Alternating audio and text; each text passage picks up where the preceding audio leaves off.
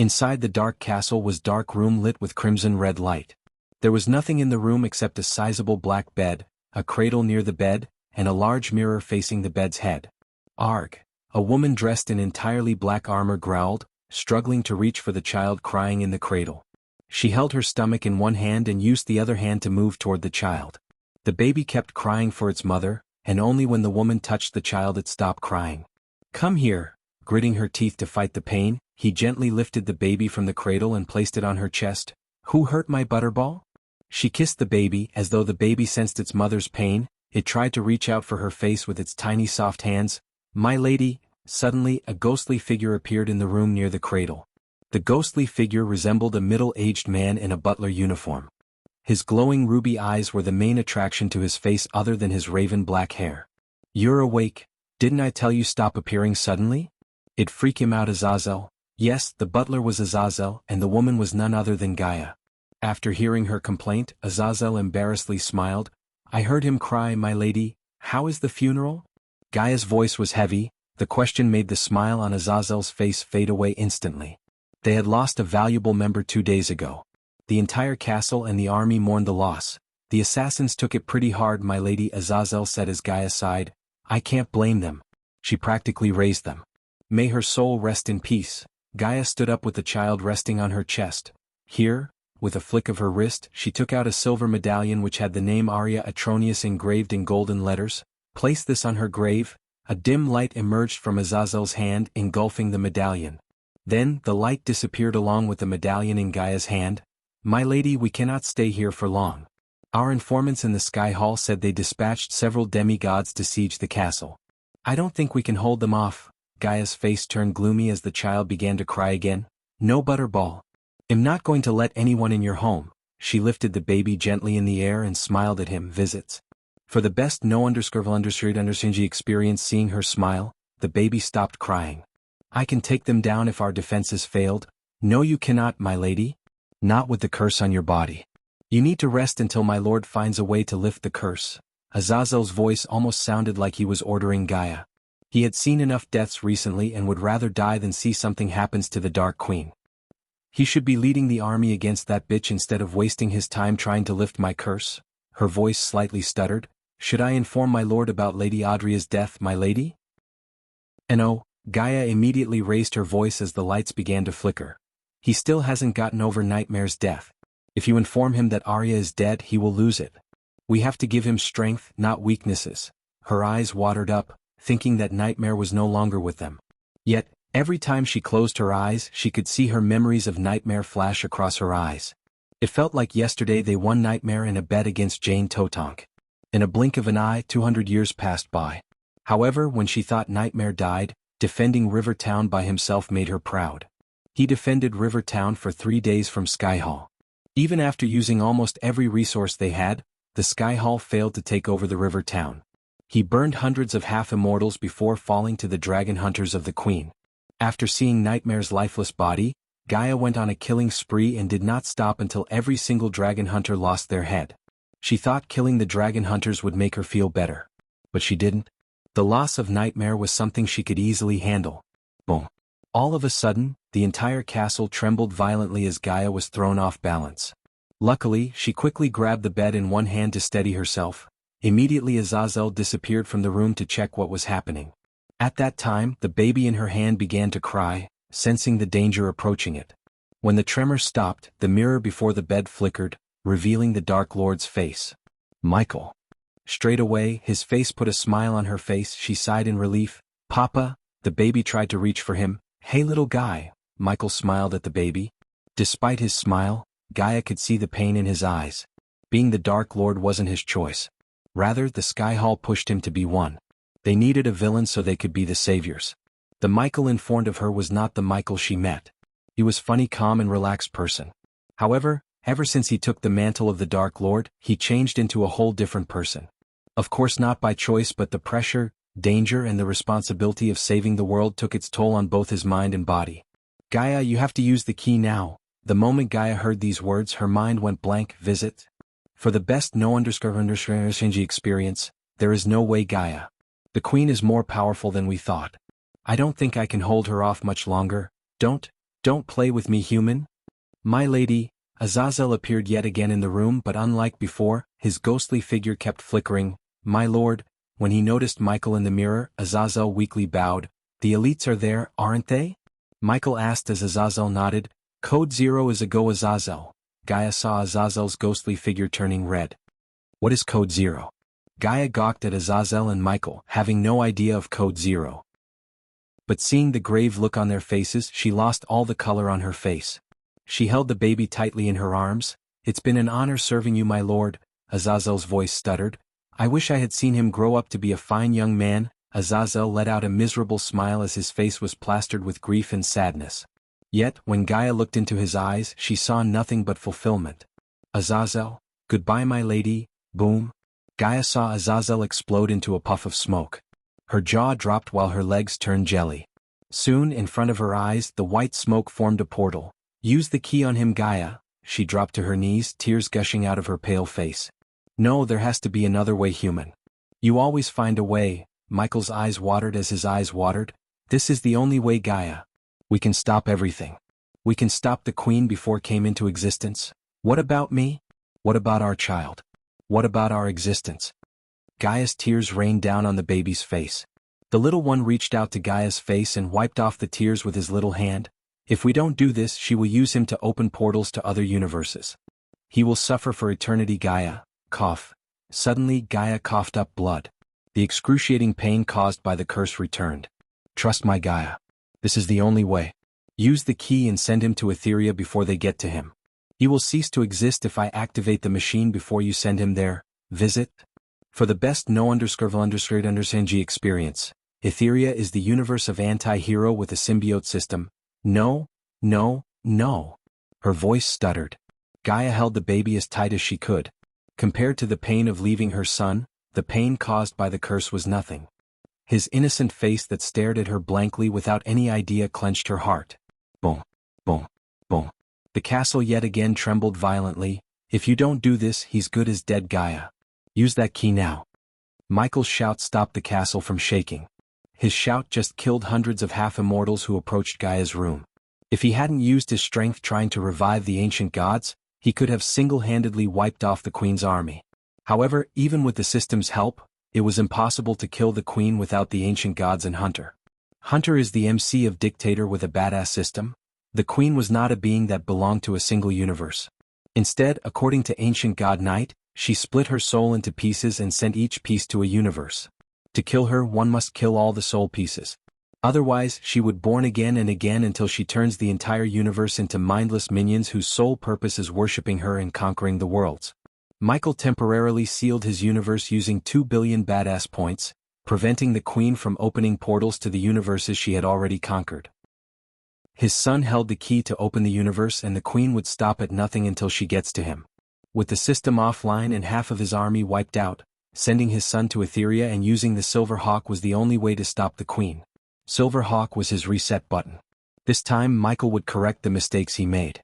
Tears kept gushing out of her eyes when she slowly removed the tiny golden key hanging around the baby's neck. Your father and I love you so much. No matter what it takes, we will find you. She kissed the baby's forehead softly. I am sorry, little guy. I wish things have gone different. Michael closed his eyes for a moment, letting out the tears he was holding. We will fix everything, Gaia, I promise you. I will save Nightmare, Cindy, Azazel and everyone. Michael's eyes turned blood red and Gaia saw everything turning darker. Removing the key from his neck, Gaia threw it into the portal Azazel created by sacrificing himself. As soon as she threw the key inside, the dark portal turned golden. No matter where you are, my love will always protect you, Butterball. She walked toward the portal carrying her son in her arms.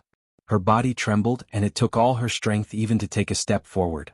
Standing only a couple of inches away from the portal, she softly kissed his forehead. Then they both locked their gazes with the baby. Goodbye, Draven. Visit. For a better user experience. Chapter 525 The hunt for the key has begun. Present. The sun rose from its lazy slumber on the horizon, blessing the majestic Ukulun realm with its golden light. Basked in the golden light, the silver stone walls of Mazeroth Castle reflected the sunlight like a mirror. The morning birds chirped away from the forest in search of food with the hope of a new day. But, compared to the birds, the people were lazy as hell. Except for early birds such as Kayla Martin and Gilrine, the others clung to their hot blanket on their beds. H. In one of the professor's rooms, Gaia abruptly rose up from her bed, drenched in her own sweat. She gasped as she breathed heavily up as her chest rose up and down frantically. She ran her hands through her face, breast, and arms like she was searching for something on her. What the fuck? What in the actual fuck? What in the goddamn actual fucking fuck? She cursed relentlessly before tossing the soft blanket away. Her room was not as big as the one in the dark forest. However, it was cozy, stone-floored, and warmed by the fireplace on the wall opposite the square table and chair for her to study. The sunlight peeked through the windows covered by navy blue curtains, making the sweat beads on her face sparkle like stars in the night sky. Only the night sky was her rosy face. She looked tense as she quickly tied her long raven black hair into a ponytail. Then she flicked her wrist as the earpiece materialized on her palm. She put the earpiece into the ear, connected to Michael, and waited for him to answer. "Hey Snakey, what's up?" She heard Michael's charmingly cheery voice. "I had a dream," she exclaimed. "Okay. Your voice tells me it's not a good dream." Gaia wanted to tell what she dreamt of. However, most of the details became hazy as she couldn't remember everything except her son's face. "I can't remember his name. What was it? My son," she began to blabber. "Take a deep breath." Michael's voice turned rather serious. "We had a son in my dreams. Something happened, we lost." She talked in broken sentences. Taking Michael's advice, she calmed herself by taking a few long deep breaths.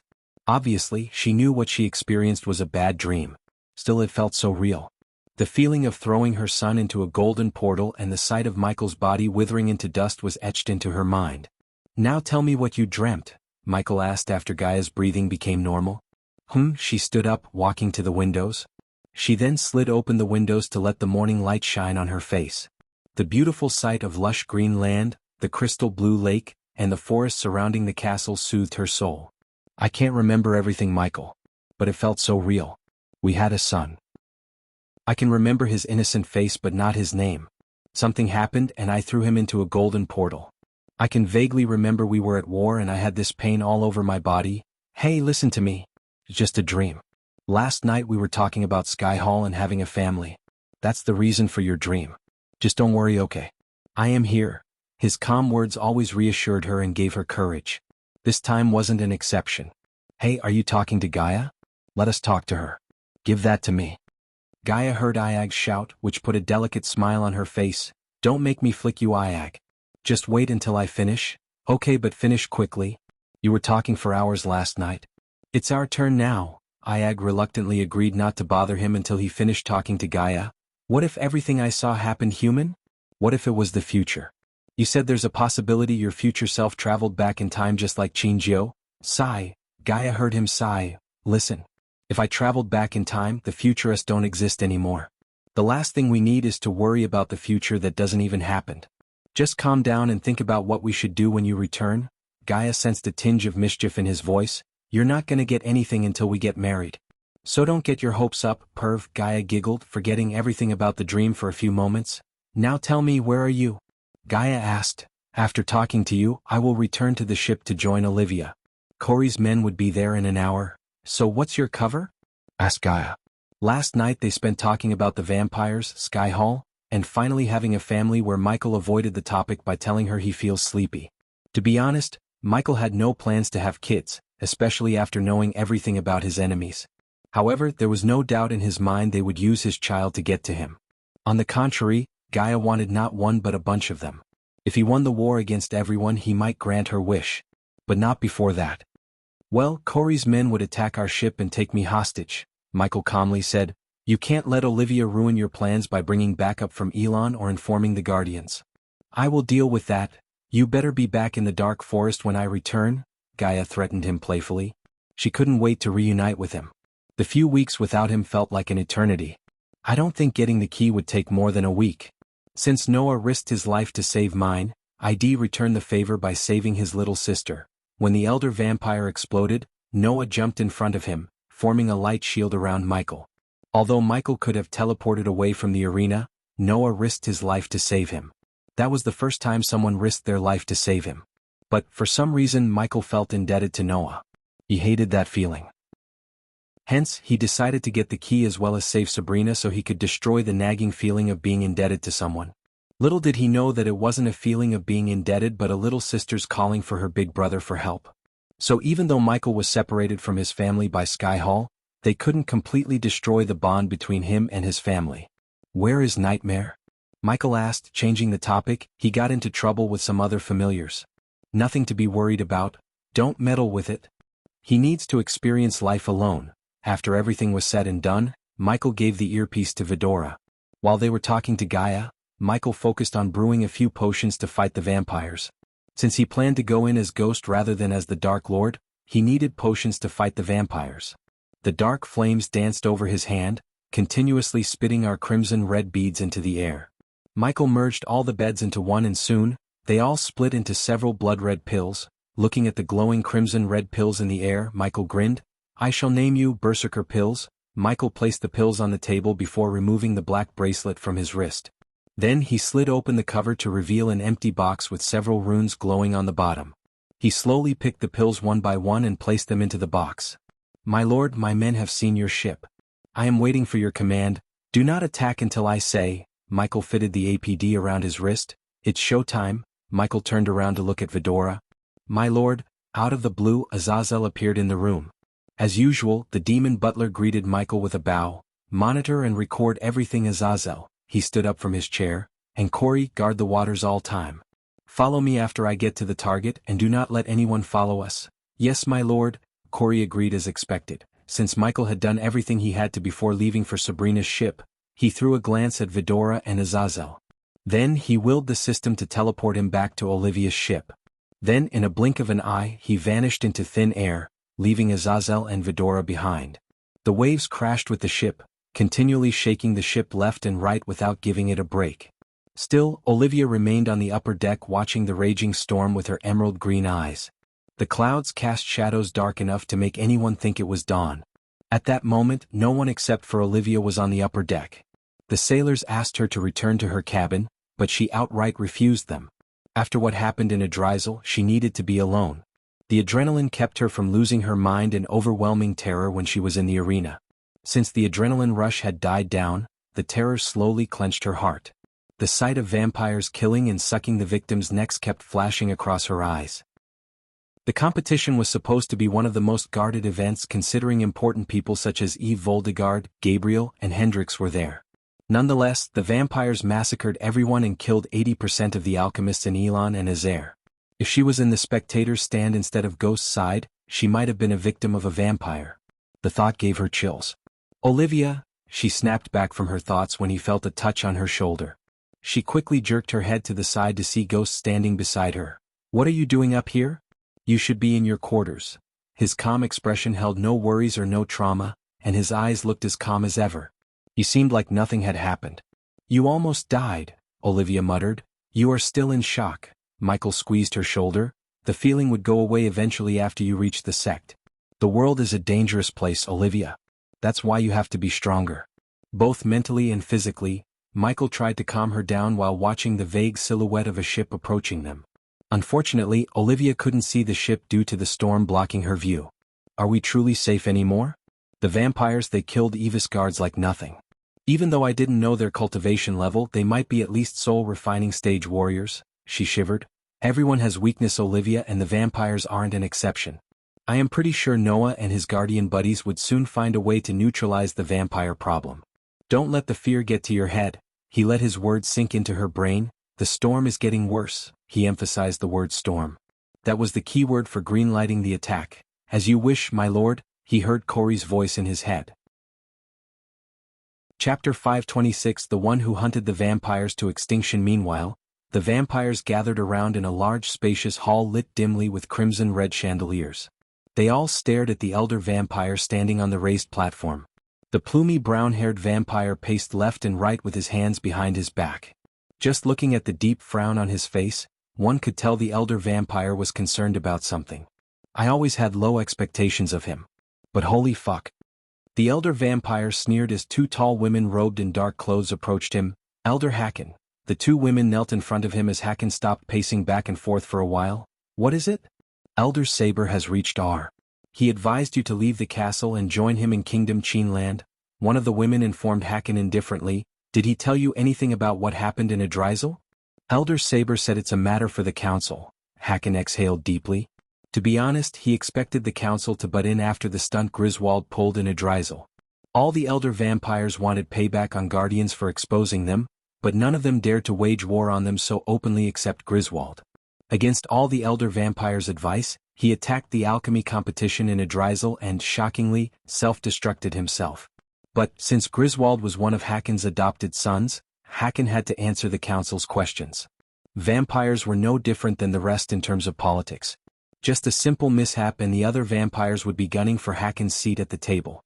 Griswold gave those vampires a weapon to use against him in the council meeting.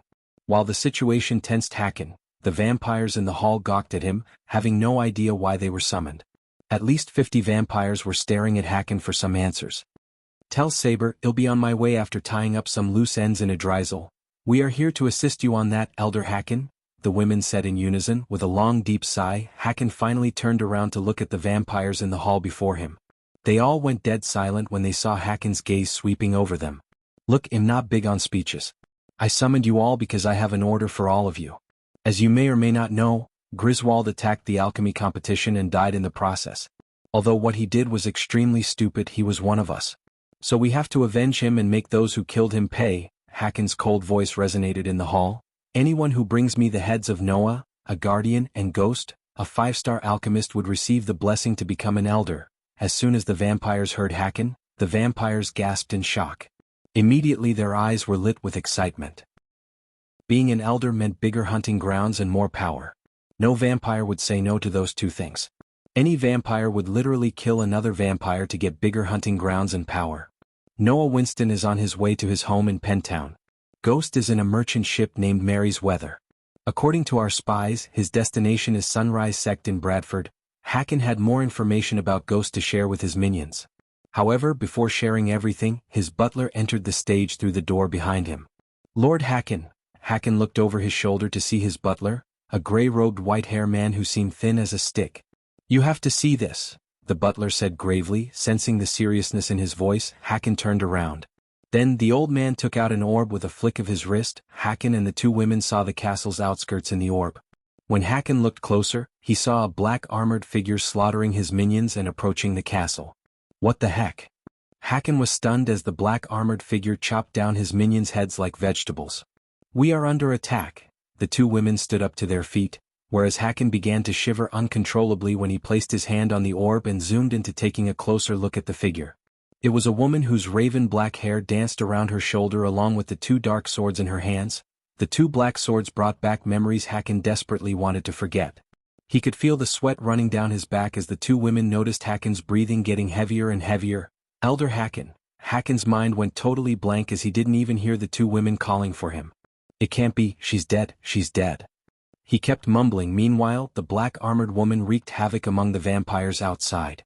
Despite the metal armor she wore from toe to neck, the armor didn't seem to restrict her movements. The two women and the butler saw her cutting the vampires' heads off without using any spells. Suddenly the glass orb cracked as the women looked up. Her eyes met Hakan's before the glass orb completely shattered into pieces. Everyone leave! Hakan's sudden shout reverberated through the hall, leaving the vampires stunned. He didn't bother to stay any longer and explain what was happening. Instead, he decided to escape the castle. But just as he was about to take a step toward the door, the metal door in the hall exploded. The force of the explosion sent the metal door crashing onto the vampires.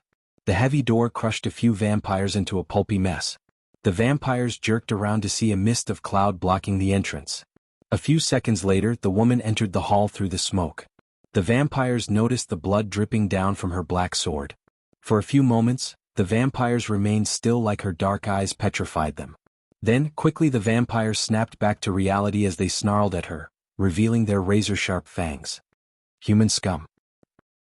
An overly violent vampire leaped at the woman. Pulch. The vampire was in midair when she swayed her body to the side before swinging her sword. The next moment, the vampire's head separated from his body, hit the ground with a sickening thud while the body sprayed blood all over the place. Most of the vampires didn't even realize what just happened. She was too fast. They just saw a blue and their fellow clansman lost his head. Twinkle, twinkle, little star. Her cold words broke the silence haunting the hall. Hakan's heart jumped out of his heart when he heard these words. Then, losing control over his body, Hakan stumbled back. He almost collapsed if it wasn't for his butler's quick reflex to grab Hakan by his shoulder. How I wonder what you are. She took a step forward with each word escaping her mouth. Kill the intruder. The two women shouted at the vampires as the vampires flanked the women from all directions. However, she raised her two swords before they could get closer to her. The swords vibrated, letting out a high-pitched whistling sound penetrated everyone's head. Ark. Some vampires dropped to their knees, covering their ears. Boom. Suddenly, a bright light shot out of her swords as everyone in the hall, without exception, closed their eyes. Ag. The muffled grunts turned into loud screams of agony. Hakan could feel the temperature in the room skyrocketing. When the whistling sound trailed off, he barely opened his eyes, only to see half of the vampires in the hall were reduced to ashes.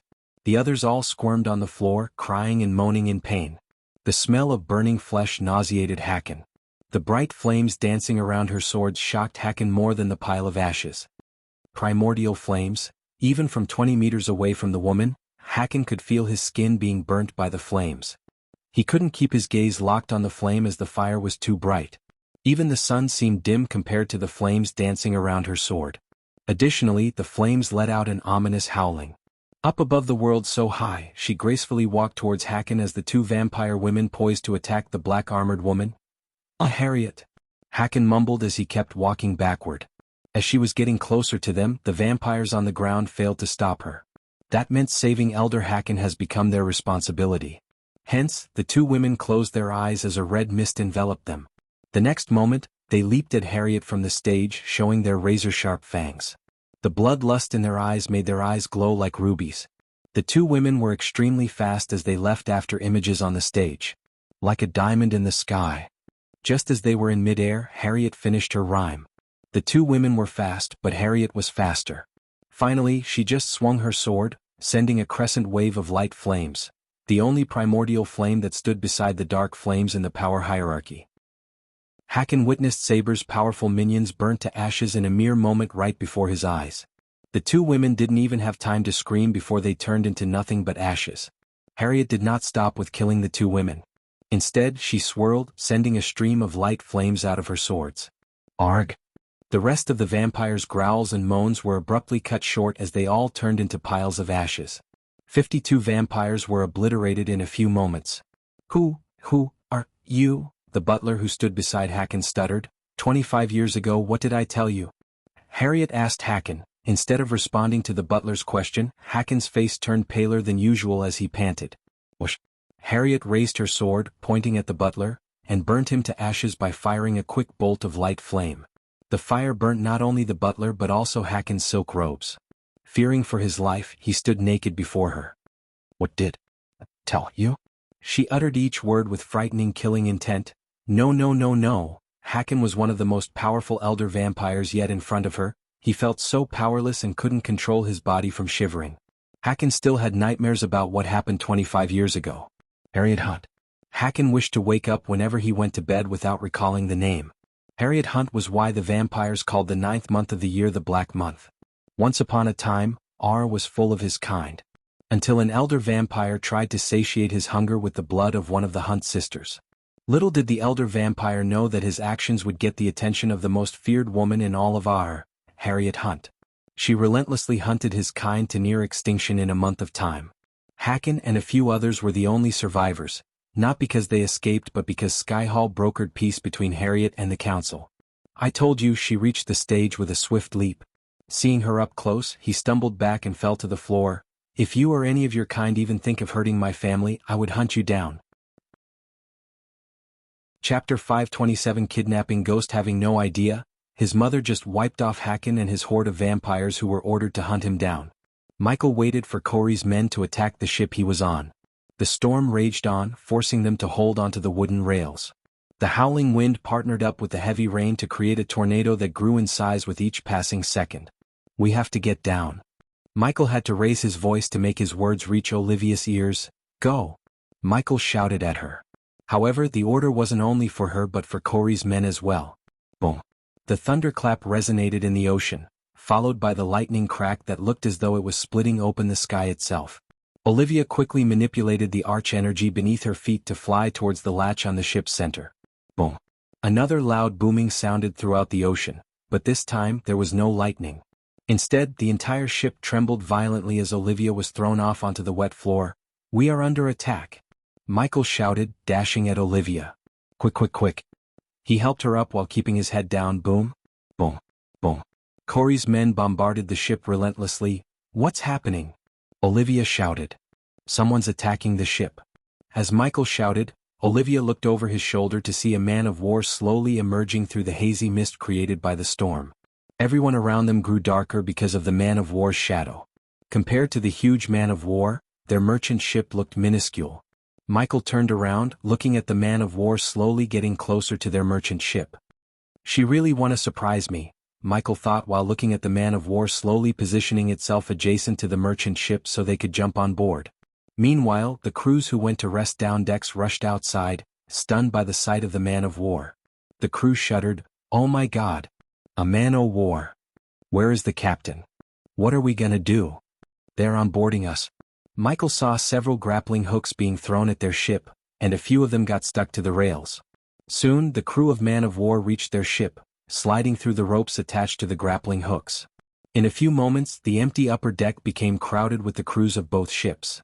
The merchant ship crew reluctantly unsheathed their swords, which were rusty and broken. Since the merchant ship traveled between the Cultivation continents, they barely had any attacks. Thus, the crew didn't bother to purchase new swords or spells. The storm seemed to have slowed down thanks to the man of war shielding them from the raging storm. The merchant ship crew stared at Michael, expecting him to fight the intruders, including the captain who just arrived at the scene. Instead, the man couldn't even stand firm on the ground as he swayed like a tree in the wind. He was thin as a twig and Michael wondered how he managed to become a captain. Boom. Suddenly, a sturdy man jumped down onto the ship, making the ship violently sway left and right.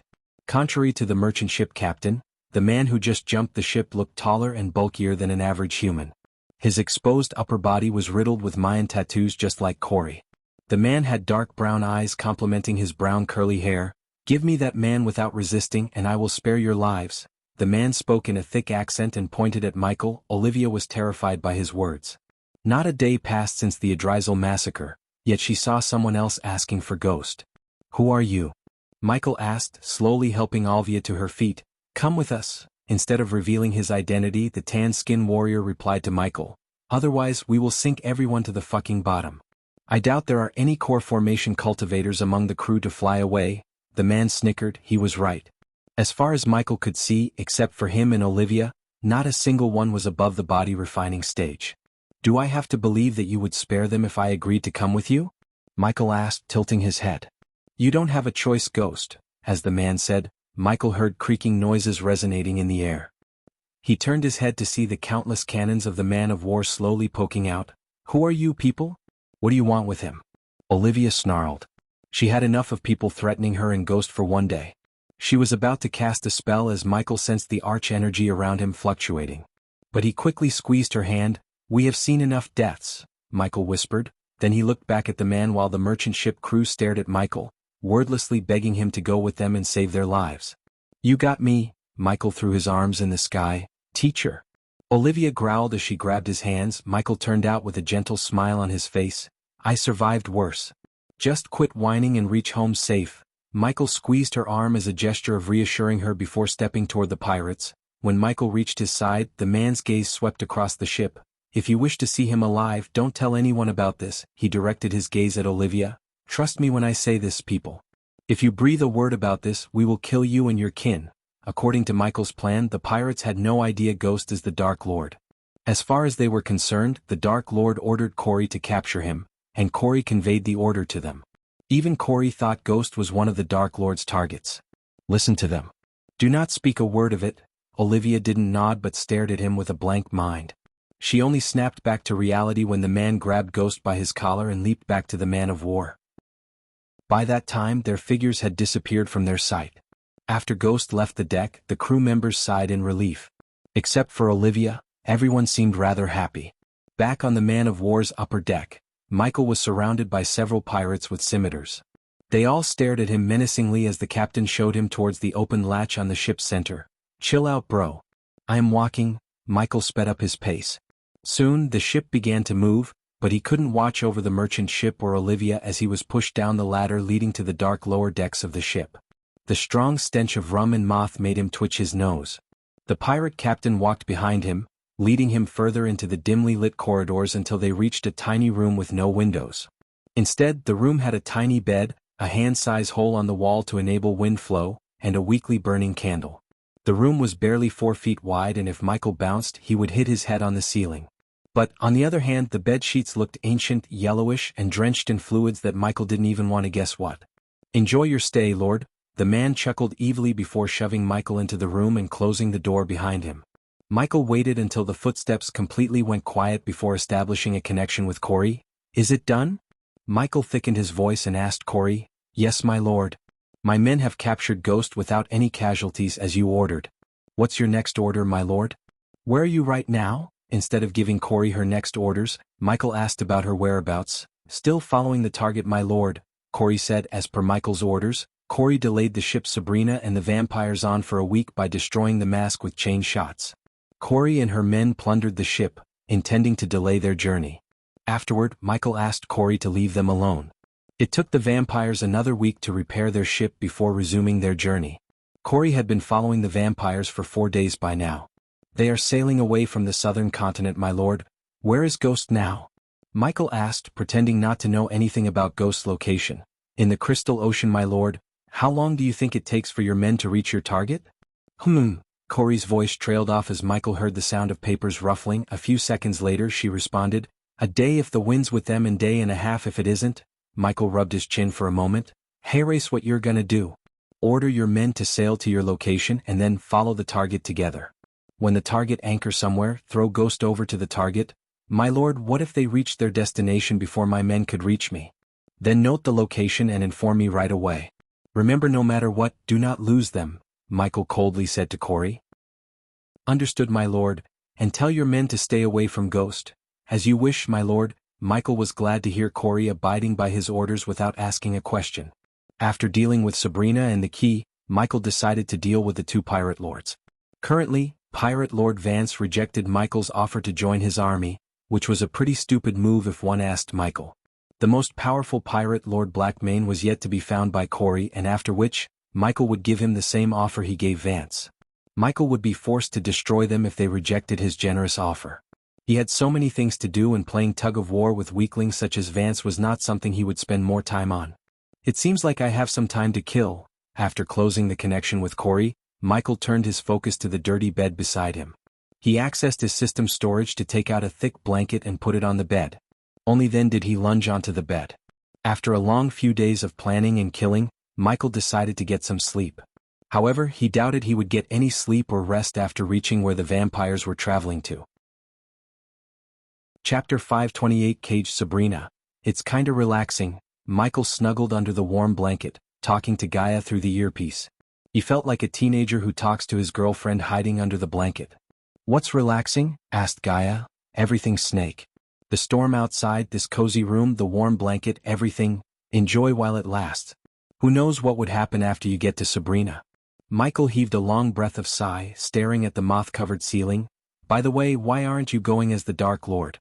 Gaia asked. "I could, but if I did, Sabrina wouldn't open up to the Dark Lord. We need to know more information about the key. If the vampires are keeping her alive, it means they can't get to the key without her. Since I saved her and her mother, she has a soft spot for Ghost. I can use that to get to know more about the key. Do you have everything you need? You said you broke your swords fighting the elder vampire. I already told Corey to order her men to give me a pair of swords. I can make do with that until we go to the aqua auction. Don't be stupid. They'll put 2 swords in the space ring.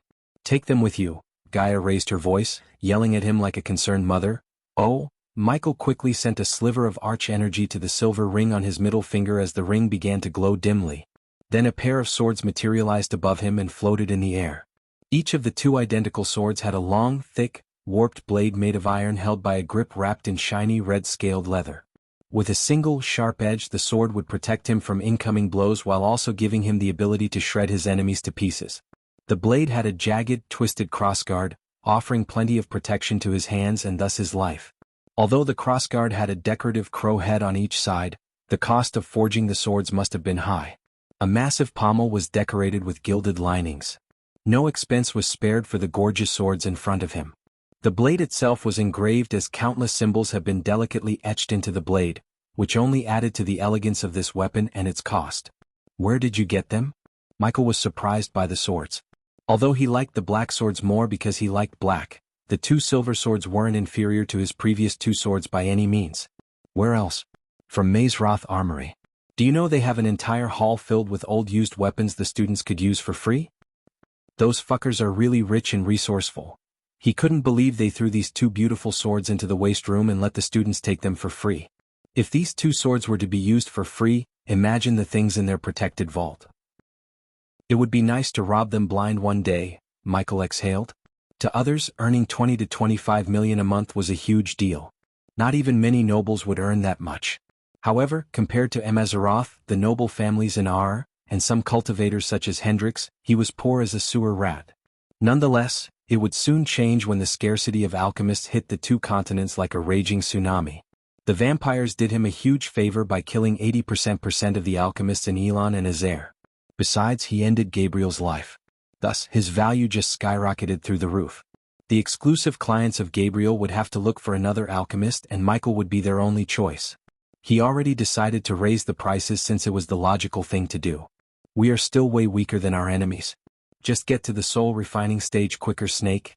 Not all of them can get stronger by killing people, my dear Michael, she hissed. What if we both travel to the treacherous ocean one more time? The last time I went there with Layla, I was so weak. If we both reached the soul refining stage and went there, we could dominate the place. Many young masters such as Noah wouldn't revisit a place that they went to while they were weak. They would struggle and depend on their luck to survive the place.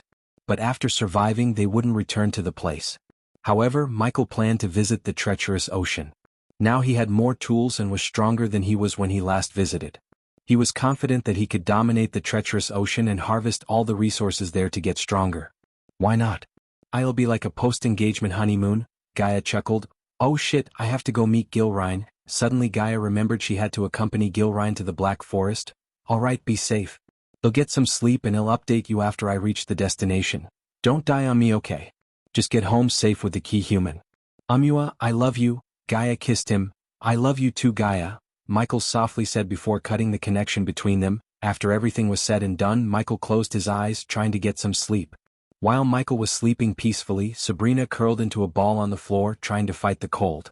Unfortunately, she was stammering in the cold and tried to cover her hands and legs with her long silver robes. The vampires kept her in a cage below decks. As far as she could see, there was nothing but pitch blackness.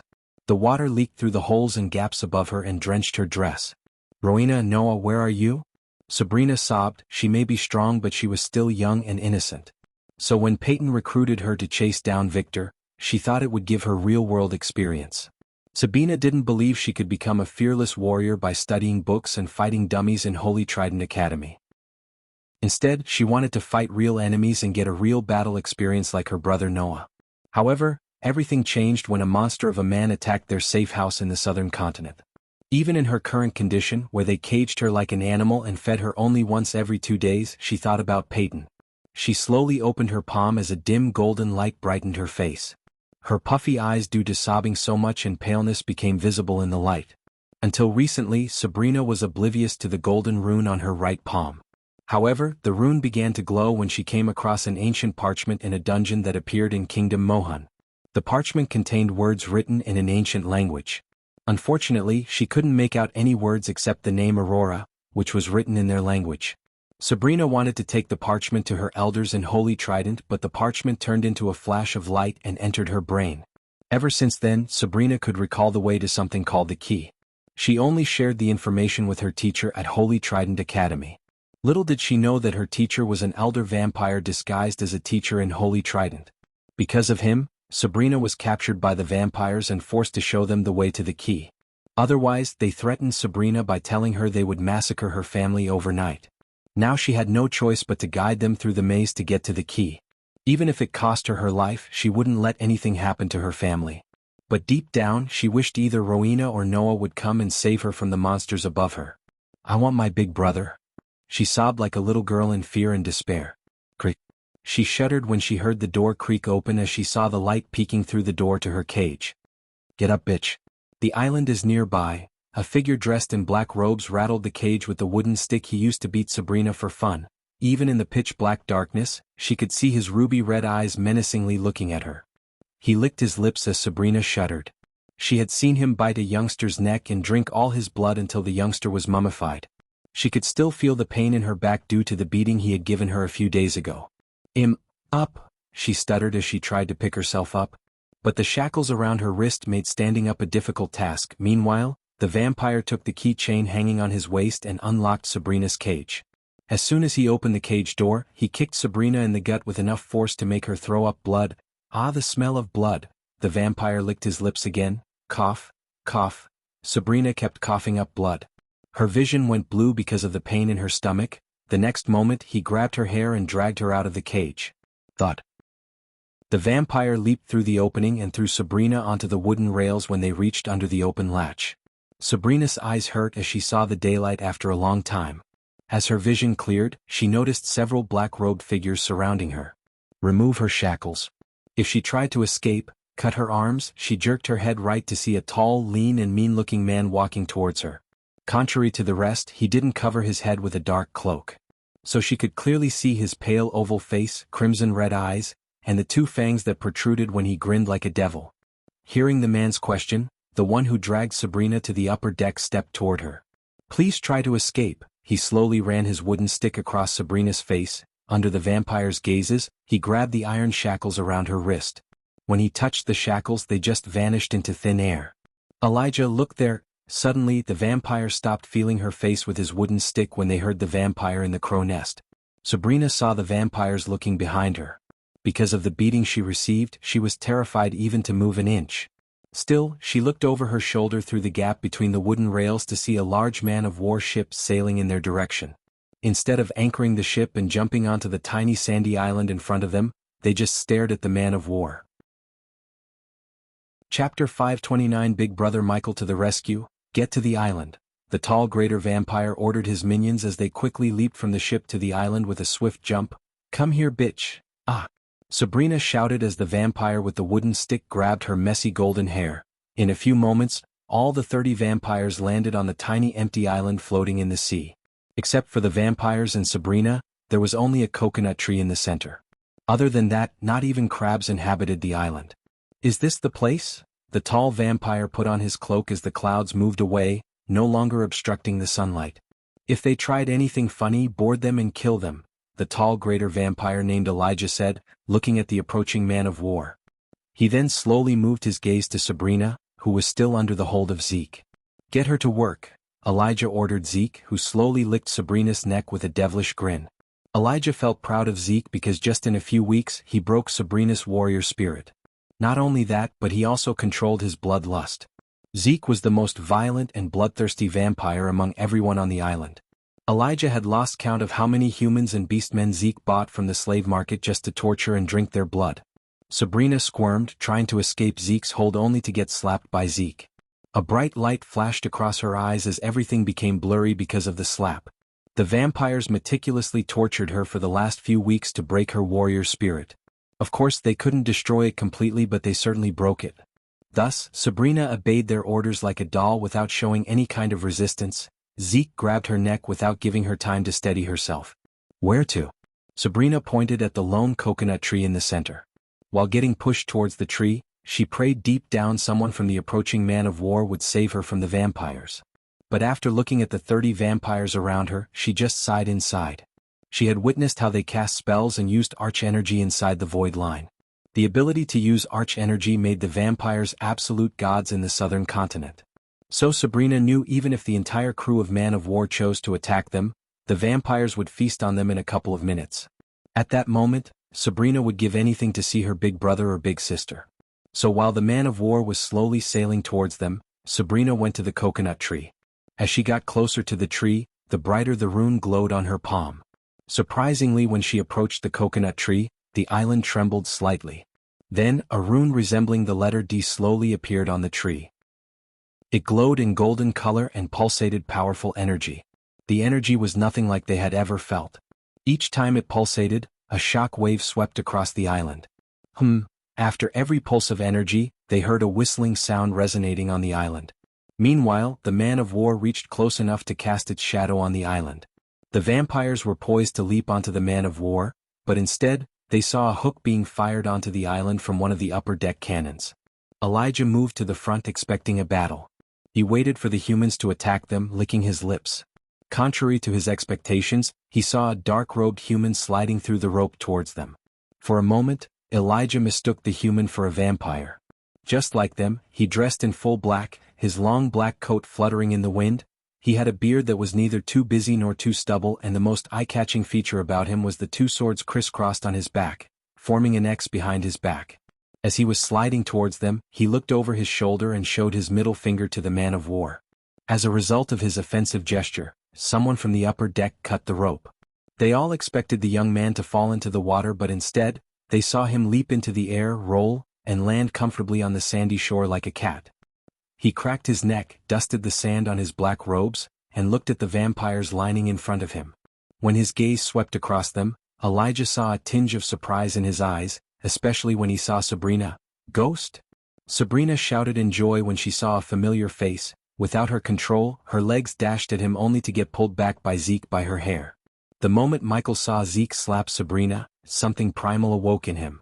Something deep down told Michael to cut Zeke into pieces and throw him into the sea.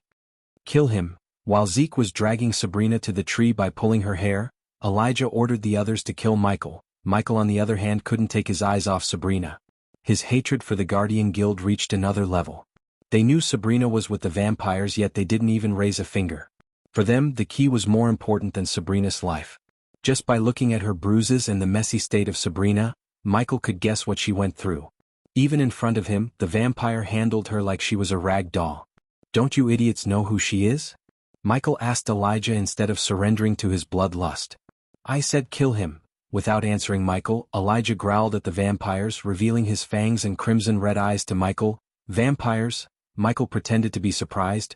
"Now you're gonna quench our thirst." Elijah menacingly threatened Michael. "I don't know why you bloodsuckers kidnapped me here, but I'm really not in the mood for your games." Elijah was surprised, and it was visible in his eyes. He quickly raised his arm, wordlessly ordering the vampires to halt their steps. "We didn't bring you here," Elijah coldly said. "I think you guys have communication problems." "The vampires in that ship said you wanted me here." Elijah frowned, looking at the man of war sailing away from them. Ghost didn't look like he was lying. Of course, the vampires couldn't see through his lies because he was trained to lie convincingly. "Don't kill him. Just break his bones," Elijah ordered them with a nonchalant wave. "Diddle diddle." As the vampires walked toward him, licking their lips, Michael cracked his neck. His words sounded funny to some but murderous to many. Meanwhile, Zeke stopped dragging Sabrina through the sand to watch what would happen to Ghost. Sabrina's heart started to pound against her chest, looking at the two vampires getting close to Ghost. "We are so little, Pulch." Pulch. The two vampires who extended their hands towards Michael suddenly put their hands down. Elijah saw the two just standing before him without moving an inch. When the vampires looked at Ghost, he had bloody silver swords in each hand. It happened so fast that many didn't even see him unsheath his swords. Sabrina's eyes went wide as the two heads hit the sand while the headless bodies staggered around, spraying blood through the neck. As a result, the vampires shuddered. Blood thorns. Blood bolt. Sabrina saw the vampires near her raise their hands and cast spells. However, nothing happened. The vampires looked just as confused as Sabrina and Zeke. Seeing the dumbfounded look on their faces, Michael snickered. The moment Michael saw the island, he paid the system to scan the island for anomalies. Although the system said its level was too low to provide him the full information about the island, it notified him about the strange energy surrounding it. The energy waves radiated by the island nullified any arch-energy or celestial energy in the atmosphere around the island. So even Michael had to pay 50,000 badass points to use arch-energy inside the island. Thus, he knew the vampires wouldn't be able to use arch-energy while they were on the island. Because they had no way of using arch-energy, the vampires lost all their chances of winning against him. "You shouldn't have brought me here." Michael flicked his swords, scattering the blood on the blade to the sword. After the two vampires failed to cast the spell, Elijah tried to circulate the arch-energy in his body but to no avail. No matter how hard he tried, he couldn't feel any arch-energy in his body. To be exact, he couldn't feel the arch energy or manipulate it. I am so sick of you bloodsuckers. Michael swung his sword at the 3 vampires in front of him. 2 of them evaded the swing by crouching down, but the one who had slow reflexes lost his head to Michael's sword. Ah! But the 2 who crouched down weren't lucky either. Michael kicked the sand into their eyes. When they instinctively covered their eyes, Michael cut their heads like pruning weeds. Their heads flew into the air as Michael kicked their heads with a swift, stylish spinning hook kick. The vampires were stunned by his speed and skill. In a few seconds he killed 4 vampires. Shockingly, the vampires were highly trained by Lenora, one of the elder vampires who had a seat on the council. "I'll rip you to pieces." Instead of ordering his minions to kill Ghost, Elijah dashed at Michael to kill him by himself. Whoosh! Ghost threw his sword at Elijah, but Elijah caught the sword easily. However, before Elijah could make a snarky comment, he saw Ghost flick his wrist as a vial dropped into his arm from his sleeves. Clang! Elijah was too late to stop Ghost as he threw the vial at the dead bodies on the ground with enough force to break the vial into pieces. As soon as the vial was broken, Elijah noticed a green mist emerge from the ground. Arg! Shit, it burns. Arg! Soon the vampires began to scream and shout, including Zeke, who dropped to the ground, screaming in agony. Surprisingly, Sabrina felt nothing. She even saw Elijah scratching his eyes and growling on the ground. Instead of killing the vampires near him, Sabrina saw Ghost walking towards Zeke. Noah might be his archenemy, but Sabrina was nothing but nice to him. She always treated him warm and friendly, even after Michael beat the crap out of Andrews. By slapping Sabrina in front of him, Zeke punched his ticket to hell. Chapter 530 The Berserker Pill. While Zeke was growling and moaning in misery, Michael gently lifted Sabrina from the ground. Here, Michael put his hands into his inner coat pocket and took out a sparkling blue healing potion. Instead of taking the healing potion, Sabrina hugged him so tight and plunged her head into his chest. Michael was surprised, but he didn't push her away. Instead, she began to cry her eyes out to the point Michael felt his shirt becoming wet with her tears. "It's all right, Sabrina. It's okay." Michael couldn't help brushing her head gently. "Why are you here with the vampires?" Michael asked, pretending to know nothing about Sabrina's status. She didn't answer him immediately as she hugged him tight and cried. He could really feel the tightness of her hug. It felt as if she was trying to squeeze him to death. Only after several minutes later did she let him go. Then Michael grabbed her hand and placed the healing potion in her hand. "Drink it. You will feel better." She nodded obediently before drinking the healing potion. Meanwhile, Michael looked down to see Zeke growling and rolling on the sand. The gentle smile on Michael's face immediately vanished into thin air. Instead, a cold, murderous look emerged on his face. The tables were turned against Zeke in a blink of an eye. Michael grabbed him by his collar, pulling him up. "You get off by slapping girls?" Michael smashed Zeke against the coconut tree. Several coconuts fell from the tree because of the force. Plop. The sound emanated from Michael's hand clashing with Zeke's face echoed through the salty air. Plop. Michael slapped Zeke again, and this time with more force behind his slap. "Edge!" Zeke screamed.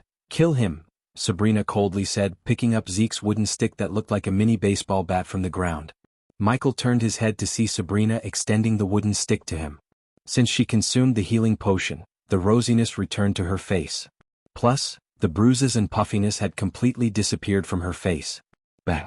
Michael struck the wooden stick against Zeke's shoulder, breaking his shoulder bone in an instant. Arg! Zeke's pain snapped him out of the anti-vampire potion Michael recently brewed after getting the elder vampire's blood. It was super effective against the low-level vampires.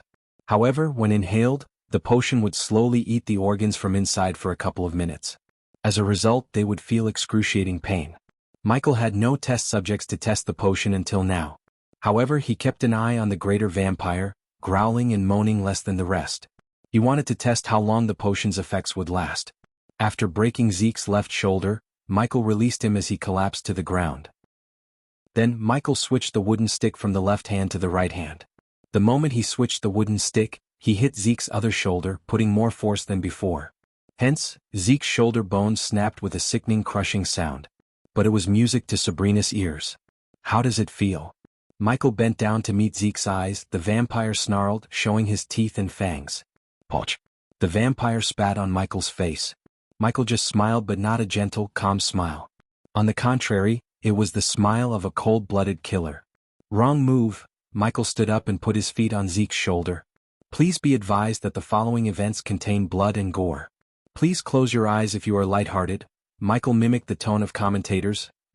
Zeke growled as Michael pushed his feet down, crunching his broken shoulder bone. To Michael's surprise, Sabrina didn't take her eyes away from Zeke. Kill him, Sabrina coldly exclaimed.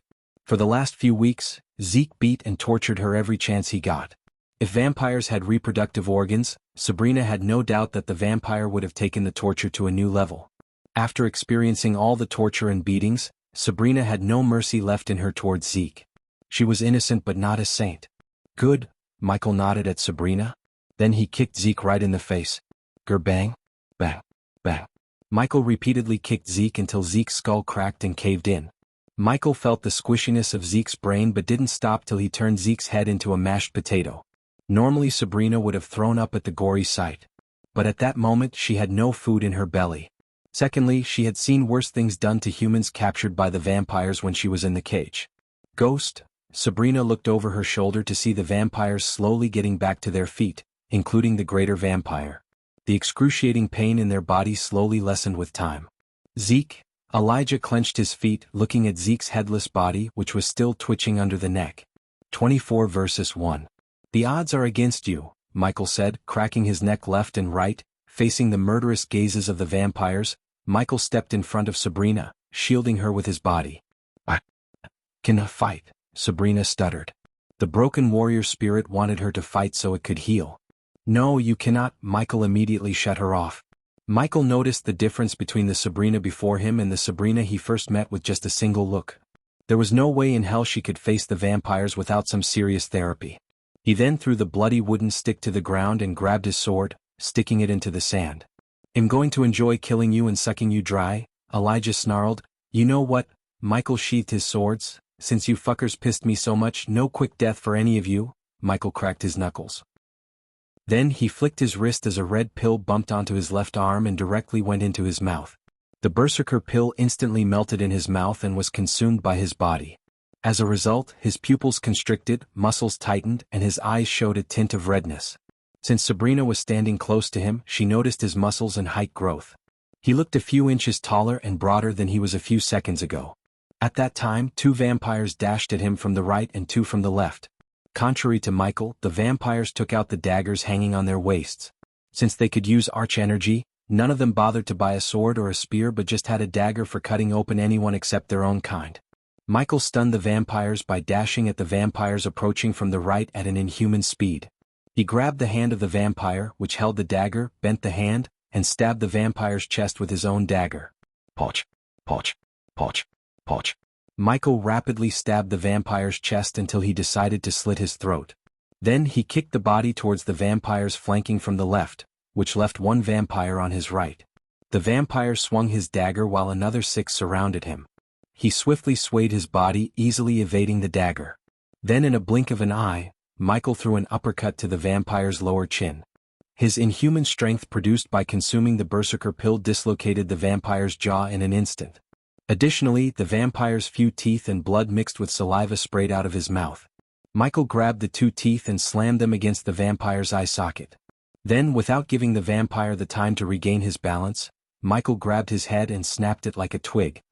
He lifted the dead vampire by his legs and waved it in a circle, knocking down all the 6 vampires who surrounded him. Ding. Congratulations to the host for successfully being a badass. The reward is 3,000 badass points. Ding. Congratulations to the host for successfully being a badass. The reward is 400 badass points. Ding. Congratulations to the host for successfully being a badass. The reward is 2,500 badass points. The system notification continuously rang in his mind. Sabrina couldn't take his eyes off Michael. He was the exact opposite of Noah, but for some reason she felt safe with him just as she felt with Noah. She had been praying for her siblings to come to her rescue, and instead of Noah or Rowena, Sabrina received him. She couldn't believe he was wreaking havoc among the vampires without using any spell. It had become clear to Sabrina that he spared Andrew's life and Peter's. Looking at him brutally killing the vampires, her warrior spirit slowly healed up. Human filth. At that moment, Elijah had enough as he dashed at Michael. Compared to Michael, Elijah was a foot taller than him.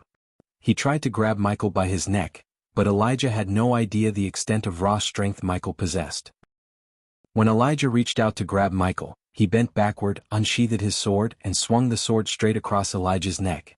The very next moment, Elijah saw everything spinning around him and a headless body staggering around Ghost. That was the last sight he saw before everything became darker. The vampires halted their steps as they shuddered in fear. Their fear was logical because he had just cleaved their leader's head in a blink of an eye. Many of them didn't even see what had just happened. One moment, Ghost and Elijah dashed towards each other, and the next moment, Elijah's head went flying away from his body. "I'm not a fucking saint to keep my word," Michael smirked. Under their terrified gazes, Michael grabbed Elijah's headless body as it rained down blood on him. His face was painted red with Elijah's blood in a few moments. When he smirked, he looked like the devil himself grinning at them. Michael took his time intimidating the vampires and killing them one by one. He massacred them because they hurt Sabrina. If he had known Sabrina was his little sister, Michael would have brought the calamity upon the entire vampire kind. Unlike Noah, Michael had no rules or killing restrictions. He couldn't wait to see Noah's reaction when the Dark Lord revealed the fact that Tenulia and the Guardians put his beloved little sister's life in danger. The Berserker pill's effect slowly started to fade away as he raised his fist toward the mouth. Then the APD shot the red pill right into his mouth. Michael looked up at the sky, feeling the pleasurable sensation in his body. He raised his arms to the sky as he was praying. But he wasn't praying but letting the vampires enjoy their last moments in the world. Chapter 531 Army of the Queen. Michael's pupils shrunk when the Berserker unleashed its full effect on him as he grew a few inches taller and broader. The next moment, he dashed at the vampires with such inhuman speed that Sabrina's eyes failed to follow his figure. He crisscrossed among the vampires, cleaving their heads and slashing and dashing them. Of course, some vampires managed to cut him, but Sabrina didn't see any signs of pain on his face. Instead, she was staring at him in complete shock. To her, Ghost seemed like a mix of Rowena and Noah. He had the finesse of Noah and ruthlessness of Rowena. Ghost terrified the terrifying vampires. Some of them tried to run but unfortunately had no way to go. In a few minutes, the golden sandy shore turned red with blood, and in addition to dried coconuts, the island contained severed heads of the vampires. Weaklings, Michael snickered after killing all the remaining vampires. Instead of approaching Sabrina, he went to the island edge, bent his back, and washed the blood off his face with salt water. Next he washed his beard, hair and neck to clean the blood. Then only did he turn around to see Sabrina's frightened face. "You don't have to be afraid of me, Sabrina," Michael said, splattering the blood from his two swords. He then slowly walked towards Sabrina, who stood closer to the lone coconut tree with the glowing rune on her palm. "Normally, I don't poke my nose into anyone's business. But the vampires brought me here and you are with the vampires. Do you know what that means?" Sabrina shook her head slowly. "That means whatever you're here for has become my business. We can't fly away from here and we certainly can't man that ship by ourselves." Michael looked at the merchant ship floating near the island. Of course he could fly away from the island if he wanted. However, it would defeat his whole purpose of coming here. Still, Michael had to put up a facade like he was brought to the island by the vampires. "So it's safe to assume you were brought here by the vampires because of that, right?" Sabrina saw Ghost's gaze falling on her glowing hand. Sabrina slowly bobbed her head up and down. He then turned his head to the side to see the glowing rune on the tree. Unfortunately, although the system scanned the rune, it failed to find what kind of energy the rune was pulsating. But as far as Michael felt, the energy was 100 times more powerful than the celestial energy. "Try placing your hand on the rune one more time. I have a feeling our only way out of here is to go through whatever this is." Sabrina hesitated for a few moments, contemplating whether she should involve Ghost in her mess or not. But after looking around the endless ocean, she had a feeling that no one would come to save them any time. Besides, Sabrina wanted to see what the vampires wanted from her. Wait, but when she was just a few inches away from touching the rune on the coconut tree, Michael grabbed her hand. "If we are going to do this, there are some rules. If you follow these, you will get home safe and sound. You got me?" Michael looked into her eyes and didn't move his gaze even an inch away. Under his cold gaze, she had no choice but to nod. Good. First, you will do what I say and when I say it. No questions." For some reason, the rune on the tree gave off a feeling similar to his runic teleportation runes. If it was like the teleportation rune, then he knew that the rune on Sabrina's hand must be the one that activates the teleportation rune. Just by looking at Sabrina's shivering legs, he could tell that she was terrified to the core by the vampires. Michael had seen the same signs in soldiers tortured in camps in some places back on Earth. So it was obvious to Michael that they tortured Sabria to break her spirit. I can leverage her weakened state to get more information, Michael said to himself. Since her mind and body were in a vulnerable state, he planned to exploit it to get as much information as possible from Sabrina related to the key.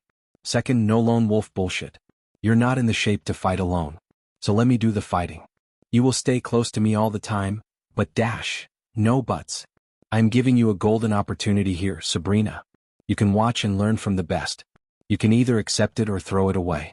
The choice is yours, Michael interjected her before she could oppose him. Sabrina stared into his calm, pitch-black eyes for a few moments. Finally Sabrina nodded, having no choice. Now go ahead. Michael released her hand as she finally placed her hand again on the rune.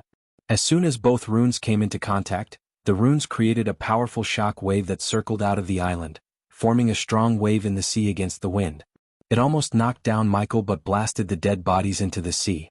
The next moment, a bright light beam shot out of the tree, enveloping Sabrina and Michael. Sabrina quickly covered her eyes with her hand.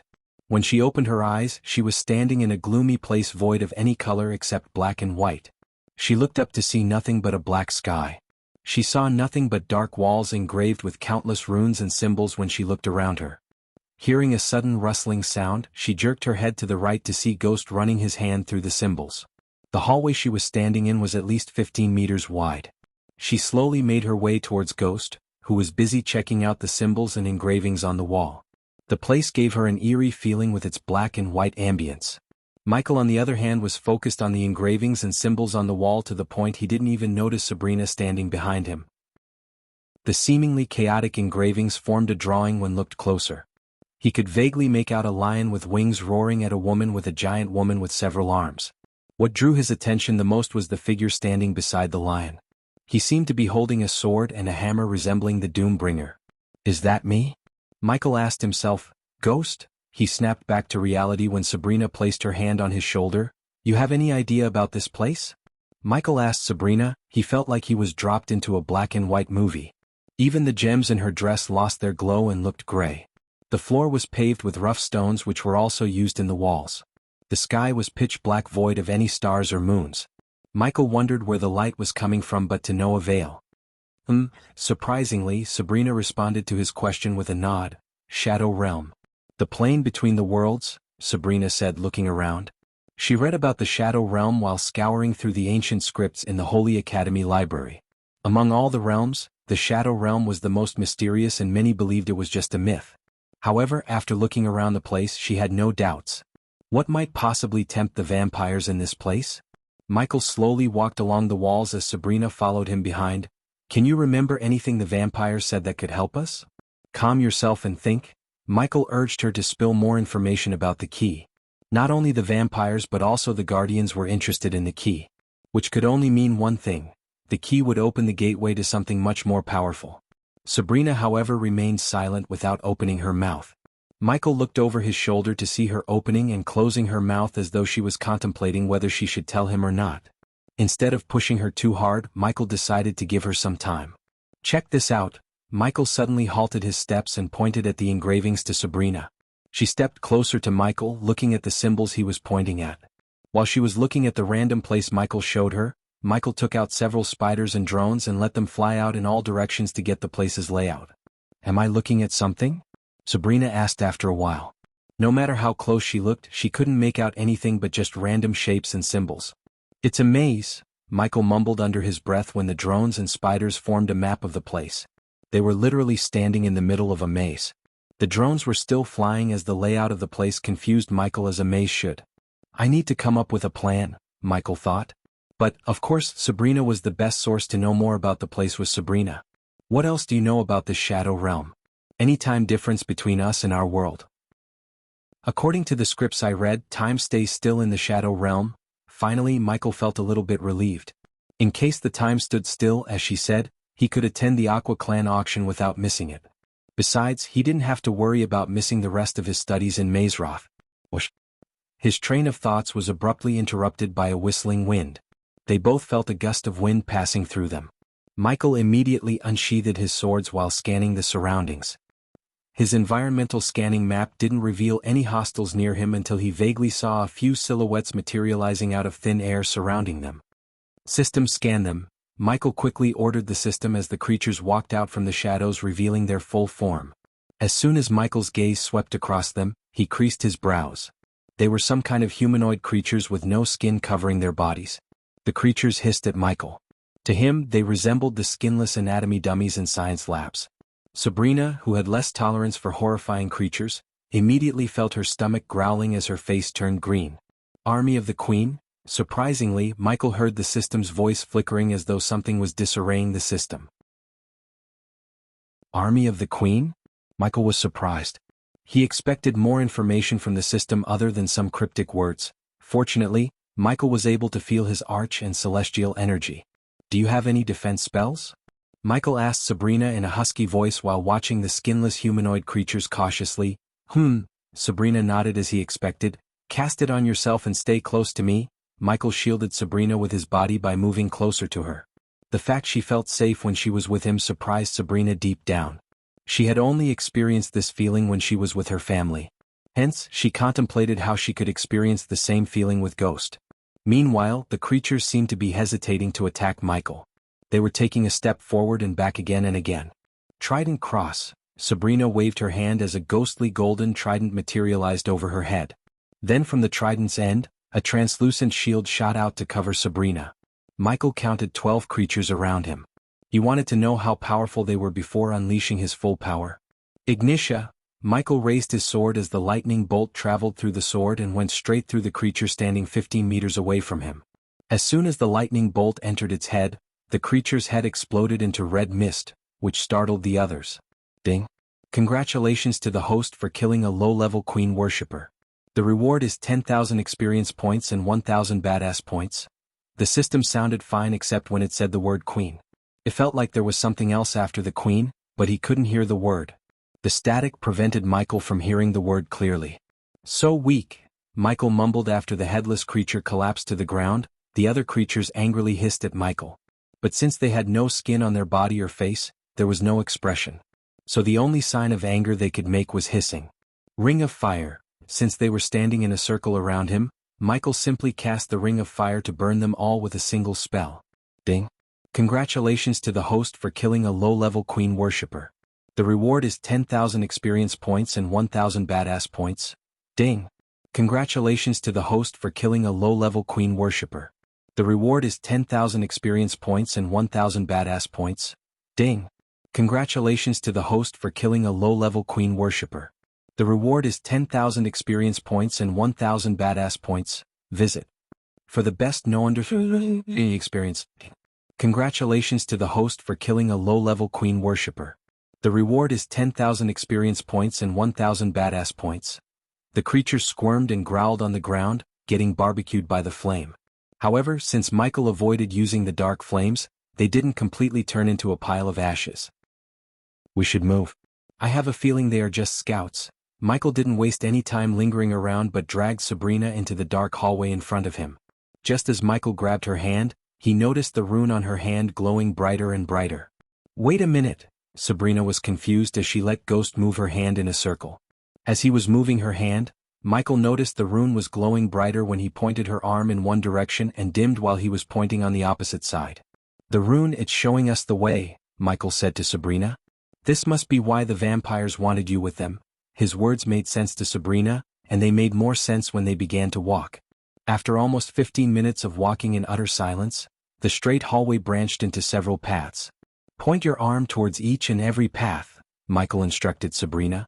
Currently, 7 paths were branching out in front of them. Although Michael sent his drones into each path, they were still flying and nearing the end of their range. Hence, finding the right path with the drones didn't seem plausible at the moment. From left to right, Sabrina moved her hand as the rune glowed brighter and brighter until her hand pointed at the last 2 pathways. Do it again. This time from right to left, Michael instructed. Under his order, she did as she was told. But this time, Michael could see that the 50 pathway from left to right might be the right way as the rune glowed brighter when she pointed her hand towards it. This might be the way. Stay closer to me. Michael chose the 5th pathway and began to walk towards it. So just out of curiosity, how did you end up with the vampires? They took you from the Holy Trident Academy? Michael asked Sabrina while walking. No, she shook her head. I was staying in Maven, a kingdom on the southern continent. Victor and Elijah, they killed the people I was staying with and took me with them. Visit? For a better user experience, Michael noticed that Sabrina didn't tell him she was with the Guardians. Your family must be thinking you are in the academy. This leads to my next question. Do you think your academy is searching for you? You must be a big deal in your academy, right? Big deal. Why do you think that? For the first time in a long time, Sabrina's lips curled upwards. Isn't it obvious? Your elder sister is the Holy Maiden of Skyhall. Your brother is the youngest Guardian Captain. I heard you're the youngest disciple to enter the Holy Trident Academy. Your family is full of prodigies and talents, Sabrina. Michael really wondered what the hell Diana was smoking when she gave birth to her children. All of her kids turned out to be heaven-defying talents. It was really a wonder for such normal parents to give birth to monsters like Noah and Rowena. Sigh. Surprisingly, he heard Sabrina deeply exhale. I'm not up to their standards. Her answer surprised Michael. Look at me. I can't even hold a sword in my hand without shivering. If Rowena or Noah was in my place, they wouldn't have been kidnapped by me. Instead of responding to her family problems, Michael kept walking straight. However, she didn't stop talking. I was the one who always needed saving.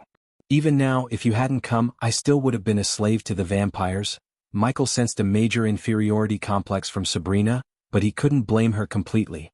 The bar set by Noah and Rowena was so high that many wouldn't reach that high in their entire lives. Granted, Noah had Andreas to guide him, but Michael knew even without Andreas, Noah would have been a heaven-defying talent. As far as Michael was concerned, if Noah didn't have Andreas, Noah would have reached greater heights. That old man was using Noah to finish what he couldn't. For once in my life, I wanted people to introduce me as Sabrina Winston, instead of Noah's sister or Rowena's little sister. I want to get out of their shadows and make a name for myself. Michael just made a sound, leading the way. They were slowly approaching a corner where Michael couldn't see what was around the corner with his eyes. But Michael had drones hovering directly above a group of skinless creatures. You can kill vampires but can't speak? Sabrina frowned as she expected Ghost to speak his mind. Shoo! Michael quickly pushed Sabrina to the wall and placed his finger on his lips, wordlessly telling her to be quiet. Michael slowly moved along with the wall to the corner. He slightly moved his head, looking at the group of 5 skinless figures lying on the ground while one figure stood guard. The group of 5 seemed to be sleeping. The snoring was a dead giveaway. Still, Michael was surprised as he didn't expect them to function like normal human beings. Sabrina moved so close to him to the point he could feel her warm breath on his chest and smell the vague jasmine flavor from the top of her head. Considering she was his chest height, Michael grabbed her head and pushed her to the side. The latest understudies are on website. What are they doing? Sleeping perhaps, Michael whispered to her. Then he slowly unsheathed his swords without making a sound. Surprisingly, Michael extended the hilt of one sword to her. She was confused because he said she couldn't fight before they were teleported to the Shadow Realm. Without waiting for her to grab the hilt, Michael lifted her hand and placed the sword in her hand. Michael noticed her hands shivering just like she said. You can't get better without going through pain and suffering. Hold it tight. Michael pressed her fist, tightening her grip on the hilt. I will take care of the standing one. You sneak up on the others and cut their throats in their sleep. Michael didn't even wait for her answer as he leaped into the air and landed right behind the creature in a blink of an eye. There was no way but to walk past them. His speed and agility really startled Sabrina. He moved like a leaf in the wind, gentle and light. The skinless monster didn't even move until he stabbed it right through the head from behind. After killing the skinless creature, he placed the body on the ground making no sound. Then he locked his gaze with her. Sabrina stared at Ghost, who waved his hand, telling her to come forward and end their lives. Real warriors look their enemies in the eyes before taking their lives. Noah's words sounded in Sabrina's mind, preventing her from moving her legs. A coward takes life from behind. A warrior protects a life behind him. She could literally hear Noah's teachings in her head. Never in her life did she take life from behind. Noah taught her to fight like a warrior, not like an assassin. But at that moment, Ghost was telling her to do exactly what Noah said don't. Typical, Michael snickered inside, looking at Sabrina hesitating. Instead of waiting for her to sneak up on them and cut their throats, Michael decided to kill them by himself. Standing around the corner, Sabrina saw Ghost disappointingly shaking his head before stabbing the sleeping creatures through their heads one by one in a few blinks of an eye. Ding. Congratulations to the host for killing a low-level queen worshipper. The reward is 10,000 experience points and 1,000 badass points. Each time Michael killed a creature, the system awarded him with a measly amount of 10,000 experience points. So that was why Michael asked Sabrina to kill them, because that would have given her some amount of courage. After Michael killed them, she slowly walked toward him with her head down. She couldn't look him in the eyes for some reason. But unlike she expected, Michael didn't say anything. Visit. For a better _user experience, come on, let's go. I'll take that. Michael took the sword from Sabrina's hand and turned around to continue his journey, showing no signs of disappointment on his face. As he was leading the way, Sabrina followed him silently. Occasionally she opened her mouth and shut it close quickly. Since the path went straight, he did not need to focus on Sabrina's rube. So instead, he focused on the walls to make out shapes from the chaotic scribbling on the walls. After almost 15 minutes of walking in silence, the symbols and drawings on the wall began to make sense. Michael walked along the walls looking at the engravings. This time, Michael saw a vague shape of a cobra and a man with wings fighting a woman on a giant lizard-like monster.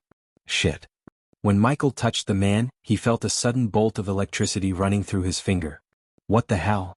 Michael touched the engravings of the man again, but unlike before, he felt nothing. Michael walked along the walls with a deep frown on his face.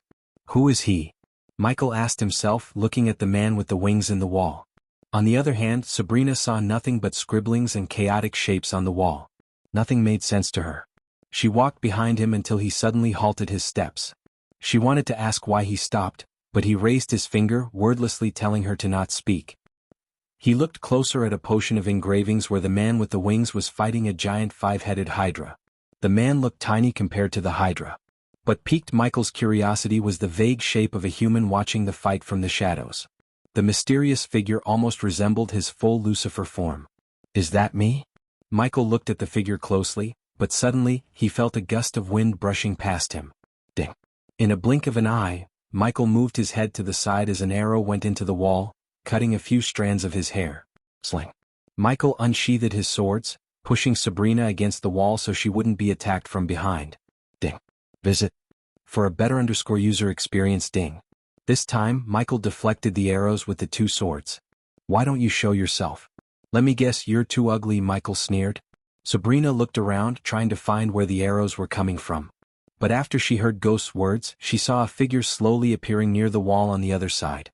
The figure who appeared out of thin air looked exactly the same as the skinless monsters Ghost killed before. Except, the creature in front of them held a bow in its hand. Whoosh! H. Sabrina squealed and closed her eyes instinctively. But when she opened her eyes, an arrowhead made of iron was just a few inches away from her. If Ghost hadn't caught the arrow would have gone straight through her head. Trident cross. Snapping out of the shock, Sabrina quickly waved her hand as the ghostly golden trident materialized over her head. Whoosh! Whoosh! Whoosh! The skinless archer changed its target when the translucent shield appeared around her. It rapidly fired arrow after arrow at Michael with lightning speed. The archer was indeed fast, but Michael was faster than him. Hence, he easily deflected the arrows with his swords while walking toward the archer. Ignitia! Michael pointed one sword at the creature and fired a bolt of lightning while deflecting the arrows with the other. Grr! The creature growled, leaping away from the lightning bolt just in time. Michael fired lightning bolts rapidly like he was shooting a gun. Thus, the skinless creature was forced to leap and run instead of firing arrows at Michael. It was so easy for Michael, a soul-refining stage warrior, to toy with the weak creature. Besides, the Shadow Realm boosted his power to a certain degree with its dark, gloomy ambience. After a few moments, Sabrina saw Ghost firing lightning bolts out of both swords. As a result, the creature growled and kept leaping back and forth. It felt as Ghost was toying with the creature to Sabrina. He was not a guy who would toy with his foes. Why are you running? Don't you want to kill me? Michael pretended to play with the creature, but in truth he was testing the creature's agility, speed, and powers. Even a weak rat would unleash new forms of attacks when pushed to the corner, so Michael wanted to see what the creature before him could do. Visit. For the best no_undersea experience, Wind Blast. Michael changed his tactic by sending a powerful wave of wind toward the creature, blasting it onto the wall behind. The creature was able to avoid lightning bolts, but it couldn't escape the wind blast. The creature squirmed, trying to get back to its feet. But looking at Michael approaching it gradually, the creature closed its eyes as Michael saw a bright white light enveloping the creature. That's it, use everything you have. Michael intentionally riled up the creature by laughing at it. Does the host wish to convert the life energy the Queen's Archer radiated to arch energy and show its relative cultivation level? It's nice to see you are being helpful again, system, Michael mumbled under his breath sarcastically. It would cost you 50,000 badass points. No shit, Sherlock. Just take it. Michael didn't try to be stingy, as knowing the enemies was crucial to winning any battle. Until now, he didn't meet any challenging skinless creatures, so he killed them easily. However, that didn't mean he wouldn't meet any stronger creatures. In fact, he had a feeling that they were just in the beginning stages of the maze and would meet terrifying foes on their way forward. Michael halted his steps, waiting for the system to give him the ability to see the creature's cultivation level. Sabrina was confused as she failed to understand why he stopped attacking the creature. On the other hand, she noticed the creature raising its hands to the sky as though it was praying for something. As a result, Sabrina saw a black arrow slowly materializing in its hands. Body strengthening stage? Suddenly Michael was able to sense the cultivation level of the creature. But, to be honest, he was kinda surprised at how weak it was. Its cultivation stage gradually rose from the body strengthening stage level 2 to 5 and stopped at level 6 when the black arrow finished taking its shape. Grr. The creature knocked the arrow on the string, aiming at Michael, who remained still. Lightning dash. Before the creature could release the arrow, Michael dashed at the creature. The next moment, Sabrina saw the creature's head flying into the air and landing right in his hand as its headless body staggered around the place, spewing dark blood. Ding. Congratulations to the host for killing a low-level queen worshipper. The reward is 10,000 experience points and 1,000 badass points. Without wasting the blood, Michael quickly took out a few vials from the system's storage and collected the blood. Afterward, he bent down to cut a piece of flesh from the creature's chest, which nauseated Sabrina. But Michael whistles and cut a chunk of its flesh, showing no signs of disgust on his face. Ring of Fire. After cutting the flesh and taking its head, Michael raised his hand, sending a wave of fire onto the headless body. It took the fire a few minutes to disintegrate the body into a pile of ash and bones. After killing the creature, Michael returned to the wall section where he was staring before the creature attacked him. However, he was disappointed to see the arrow sticking right through the place where he saw a figure resembling him. Visit. For a better user experience, damn it.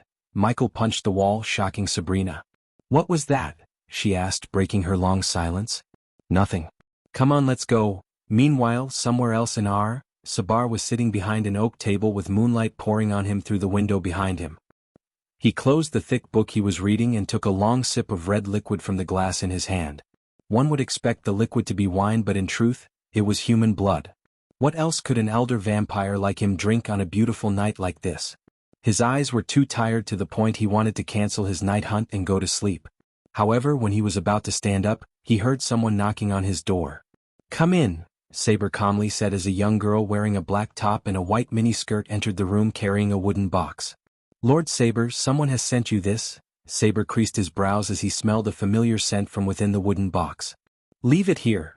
The maid girl placed the box on the table, bowed towards him, and left the room, leaving Saber alone in his rather empty room.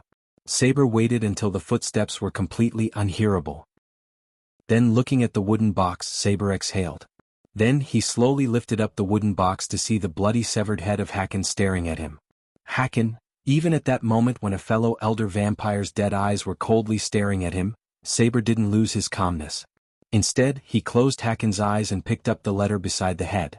It was obvious to Saber that whoever killed Hakan left the letter for him to read.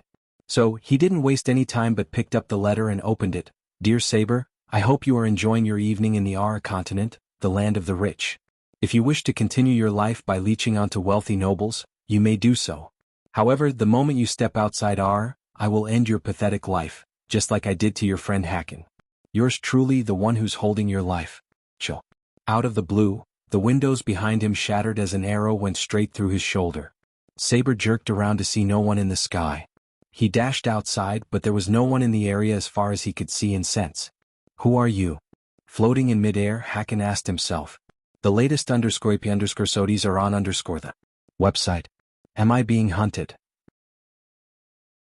After navigating the maze for an exhaustingly long time, Michael saw Sabrina's pace slowing down. She breathed heavily while occasionally massaging her ankles. They could have flown, but Michael wanted to preserve his energy to fight if the skinless creatures ambushed them suddenly. Let's rest here. Michael looked around before halting his steps. Sabrina heaved a sigh of relief as she was waiting for him to stop. She quickly sat on the ground as Michael took out a stack of firewood from his system storage. The shadow realm was void of colors but not void of coldness. So Michael placed the firewood between them and lit the firewood by sending a tiny bolt of lightning from his finger. Michael sat before the fire, placing his two swords on the ground beside him. Sabrina hadn't spoken a word to her since she failed to kill the skinless creatures. Sabrina gawked at him in the corner of her eyes to see ghosts staring at the blank black sky above them. Finally, she mustered up the courage to speak to him. "I am sorry." Hearing her words, Michael lowered his head to look at her flustered face. "Sorry? For what?" Michael asked. "For not killing them." Michael took a long deep breath. "I don't blame you, Sabrina. You have your own moral codes. There's nothing wrong with that. Just a friendly piece of advice: don't let your moral codes kill you," Michael told her with his usual calm tone and gentle smile. "They are not mine." Her voice trailed off. "My brother taught me the virtues a warrior must have. I grew up learning these from him. How could I suddenly break them?" She explained herself. Michael just nodded without saying anything else. "I know you have something to say, Ghost. So please speak your mind." Her eyes water as Michael sighed. "You were with the vampires. Did you see them abide by the same moral codes you have?" She shook her head. "The latest episodes are on website. Welcome to the real world, Sabrina. The foes you will face have only one code: survive. I have moral codes too, but if they put me in danger, I'll break them in a blink of an eye. That's how I survived till now. Maybe you can follow your code of warrior because you have a family to protect you. Many don't have that virtue." Sabrina didn't take her gaze away from his for a moment. "You miss them?" she asked, tilting her head innocently. "Who?" asked Michael. "Your family. Why should I?" "They certainly didn't miss me." Sabrina sensed the coldness in his words. It showed Sabrina how much he hated his family deep down. "My mom always said a mother would never abandon her child willingly." You should get some sleep." Michael did not wish to continue the discussion. Hence, he just stood up from the ground and walked towards the wall behind Sabrina. He wanted to check if he could find any drawings or engravings that would give him some insight into the place. Michael almost forgot to give her a blanket and a mattress to sleep on, but Sabrina surprised him by sleeping on the floor, curling herself into a ball. "Here." Michael came to her and flicked his wrist as a soft black mattress, and a comfy blanket appeared beside Sabrina. "Your mind and body need sleep. It's..." "What? You have something against sleeping on a mattress?" His stern voice gave her no leeway to talk back. Hence, she just climbed onto the mattress and covered herself with his blanket. Every fiber in her body felt relieved when he lay on the mattress. It had been so long since she felt the comfort of a bed as she slept on the wooden floor in a cage. Never in her life had she appreciated the warmth of a blanket and the comfort of a mattress like she did at the moment. "Thank you." She looked up at him with watering eyes. "Sleep? You are safe now." Michael squatted beside her, gently brushing her head with a smile that warmed her heart and provided a much-needed comfort to her. Thinking Ghost would protect her, Sabrina closed her eyes without worry. Finally, she felt as though she was home. Poor girl. Noah and his fucking codes fucked her up. Michael pitied Sabrina. Visit. For a better user experience when he was about to stand up and return to the wall, she grabbed his hand. "Please stay with me. Don't leave me." Sabrina opened her eyes while squeezing Michael's hand tight. "I'm not going anywhere." Michael tried to take his hand away, but she didn't let go of his hand. Her grip was strong enough to tell him she wouldn't let him go so easily. Letting out a long sigh, Michael sat beside her. Still, she didn't release his hand. "I am here. Now sleep." Since Michael couldn't help but pity Sabrina because of what she had gone through. Finally, she closed her eyes once again while holding his hand tight. Having no choice but to stay with her, Michael sat beside her and took out the book Lord Information gave him. He opened the book with one hand as his other hand was being used as a pillow by Sabrina. While reading the book, Michael tried to contact Azazel, only to fail. Michael lost track of time reading the book. He was drowned in reading until Sabria snuggled closer and closer to him. "Shit," Michael cussed as she climbed onto his leg and placed her head on his lap. Michael felt so uncomfortable since only Gaia had ever slept on his lap. It felt weird for a few moments, but when he saw Sabrina sleeping peacefully, he just smiled and let her sleep on his lap. He even brushed her hair with his other hand. Almost an hour passed as Michael closed the book and looked at Sabrina. He felt something weird. He couldn't put his finger on it, but something felt so odd, like he had some kind of connection with the girl. Should I take a blood sample? Michael asked himself. He even extended the needle in his APD to get some of her blood. But unfortunately, he halted his movement as he sensed several skinless creatures surrounding him. Michael saw at least 12 skinless creatures around him. Some carried bows while the rest had tridents. Shoo!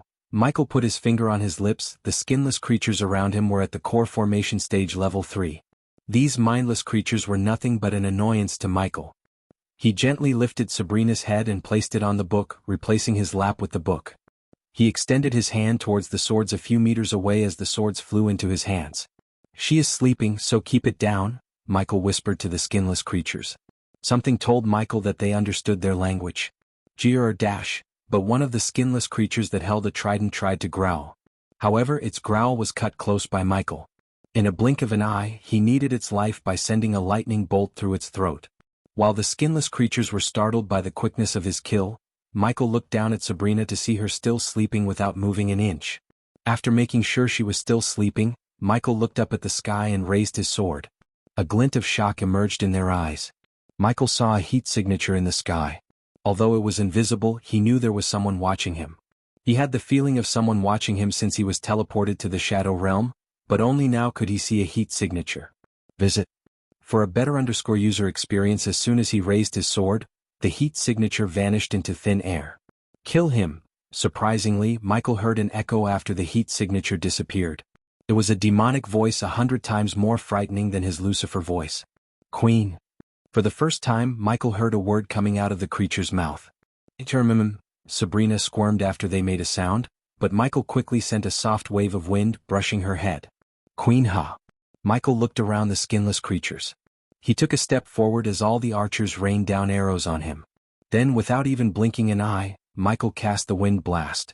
The spell created a powerful blast of wind around him, tossing the arrows away from him.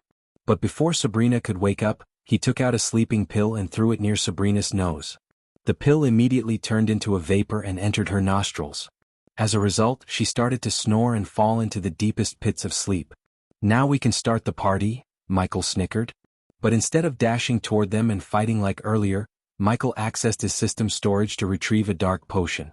Meanwhile, the archers prepared to fire another volley of arrows, and the trident-carrying creatures poised to attack Michael as soon as he took another step toward them. The creatures expected Michael to fight as he did on his way here. However, Michael surprised the creatures by throwing the potion in his hand into the fire burning before him. The vial shattered with a muffled sound. Soon, a cloud of white smoke emerged from the fire, immediately mixing with the air around them.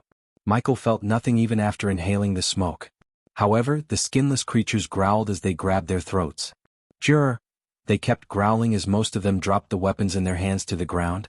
A few seconds later, they all collapsed, squirming like a fish out of water on the ground. Blood seeped out from every pore in their skinless body. Ding. Congratulations to the host for killing a low-level queen worshipper. The reward is 10,000 experience points and 1,000 badass points. Ding. Congratulations to the host for killing a low-level queen worshipper. The reward is 10,000 experience points and 1,000 badass points. Ding. Congratulations to the host for killing a low-level queen worshipper. The reward is 10,000 experience points and 1,000 badass points. One by one, the skinless creatures died by drowning in their own pool of blood. The nanites mixed with the potion he brewed using the creature's head and flesh produced a powerful poison. In truth, the poison's effect surpassed his expectations. The only unfortunate thing was even though the creatures were relatively at the core formation stage, he didn't receive more experience points. Shit, he is coming for me. Michael heard a panic-stricken voice out of the blue.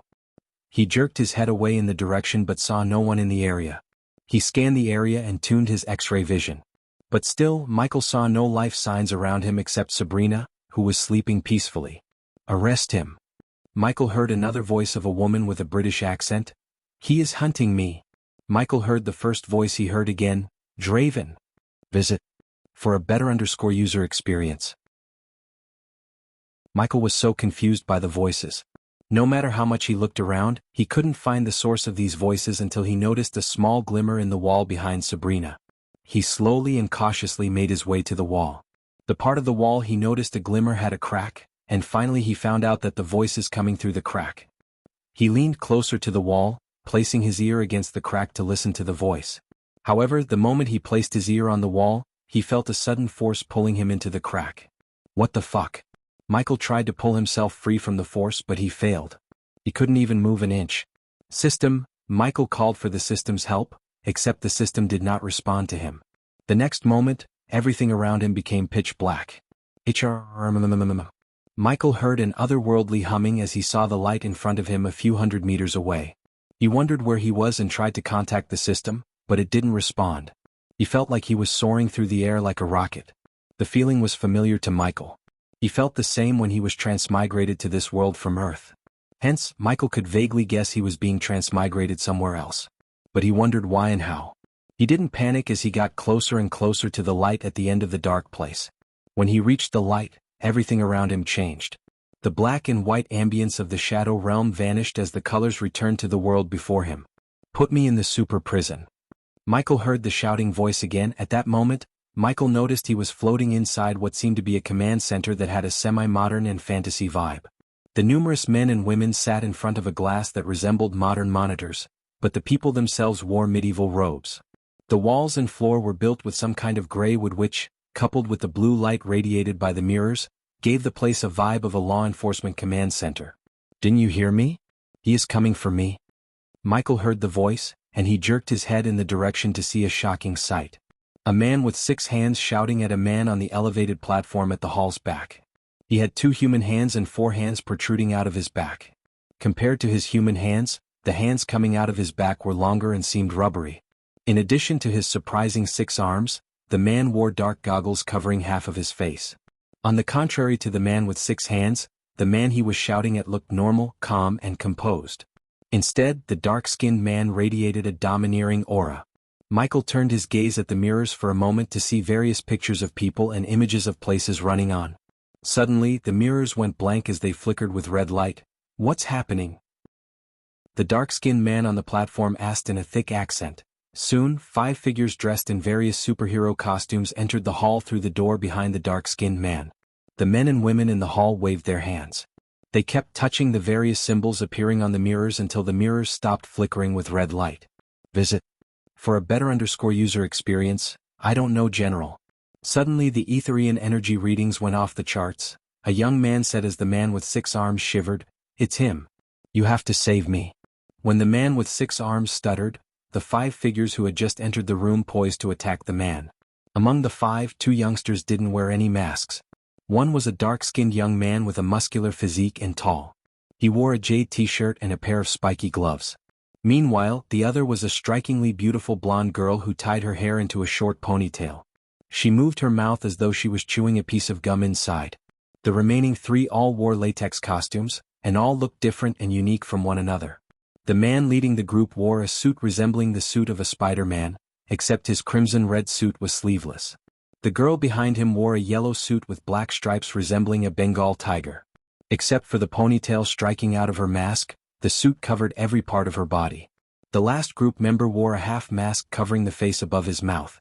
His suit had a mix of red and blue with a symbol of an eagle engraved onto his chest. Something told Michael that they were all young and some kind of superheroes. "System, where the fuck is happening right now?" asked Michael. He tried to touch the wall beside him, but as he expected, his hands went inside the wall. The host has been pulled into another universe from the shadow realm. The host is currently in an astral form. Your physical body is still in the shadow realm. Fuck. Another universe? How did that happen? This was one of the few scenarios in which even Michael became confused. He looked around one more time at the panic-stricken people in the hall. "System, what's the time difference between this universe and mine?" Michael calmed himself as he knew panicking wouldn't help solve anything. The host has nothing to worry about. In the shadow realm, not even a second has passed. So the time difference between your universe and Etheria is negligible? So this universe is called Etheria. Michael slowly floated towards the young man who talked about energy readings. Michael tried to slap the young man but his hand went straight through the man's head, making Michael smile. "How do I get out of this place?" "Your soul cannot stay apart from your body for long. The shadow realm will return your soul to your body soon."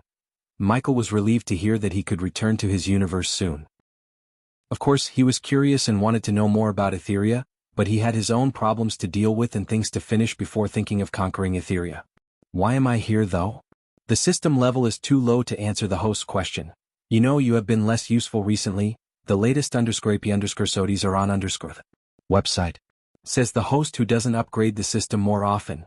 The system snickered. What the hell is he doing here, Chandler? The red-suited hero asked the dark-skinned man.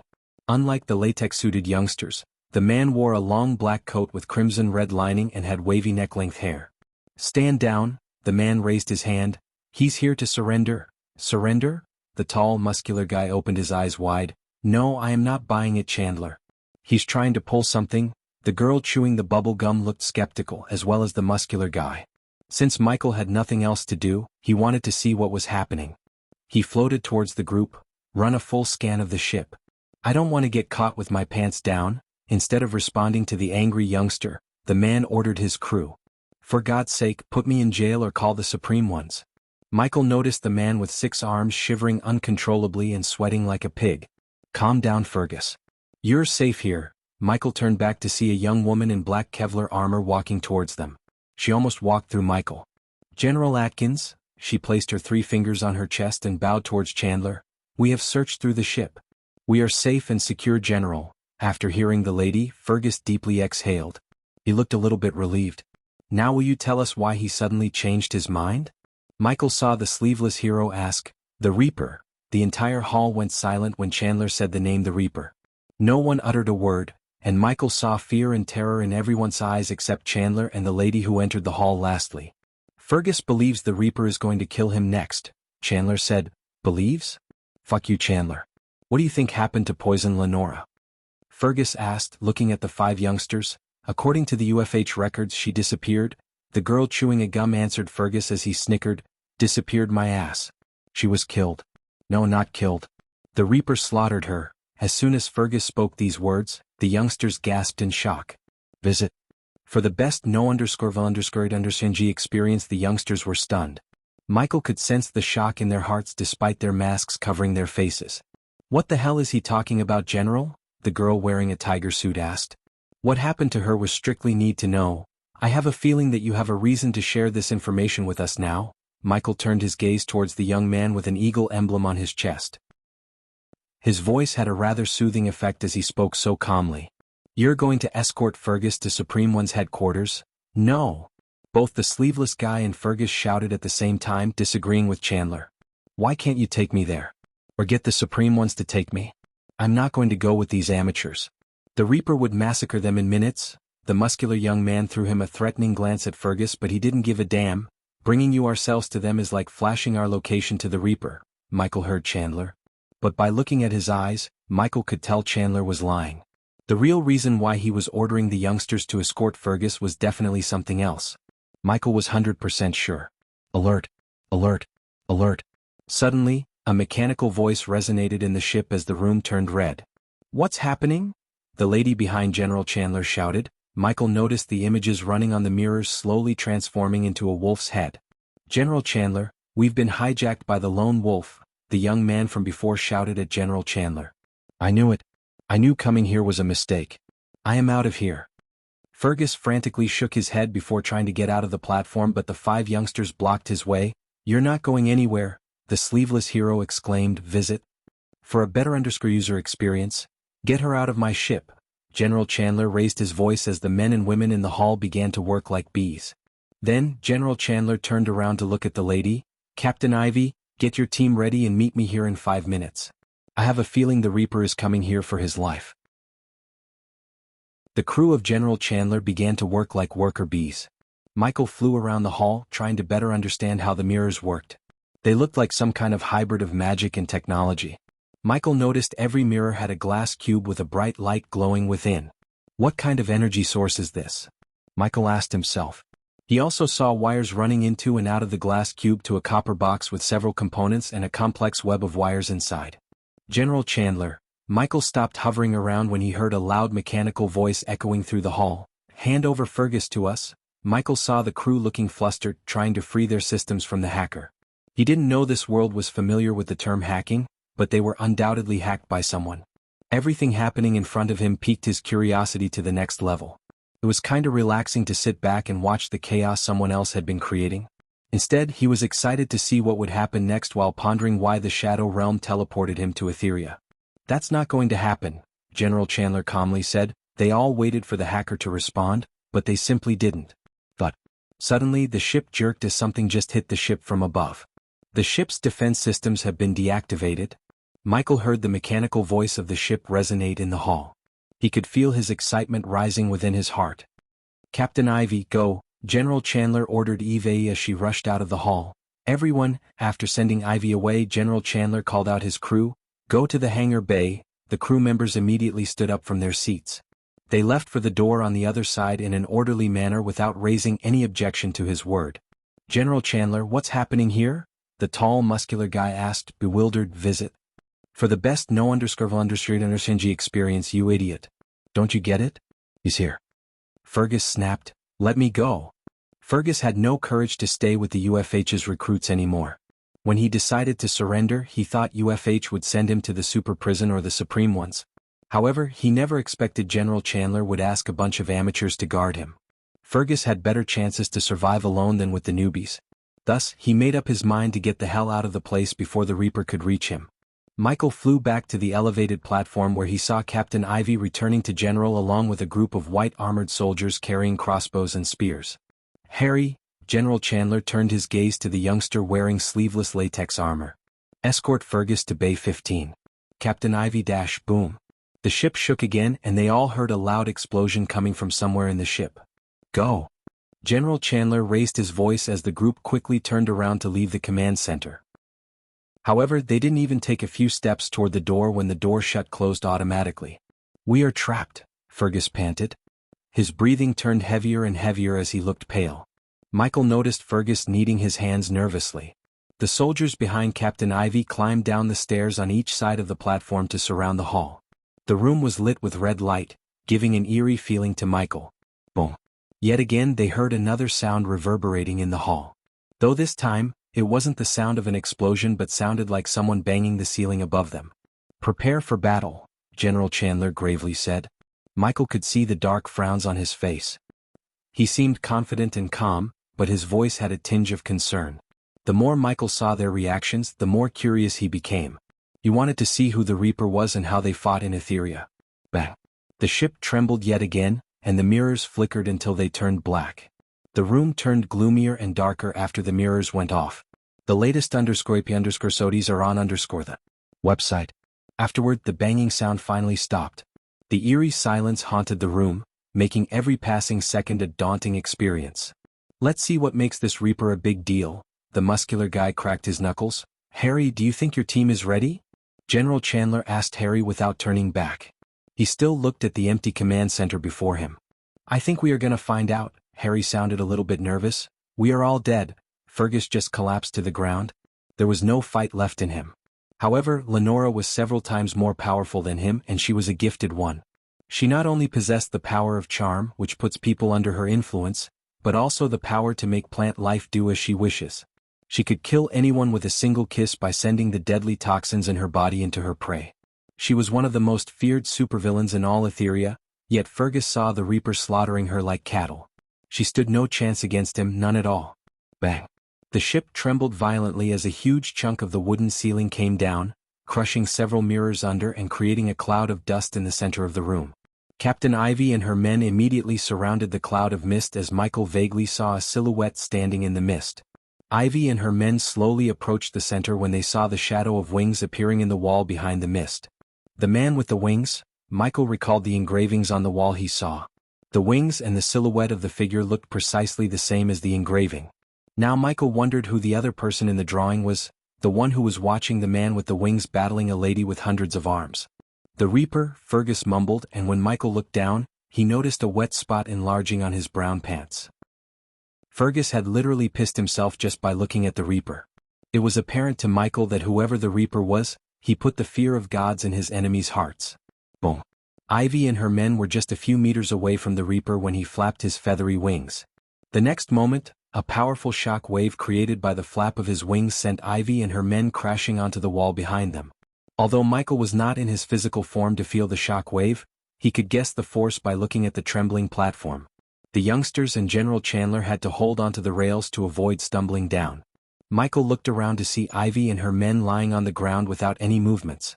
Some even bled because of how badly they hit the wall before falling onto the ground. "Dang!" The girl chewing a gum stick blew out a bubble and exclaimed. The shock wave cleared the cloud of dust, revealing the Reaper to everyone in the hall. As soon as Michael's gaze swept the Reaper, he was hit with a familiar feeling. The Reaper wore a long black coat and a suit of armor that seemed like it was made of Kevlar and some metal plates underneath. Visit. For a better user experience, his raven black hair, how he dressed, and the cold murderous look in his eyes reminded Michael of himself. Besides, Michael had a feeling that he had seen him in life before. To be honest, Michael thought the Reaper would be old or at least a middle-aged man after seeing how they acted. However, the Reaper was a young man. At most, he would be 25 or 26, definitely not more than that. "Give me Fergus and no one has to get hurt here."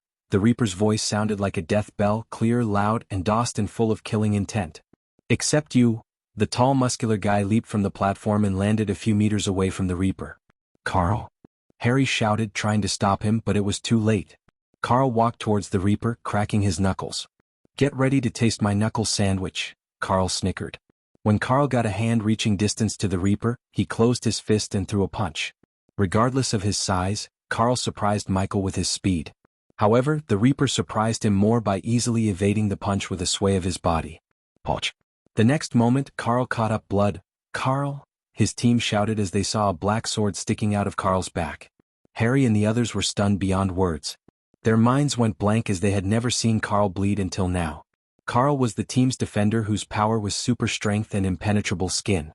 His powers made Carl a feared superhero among the young generation of heroes. Carl's legs became weak and as a result he fell on the Reaper. The teammates were still shocked while the Reaper twisted the sword sticking through Carl's back. Tritium blade. The Reaper patted Carl's back and sent his sword deeper into Carl's gut. As a sword expert himself, Michael could tell that a stab would not take Carl's life but immobilize him. The Reaper could have easily bent his back and swung his sword across Carl's head. But the Reaper chose not, which showed Michael that the Reaper spared Carl's life when he could have taken his life without breaking a sweat. Finally, the teammates snapped out of their shock and leaped at the Reaper with uncontrollable anger and fury. Michael looked at each youngster closely to see what their superpower was. The one wearing a tiger suit leaped into the air with such finesse and ease, showing her acrobatic skills. Then Michael noticed Harry dashing at the Reaper with superhuman speed, followed by the youngster with the eagle emblem on his chest. The young man's fist lit up as lightning bolts crackled around his wrist. The last one in the group was the young girl chewing a stick of gum. Instead of following her teammates, she remained on the platform. Michael wondered what her superpower was, and his question was soon answered when a golden bow materialized in her hands. "You had sent them to their death," Fergus mumbled with all of his 6 hands on his head. He seemed to have already accepted his death because he didn't even try to escape. The latest _IP_SODIs are on the website. Meanwhile, the wings just disappeared from sight as the Reaper drew his sword out of Carl. Carl collapsed to the ground, holding his gut to stop the bleeding. "Cheetah, take him away," Harry shouted at the tiger-suited girl. She was diving toward the Reaper, but when she heard Harry's order, she changed her trajectory and landed beside Carl. Whoosh! The girl beside Chandler sent a golden arrow made of sparkling energy to the Reaper to prevent him from attacking. However, the Reaper simply raised his hand, catching the arrow in midair without breaking a sweat.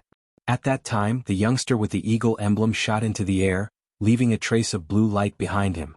Michael felt like watching a superhero movie. While the cheetah was dragging Carl away from the Reaper, Harry dashed at the Reaper as the man flying in the air extended his hands towards the Reaper, firing beams of blue energy. The Reaper swung his sword with one hand, blocking Harry's punches while raising his other hand as a black shield retracted out of the metal bracelet in his arm. The black shield reflected the light beams back at the man above. The youngster didn't expect the shield to return his energy beams to him. He tried to evade but was a few seconds late as the light beam blasted him onto the ceiling above him.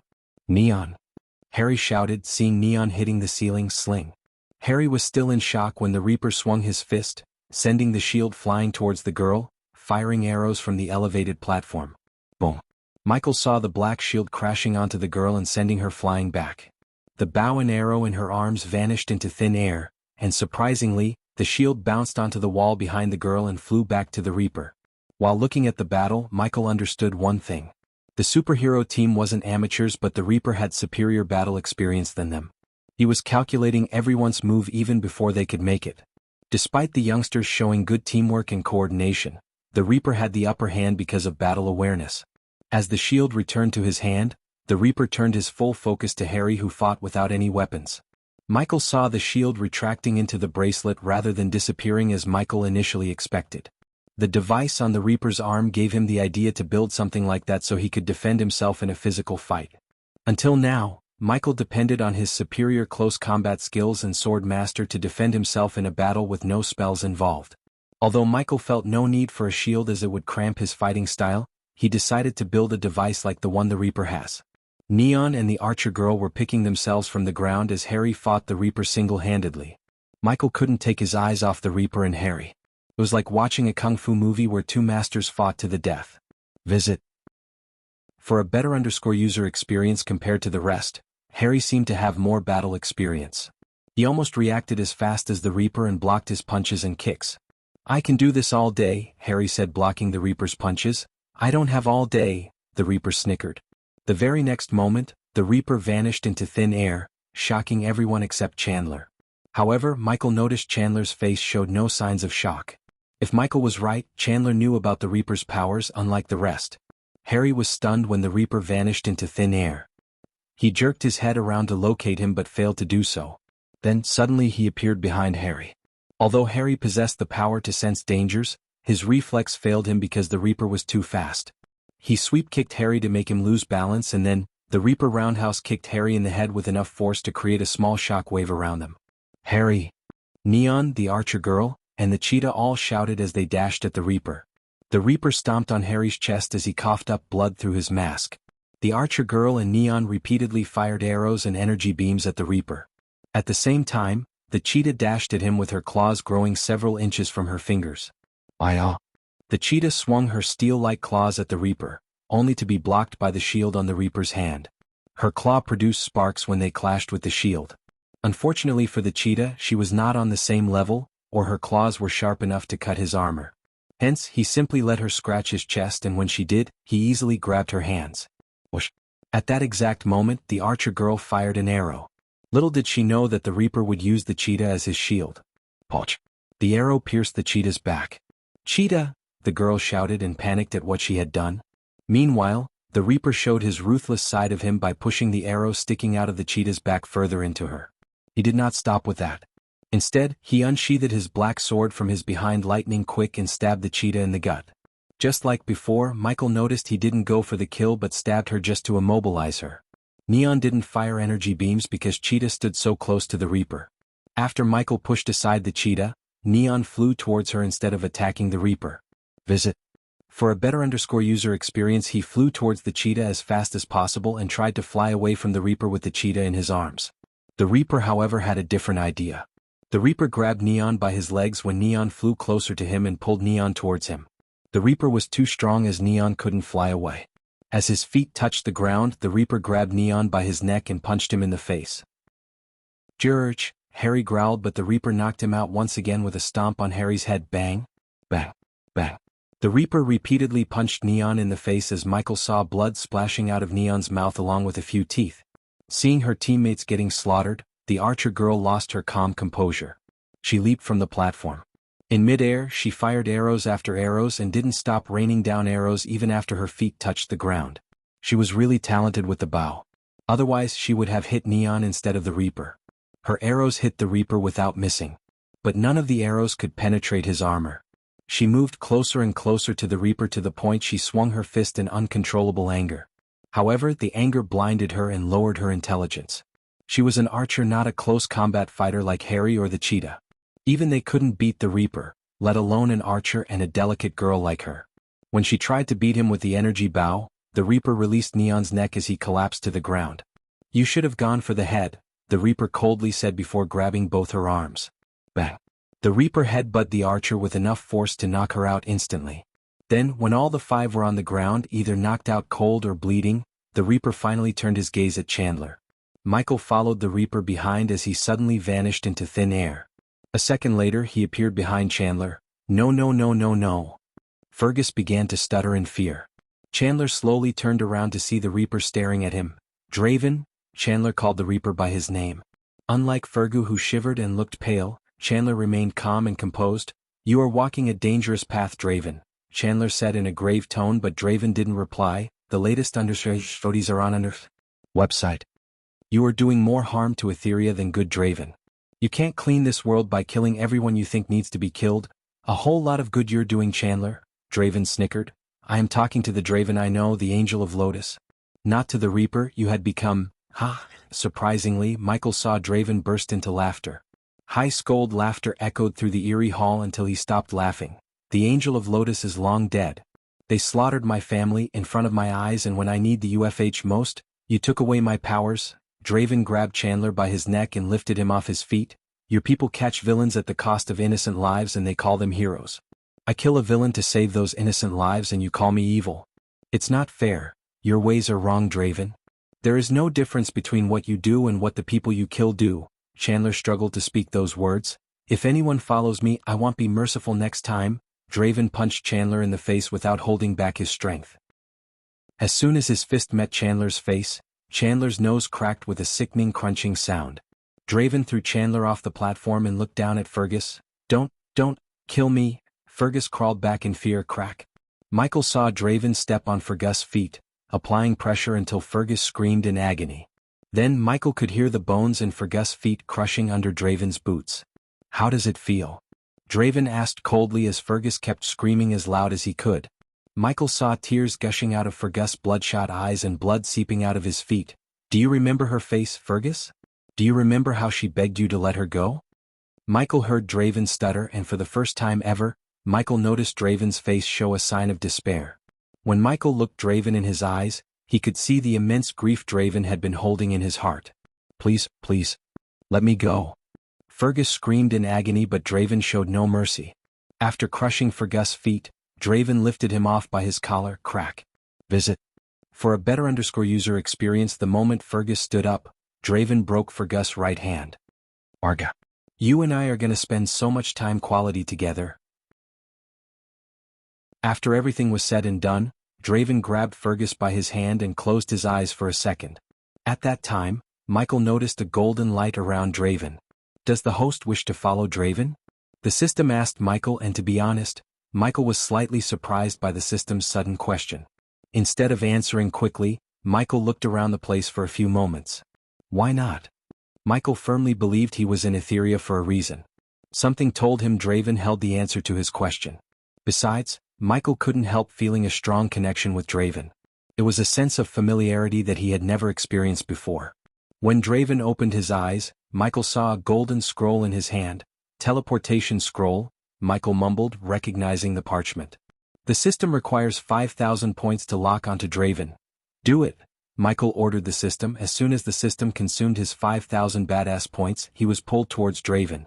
As he looked around the command center one last time, Michael sighed before his vision became blurry. You're back. Michael's vision cleared as he saw a charming brunette wearing glasses welcoming Draven. She was sitting behind a set of mirrors, tapping on them left and right. Michael looked around to get a sense of where he was. The large hall he was floating in the air looked neat, clean, and tidy. A door leading to somewhere else was located at the end of the hall. That door seemed to be the only way in and out of the hall except through the windows. He could see the mountains and lush green forests through the windows. Yet, surprisingly, they were slowly moving at a steady pace and the buildings on the ground looked tiny. An airship. Michael was in airships before, so he immediately recognized that he was currently in an airship turned into Draven's flying fortress. Other than the tiny workstation in the center of the hall, Michael noticed the swords, bows, arrows, and various weapons hanging on the wall. How many people have you killed? The girl sighed. No one died. At least not yet. Draven looked at Fergus, who was shivering from head to toe. Draven dragged the six-armed man to the wall near where the weapons were hanging. Michael curiously followed Draven behind and saw Draven hanging Fergus on the wall by attaching shackles around each wrist and leg. Fergus was nailed to the wall in a few moments like a gecko. The bloody shackles around Fergus and the blades with dried blood on the tables told Michael the obvious. The girl looked a little flustered and uncomfortable looking at Fergus on the wall. However, it seemed to Michael that the girl knew what was about to happen. His soul is drenched in evil. Michael was taken aback by the demonic voice he heard. He jerked his head right to see a ghostly figure of an alien creature appearing over Draven's shoulder. The ghostly figure looked like Venom and Cobra had a baby. It was black, ghostly, and had white eyes with red pupils and a terrifying line of fang-like teeth. The creature licked his lips, looking at Fergus. What is this? Fergus wriggled violently against the shackles after seeing the alien creature. But no matter how hard he wriggled, he couldn't escape from the shackles that tied his wrists and legs. You will have your fill, Margoth. Draven took a bloody arrow from the table beside him. Visits. For the best no understanding experience, after he tells us everything we need to know, Draven slowly ran the arrowhead along Fergus' face. Wait, suddenly the creature Draven called Margoth turned around. Michael was stunned as the creature was looking directly at him. System, what the heck is this creature and can it see me? The system's level is too low to find the creature's origin. However, the system can reassure the host that the creature cannot see the host. Michael heaved a sigh of relief even though he was disappointed that he couldn't find the creature's origin. What? Draven asked. I sensed something familiar in the room. Something powerful. As soon as the girl heard Margoth, she stopped working and turned around. What is it? Are you sensing it right now? Draven, take out the healing potion, Margoth asked Draven. He looked a bit skeptical but did as Margoth asked him to. Then, Draven put his hand inside his long coat pocket to take out a glistening blue vial of healing potion. Is that my healing potion? Michael was stunned. There was no doubt in his mind. The healing potion in Draven's hands was the same healing potion he brewed. What surprised him more was that the healing potion was 90% pure. How can my healing potion come to another universe? Michael's mind went blank. He had no idea that Draven possessed a system of his own, the legendary system. To those who don't know, Draven is the MC of anti-hero with a legendary system. I sensed the same energy radiation coming from the healing potion just a moment ago. Are you still sensing it? Draven asked, looking around the hall. No. But I swear I sensed it, Margoth said gravely. Might be because of him. He worked on the Black Project after all. Maybe he came across something with the same energy radiation. The girl adjusted her glasses and said. Hearing her words, both Margoth and Draven pondered the possibilities in their minds. Makes sense, Margoth finally said as Michael sighed. What is this Black Project? Michael asked himself as his gaze swept across the room. Then he locked his eyes on the wall portion where he saw several drawings, posters and paper clippings nailed to the wall. Michael floated to the wall and was surprised by the sight before him. Some of the drawings of people had red cross marks on them and the rest, including Fergus' drawing, didn't have the red cross. The paper clippings were mostly about murders, battles between a hero and a villain, feats of UFH, and collateral damages of a battle between gifted ones. Every incident and portrait were connected by a red thread. The entire portion of the wall reminded Michael of his kill board back on Earth. If he wanted to assassinate multiple targets, he would form a board exactly like the one before him. The more he spent time with Draven, the more he realized how similar they both are. Visit. For the best no understanding experience, ART. The ear-piercing scream of Fergus abruptly halted Michael's train of thoughts. He quickly turned around to see Draven slowly penetrating Fergus' palm with the arrow in his hand. The Black Project. Tell us about it, Draven coldly asked as Michael saw the girl turning her focus back to the mirrors. It was evident that she didn't like to watch Draven torture Fergus. I don't know, Draven twisted the arrow, inflicting as much pain as he could to Fergus. Listen, maggot, we are gonna kill you and no one is coming to save you. So tell us what we want to know and I'll tell him to give you a quick death, Margoth snarled while Fergus wriggled frantically in pain. You saw what I did to Lenora, right? Hold back what you know and I'll make you think what I did to Lenora was child's play. Draven left the arrow in his palm and took a rusty knife from the table. Just tell him, Fergus, the girl said without turning back. Listen to her, Fergus. He gets really creative when he wants to know something. Since you're one of the scumbags who killed his family, he will redefine torture. Margoth moved closer to Fergus. So tell us about the Black Project and seize this golden opportunity, quick death. He won't talk until he loses something he loves. Draven snickered, fiddling with the rusty cleaver in his hand. What? What you're going to do? Fergus stuttered as Draven ran the rusty meat cleaver along one of his 4 rubbery arms. Poch. The girl closed her eyes tight as Michael saw Draven cut Fergus' wrist with the rusty meat cleaver. His severed wrist hit the ground with a sickening thud. Fergus frantically wriggled during his hand sprayed blood all over Draven. But the latter didn't mind the blood at all. I have 8 more pieces of you to cut. So make yourself home. Draven wiped off the blood covering his eyes and coldly said, Please, please, I'll tell you. Fergus cried, the Black Project, Arg, we created. Arg, Fergus cried and shrieked in pain. Give him a painkiller, Margoth nodded. Michael once again focused on Draven's hand until he saw a milky white vial materializing in his hand. This time, however, the potion in Draven's hand wasn't brewed by Michael. Instead, it radiated a different type of energy Michael wasn't familiar with. Draven forced the white liquid down Fergus' throat. After a few seconds, Fergus stopped screaming and the blood stopped spraying out of his severed wrist. The Black Project. Spill out everything you know before I cut another one. The Black Project is all about opening portals to other universes. Michael immediately dashed at Fergus when he heard the words, opening portals to other universes?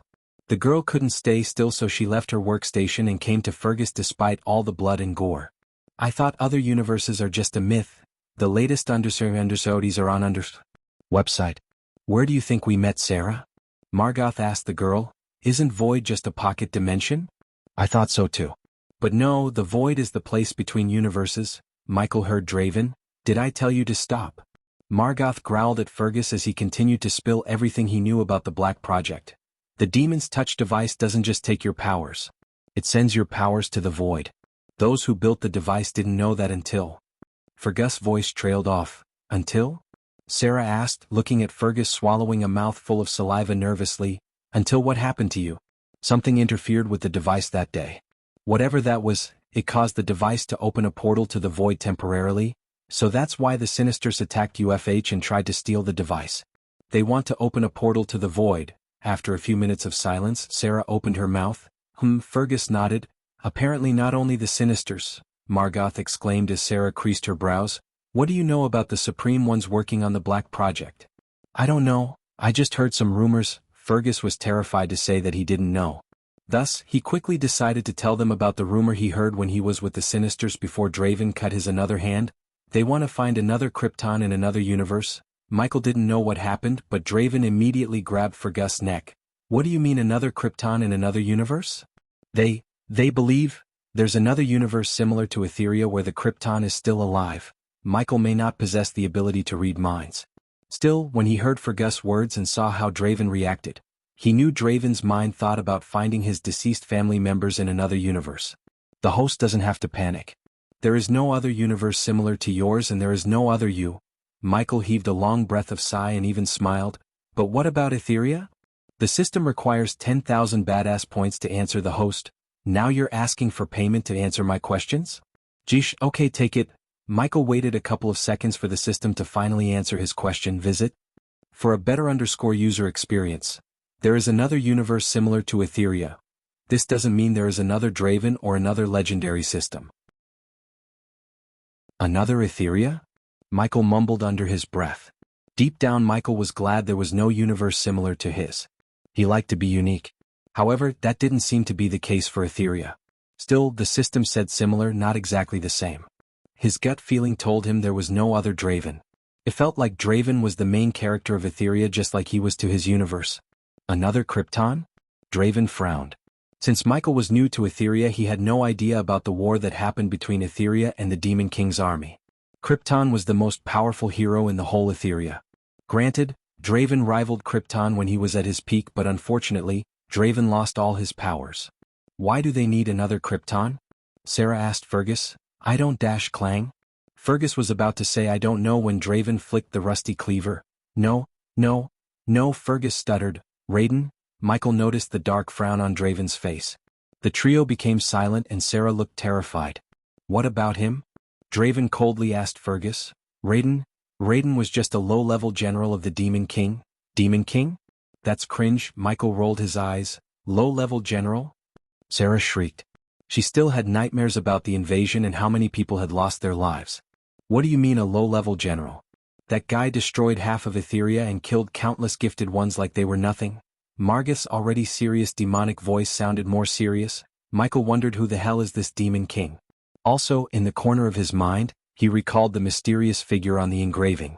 Until now, he thought the person was him, but after hearing about the Demon King, he had a feeling it might not be the case. I don't know if it's true, Lenora told me. I don't know where she heard it. It makes sense. Draven deeply exhaled. For a few moments no one said anything. As a result, an eerie silence haunted the hall until Draven spoke. Visits. For the best no_vel_ed_ng experience.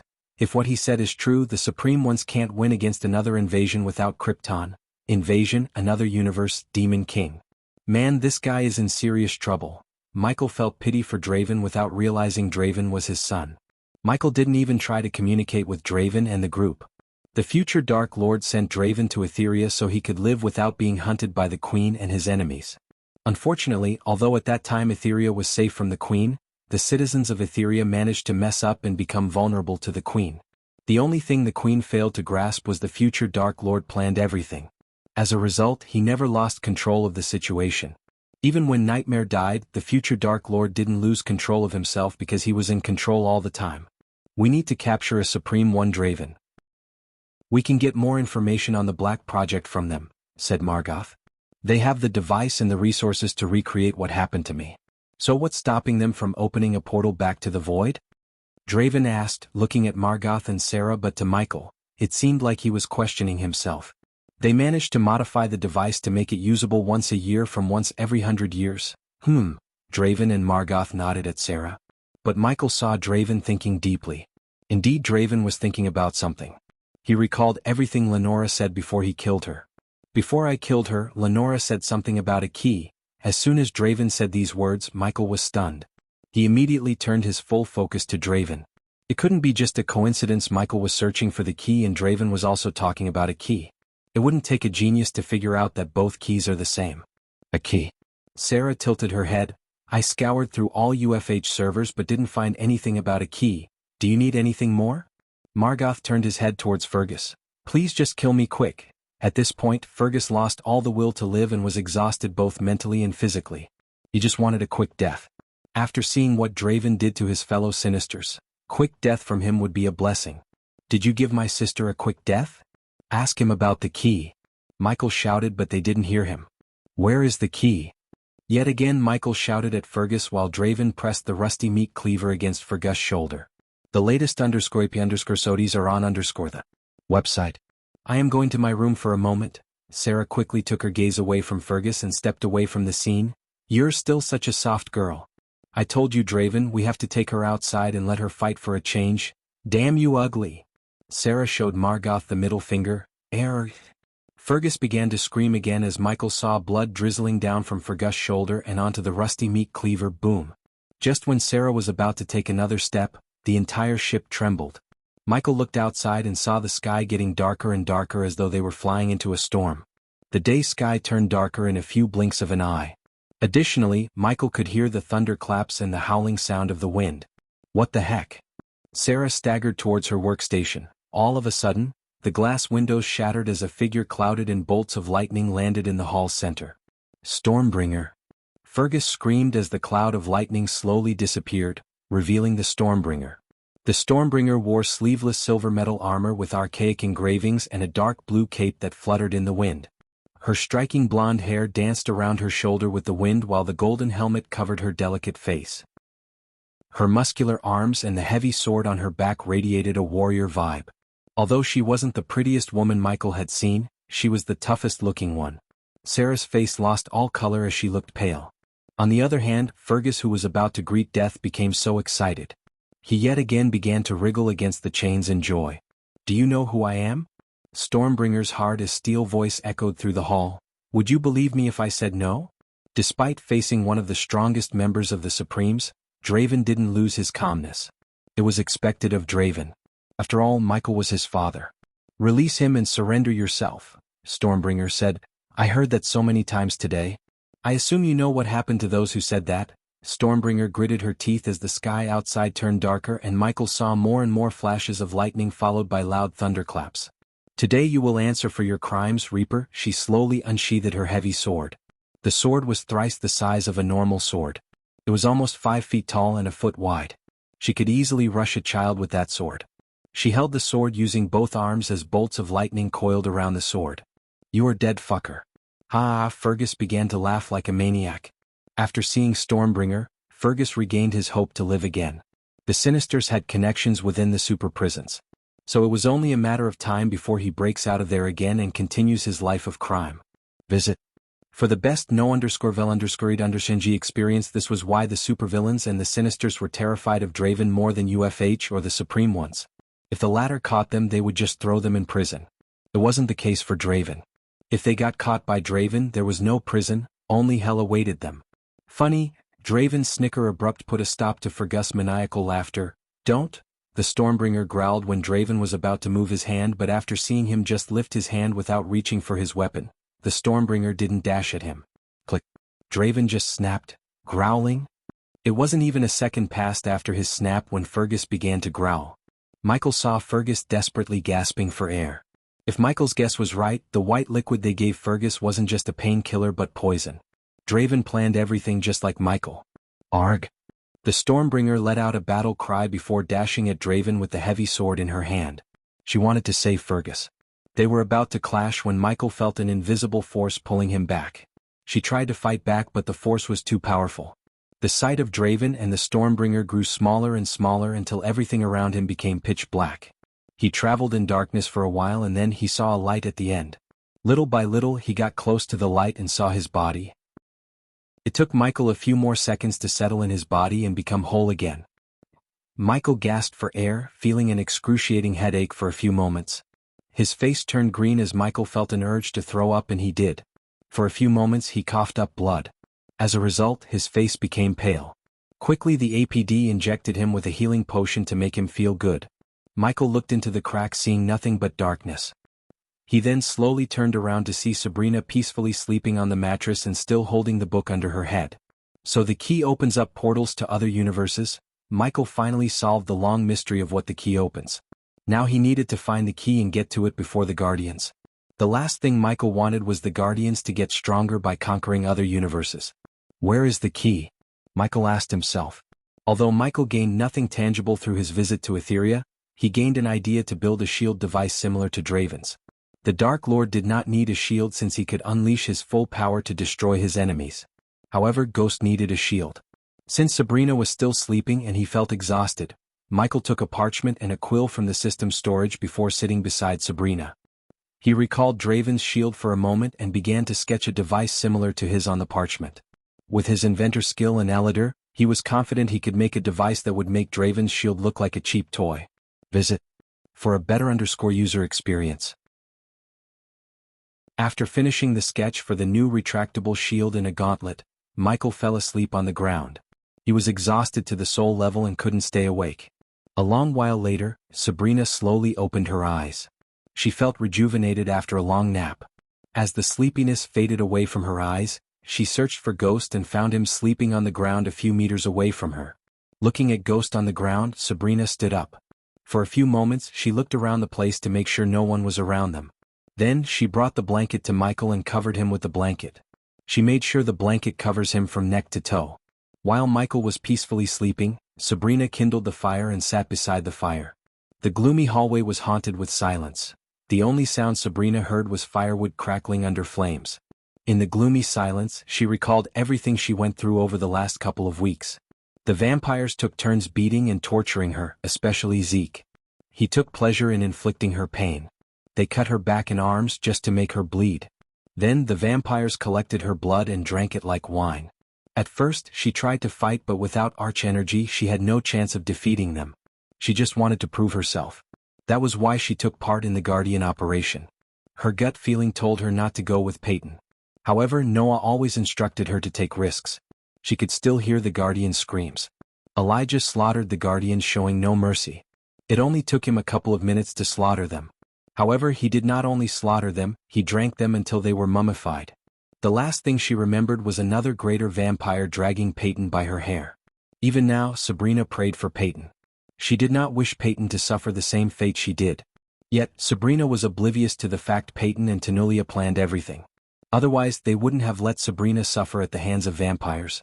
As far as Tanulia and the other Guardian were concerned, the key was more important than a few weeks of torture to Sabrina. Was it worth it? Sabrina asked herself without moving her gaze away from the fire. Whoosh!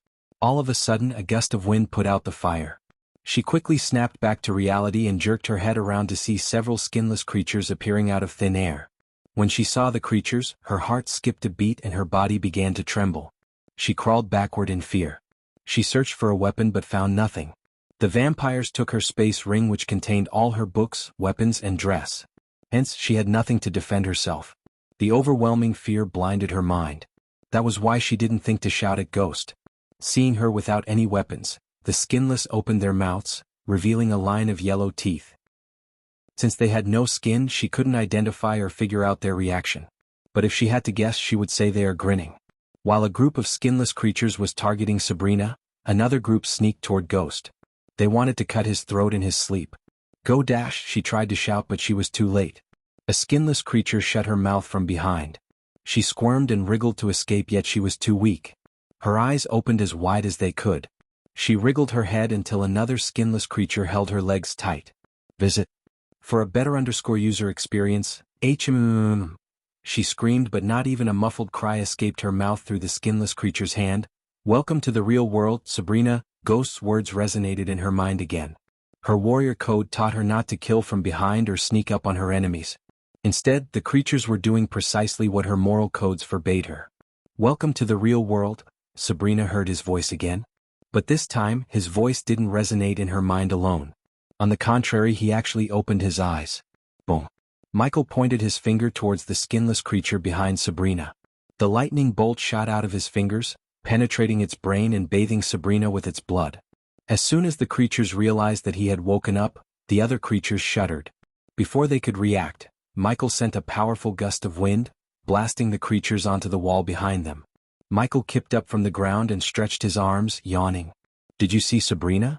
They had no warrior code, Michael snickered. Sabrina managed to kick away the creature holding her leg and ran towards Michael. Don't follow others' moral codes, Sabrina. Make up your own codes. Michael slowly unsheathed his sword. Your life, your rules. Don't try to reach for the bar set by your sibling Sabrina. Set your own standards. You are not your brother. Michael swung his sword at the creature that dashed at him. The creatures were only at the core formation stage. Even when they came as a group of 12, they stood no chance against Michael. Sabrina saw the creature's head flying away from its shoulder. Meanwhile, another creature shrieked like a banshee and dashed at him. You are not your sister, Pulch? With another swing, Michael cleaved another head. You are Sabrina Winston. Michael turned around and patted her on the shoulder. Survival of the fittest. That's the only rule in this world. The latest understudies are on website. Pulch. Michael didn't even turn around but swung his sword, cleaving another head. In a matter of seconds, he killed 4 skinless creatures without breaking a sweat. You can whine and cry about what the vampires did to you. Or you can learn from those events and come out stronger. Michael looked her in the eyes and gave her some tough love. He noticed 2 creatures flanking him from behind. However, he didn't turn around. Instead, Michael put a sword in her hand. You are not Noah Winston's little sister. Noah is your big brother. His words and smile immediately boosted her courage. She grabbed the hilt tight, and the moment the 2 creatures got closer to Ghost, she moved as smooth as water and swung her sword. The severed head didn't even hit the floor when Sabrina swayed to the side and swung the sword to cleave another head. Her eyes flickered in bright light when the 2 heads hit the ground. Michael turned around to see a new, more badass Sabrina Winston. Instead of killing the creatures by himself, Michael stepped back, letting Sabrina kill the others. Since she and the creatures were at the core formation stage, he knew she could face them. Unlike before, the remaining creatures didn't dash at Sabrina blindly. Rather, the archers dashed away from Sabrina and Michael, putting some distance between them. The rest slowly surrounded the duo cautiously without making any sudden movements. Michael put his hands behind his back and let Sabrina handle the creatures. Ding! When an archer fired an arrow at Michael, Sabrina swung her sword, cutting the arrow in half. Always remember to kill your enemies as quick as you can, Michael instructed her from behind. Sabrina could feel the fear in her heart slowly fading away. After hearing his words, Sabrina dashed at the archers. Crescent Blade, she cast a spell, waving her sword. Immediately, Michael saw a large crescent-shaped light blade shooting out of the sword towards the archers. The archers tried to leap away, but the crescent blade was simply too fast. The blade cut the skinless creatures in halves.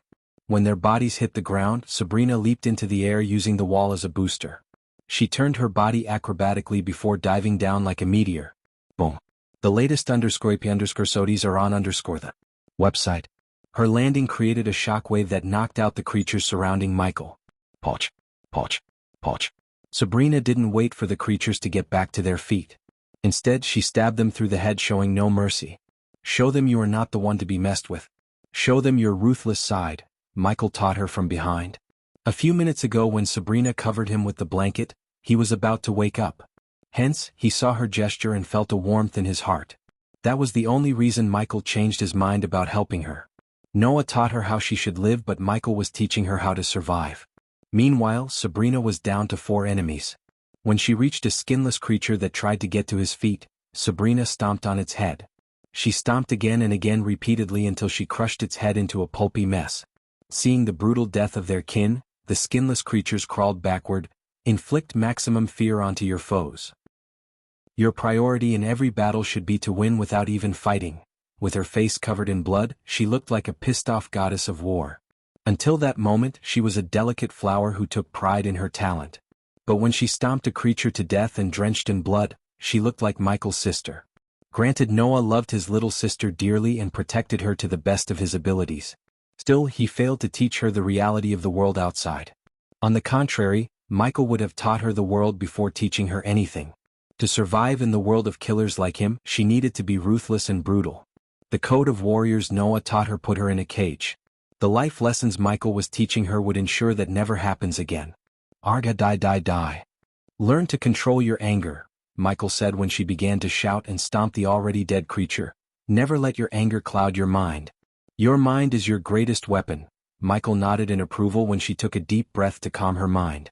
The last remaining creature shuddered and stepped backward, showing Michael they possess fear and feelings. Finish it off. We have a long journey ahead. Michael sent a tiny bolt of lightning to the mattress and blanket. They were drenched in blood, so Michael chose to burn them and get new ones from the system's storage.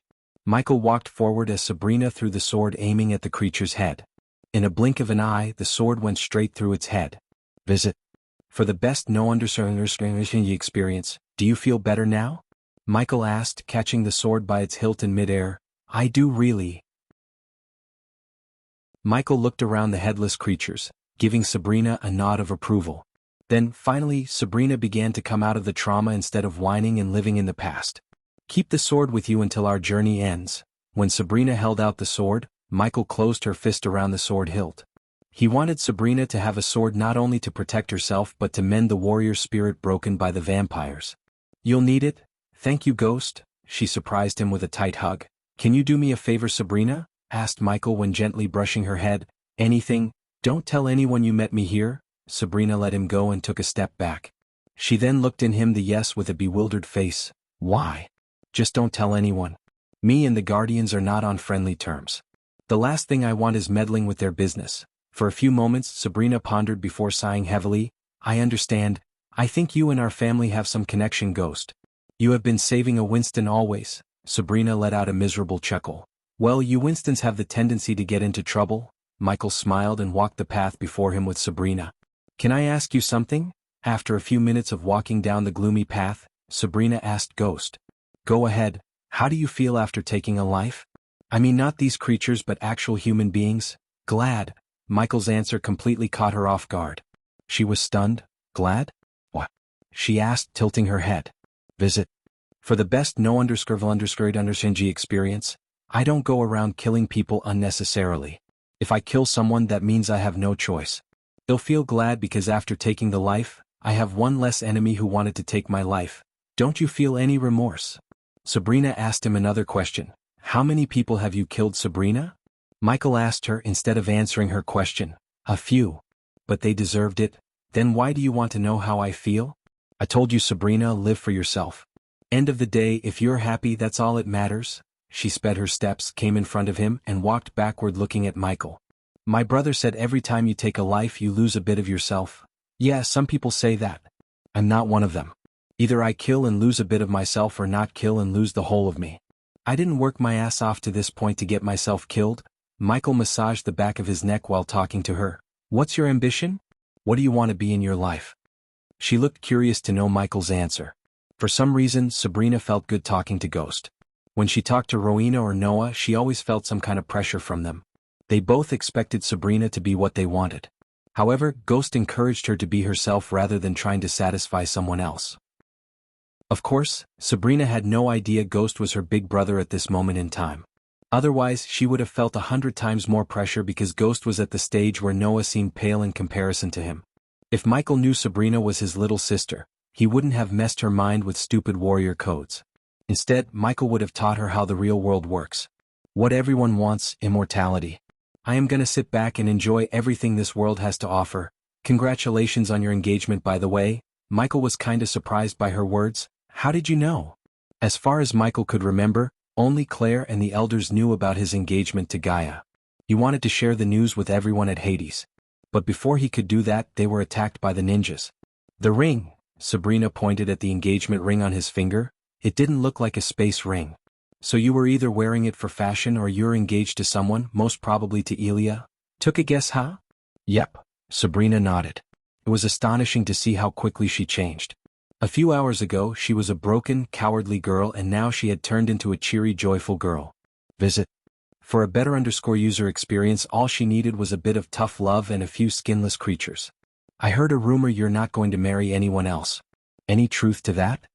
You heard right. Really? Sabrina raised her brows because she was amazed. You don't have anyone else in your life other than Elia.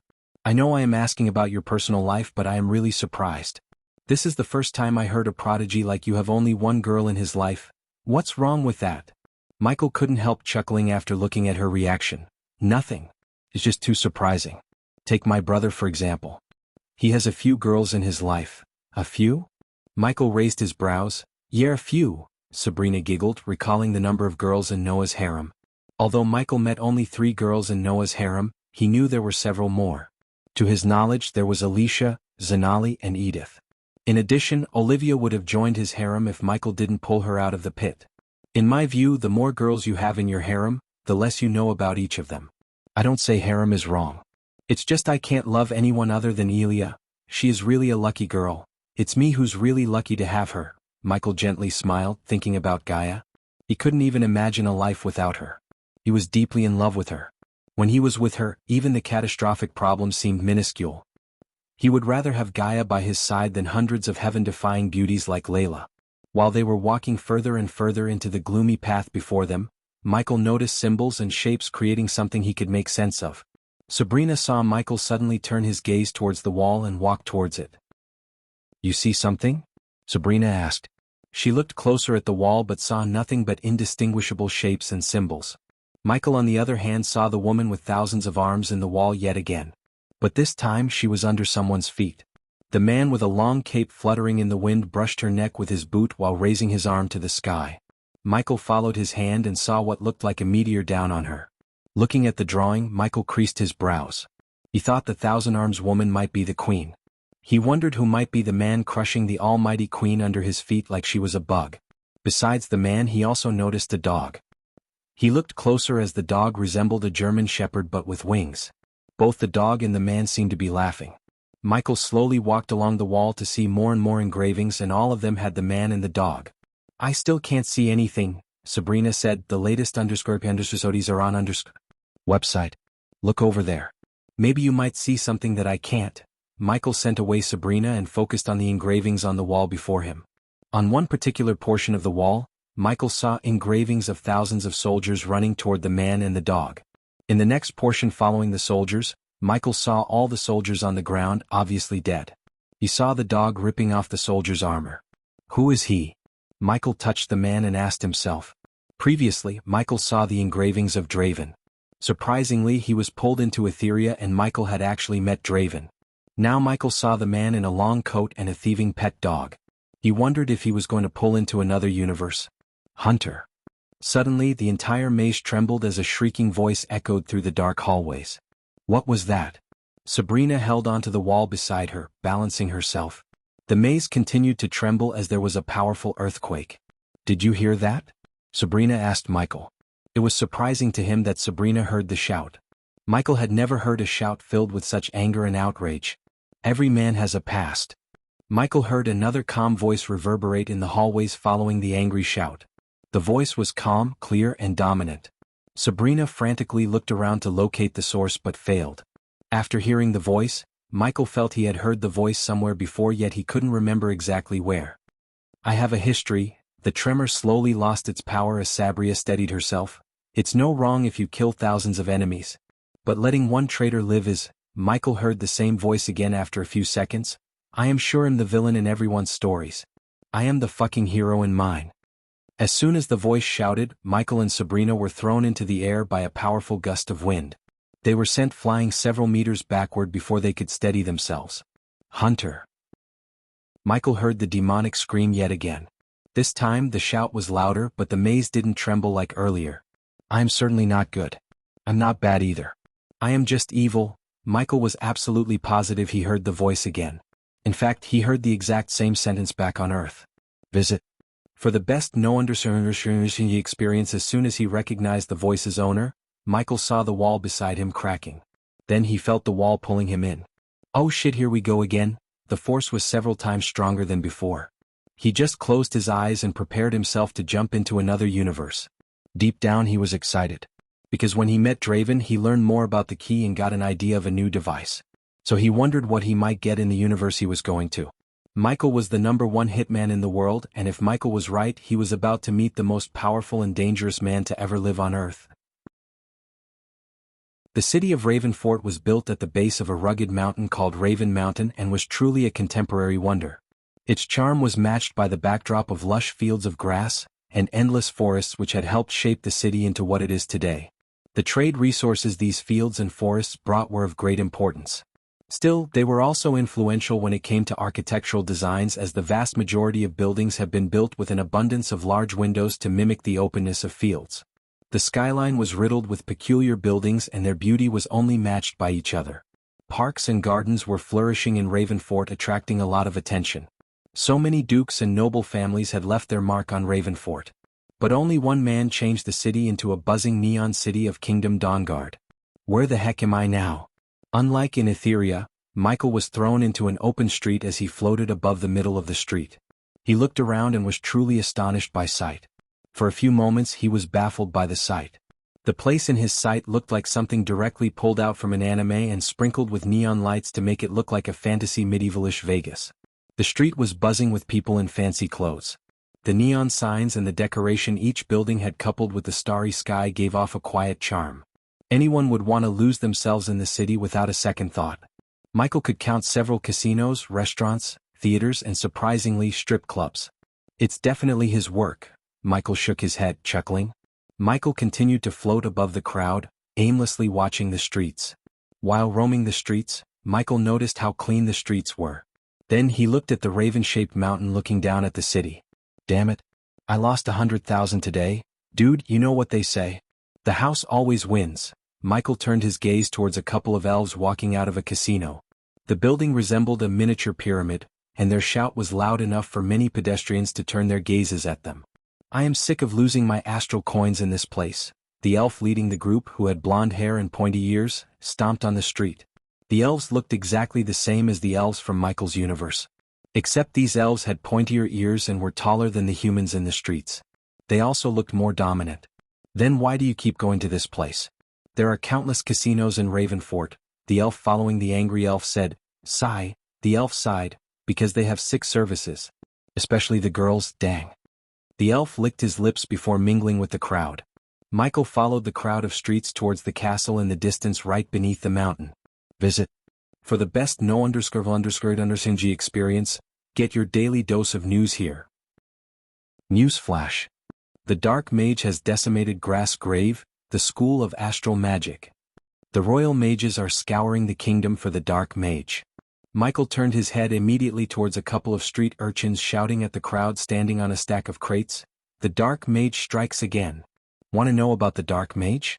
Get your daily dose of news from the #1 news provider, Newsflash.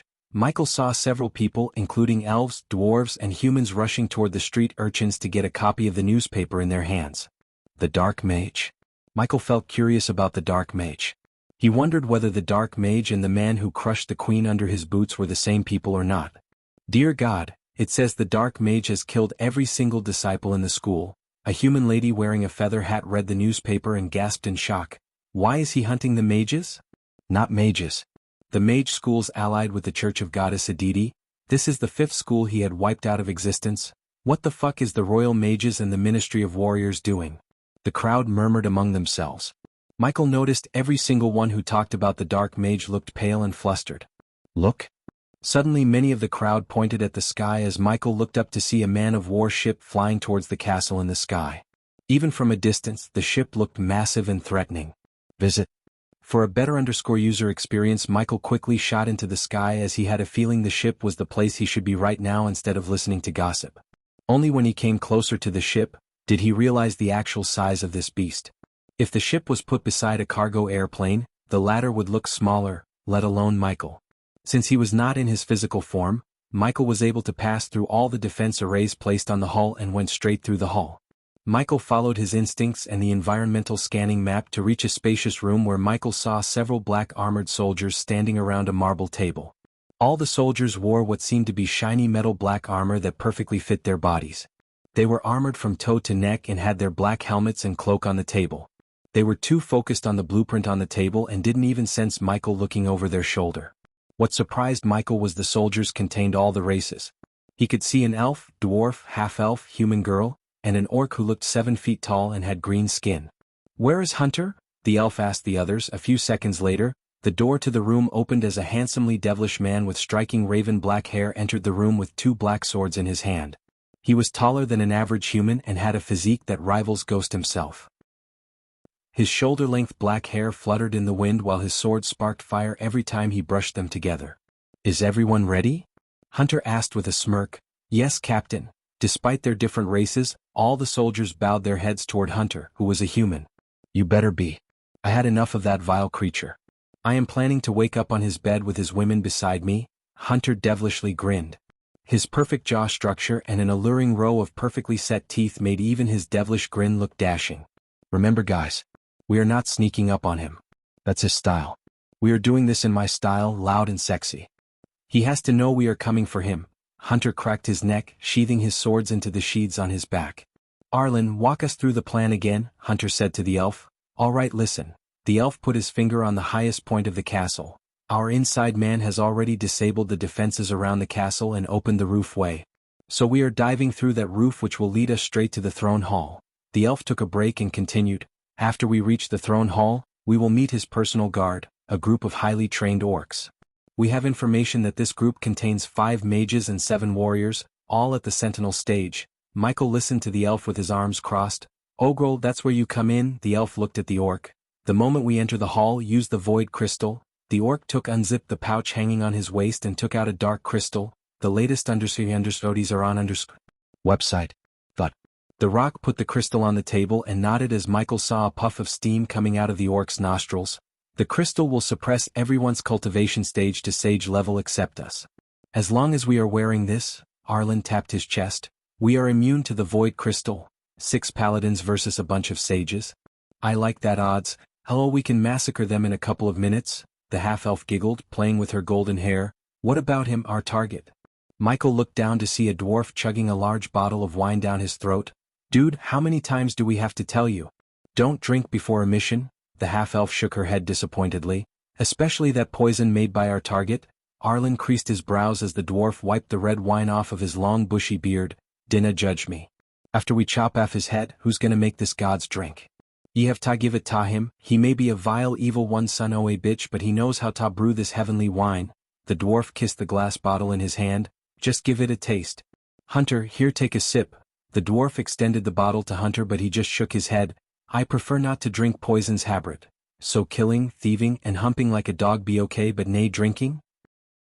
Habrit rolled his eyes. "Just ignore that short bastard and continue, Arlen." The half-elf said to the elf. "Where was I?" "Ah, at the throne hall.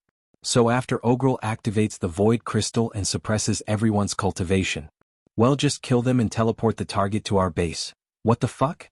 Why can't we just chop his head off right on his very throne?" Habrit asked. "First, I kinda hate his decorations. Second, we need the king and his people to witness his death. They are waiting for us in the grand arena and I don't plan to disappoint them." Hunter grinned, and looking at his devilish grin, Michael knew he was planning something else too. "Visit. For the best no experience, but we can make them wait a bit until we clean his treasury. I heard there are some dope shits in his castle. We can auction them for millions of astral coins." Hunter licked his lips as Michael could see his eyes sparkling. Michael couldn't help feeling pity for their target. Although Michael couldn't see their cultivation level, he could sense the overwhelming power radiating from each of them. Especially from Hunter. If Michael had to compare Hunter with a cultivator from his universe, he would say Hunter was at fusion stage. Wherever they were going, Michael was excited to see them in action. Hunter and his team equipped themselves with hidden blades, various pouches, and weapons such as swords, spears, bows and arrows. Michael calmly watched them prepare. His gaze swept across the leading man Hunter, who brushed his black blades together, sharpening them. The dwarf was rummaging through the contents of a wooden crate to find another bottle of wine. Meanwhile, Arlen checked the elasticity of his golden bow by pulling and releasing the string. The half-elf swung the silver spear in the air, and the orc seemed to be meditating. The rest of the three humans put on the black helmets hiding their faces. As they were preparing, the orc abruptly opened his eyes. Michael looked at the green-skinned orc taking out a jade stone from one of the ouches hanging around his waist. Despite the orc's two short tusks sticking out of his mouth and the hulking muscular size, he looked gentle and calm, unlike the rest. Ding, ding, ding. The jade stone flickered, pulsating energy blast. "Our girl?" asked Hunter as the orc nodded. Finally, Hunter stopped sharpening his sword and walked toward the table. "Is everything ready, Monolith?" "Yes." A whisper of a girl sounded from the jade stone. "Tell me he's there?" asked Hunter. "Yes, he is there. I think he's going to hold a meeting with his minions soon." "So come faster," the girl rushed Hunter. "We are closer than you think, Monolith." "Arlen, what's our ETA?" Hunter turned his gaze to the elf. 3 minutes, 3 minutes, Monolith." "Where is he now?" Hunter asked the girl who is called Monolith. Michael floated so close to the orc and the stone that he could hear the girl panting. She sounded like she had finished a heavy workout visit. For the best no-underserved experience, getting dressed. "Come quickly." "Shit, I have to go." The jade stone suddenly lost all its glow as Hunter sighed. "Let's go and get out, girl, back team." He cracked his neck and sheathed his swords back into the sheaths. Michael looked through the window and saw the majestic gray castle standing beneath the mighty mountain. The castle they were traveling to had 7 solid, round towers that were both a defensive and decoration aspect of the elegant castle. All 7 towers were connected by towering, narrow walls made of what seemed to be gray marble. Stylish windows scattered thinly across the walls in an asymmetric pattern, along with symmetric crenellations for archers and artillery. Michael floated towards the windows and was genuinely stunned by the forest outside the castle gates. The forest was lit up with bioluminescent creatures and trees, adding to the castle's atmosphere. After seeing the colorful bioluminescent trees, flowers and veins in the forest, Michael understood how those neon lights were created. He looked around the castle through the window to see signs of expansion, as some parts were clearly built more recently than others. There were still many construction sites near the castle, along with stacks of gray marble stones, clay and carriages. It was apparent whoever inhabited the castle had planned to expand it. The airship Michael was on gradually got closer to the castle. It slowly ascended higher to the point that Michael could see a glass door on the roof flanked by 4 towers. "It's showtime." Hunter cracked his fist as the wooden floor in front of them slid open.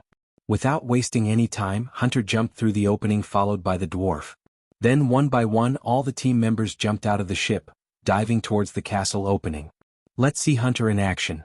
At last, Michael exited the ship through the opening and followed the team. Since the ship was huge in size, all the archers in the tower noticed it. Besides, Michael could see guards patrolling the castle walls chaotically running around the place. To Michael it seemed like the guards were caught off guard. Whoosh, whoosh, whoosh, whoosh. While diving down, Arlen fired arrow after arrow at each archer in the tower in midair.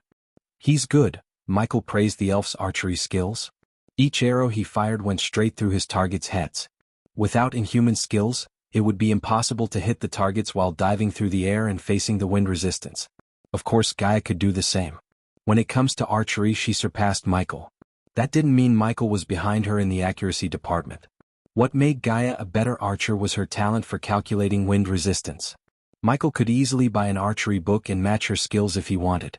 But for now, Michael chose not to spend badass points and decided to save them. Visit. For the best no-underserved experience, stop them. Why are our defenses down? What the fuck happened to the defense arrays? Michael heard the soldiers in the castle shouting in utter confusion. Soon, a line of archers rushed out of the tower and took aim at Hunter and his group. Fire. As countless arrows soared through the air, the orc closed his eyes. "Solar barrage," Ogro growled. In a blink of an eye, Michael saw a shield made of sparkling golden energy materialize in front of them. Hunter and the others quickly moved closer together and flew behind the shield as the arrows hit the shield, and the shield turned each and every arrow into a pile of ash. Flame lash. When Hunter and his group got closer to the line of archers, Habert the dwarf cast a spell, swinging the heavy axe in his hand. Michael saw a wave of fire shooting out of Habert's axe to the soldiers flanking the entryway into the castle. As soon as the fire wave hit the soldiers, the wave cut the soldiers in halves. Clang. When they got closer to the square entryway made of glass, Ogrel slowed down, falling behind. In contrast, Hunter just closed his fist, extended his arm, shattered through the glass and landed directly on the throne hall. Pyro Thorns. As soon as they landed on the throne hall, Ogrel waved his hand, casting a spell that created hundreds of fiery thorns on the floor. Aish! An overly loyal archer jumped through the broken entryway only to be burnt to death by the thorns made of blood-red fire. The throne hall contained polished braziers encompassing each of the 14 obsidian columns that lit up the lower levels of the throne hall and blanketed everything in a warm glow. The relatively modest chandeliers hanging from the embowed ceiling danced in the flickering light. At the same time, gargoyles and statuettes looked down upon the marble floor of this majestic hall. The cobalt rug caught on fire due to the fiery thorns sticking through them. The rug on fire ran from the throne down through the center. It split into two paths leading out while matching black banners containing the head of a crimson-red lion with adorned tapestries draped from the walls. Between each banner stood a tall candle, all but a few had been lit and in turn, illuminated the mosaics of a black-haired man below them. Visit. For a better user experience, Michael followed the burning rug and saw a towering throne made of black metal and skulls on an elevated platform. The throne was engraved with skulls and bones, making it look like it was made of hundreds of skulls and bones.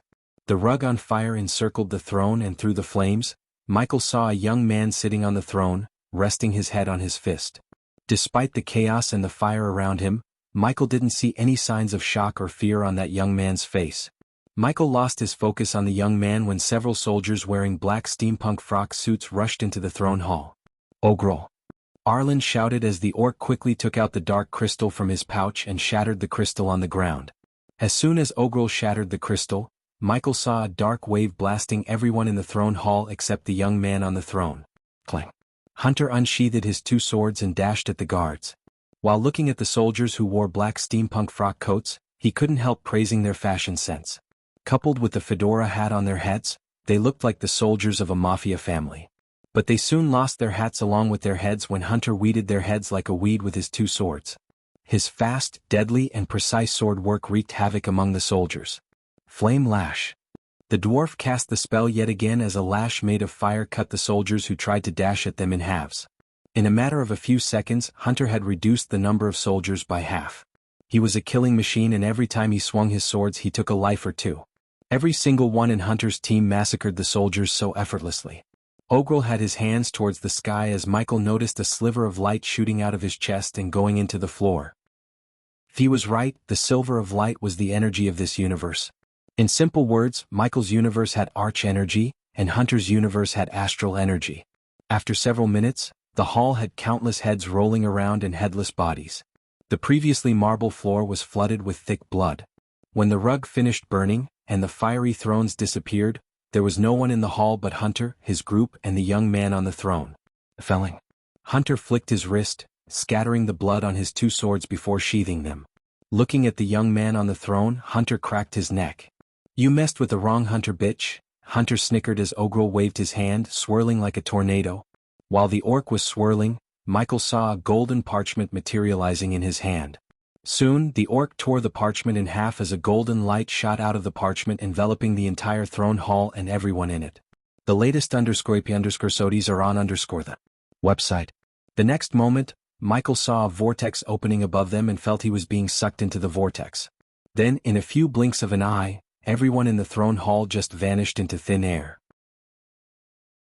After being teleported from the throne hall, Hunter, his team, and Michael appeared on the open ground along with the young man on the throne. Michael quickly looked around and realized they were in an arena. His gaze swept across the fancy-dressed nobles around them in elevated seating until he saw a group of people watching Hunter and his group sitting on the VIP seatings. The nobles gasped in shock when they saw the black throne and the young man sitting on it. Even now, the young man looked calm and lazy, resting his head on his fist. Since there were no flames between them, Michael was able to look at him clearly. The young man had smooth skin, perfect jaw structure, blue eyes and neck-length raven black hair. He was not by any means the most handsome or dashing young man, but undoubtedly, he had a charm that rivaled even Michael. The calm look on his face added an extra charm to his personality. The young man rubbed his neatly trimmed stubble beard, sweeping the arena around him with his gaze. Michael heard countless people gasping in shock. Michael wondered why they teleported the young man with his throne. That's him. Kill him. Bastard. Many people began to shout and throw whatever they had in their hands. But the rest seemed pale. Silence. Suddenly a thunderous shout echoed through the arena, silencing everyone.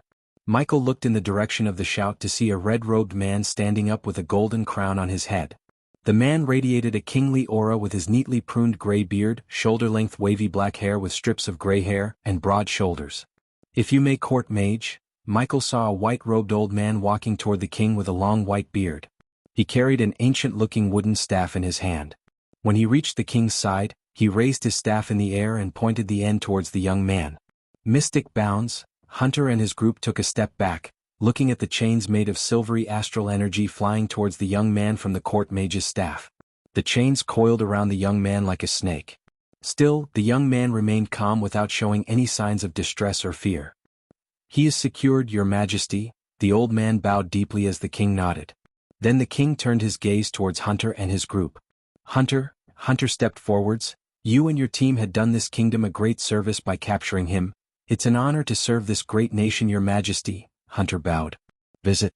For the best no_underscore_understingy experience, immediately the hundreds of people in the arena began to shake the arena with their thunderous cheers and claps. Hunter waved his hand all around and so did his team. After letting Hunter and his team bask in glory, the king raised his arm, again silencing the crowd. "Hunter," the king uttered the name again, but surprisingly for Michael, the king was looking at the young man on the throne. "Do you have any words to explain your actions?" the king asked the young man who was apparently also called Hunter. "I have 2 words." For the first time Michael heard the young man open his mouth. His voice sounded calm, domineering, clear and hard as steel.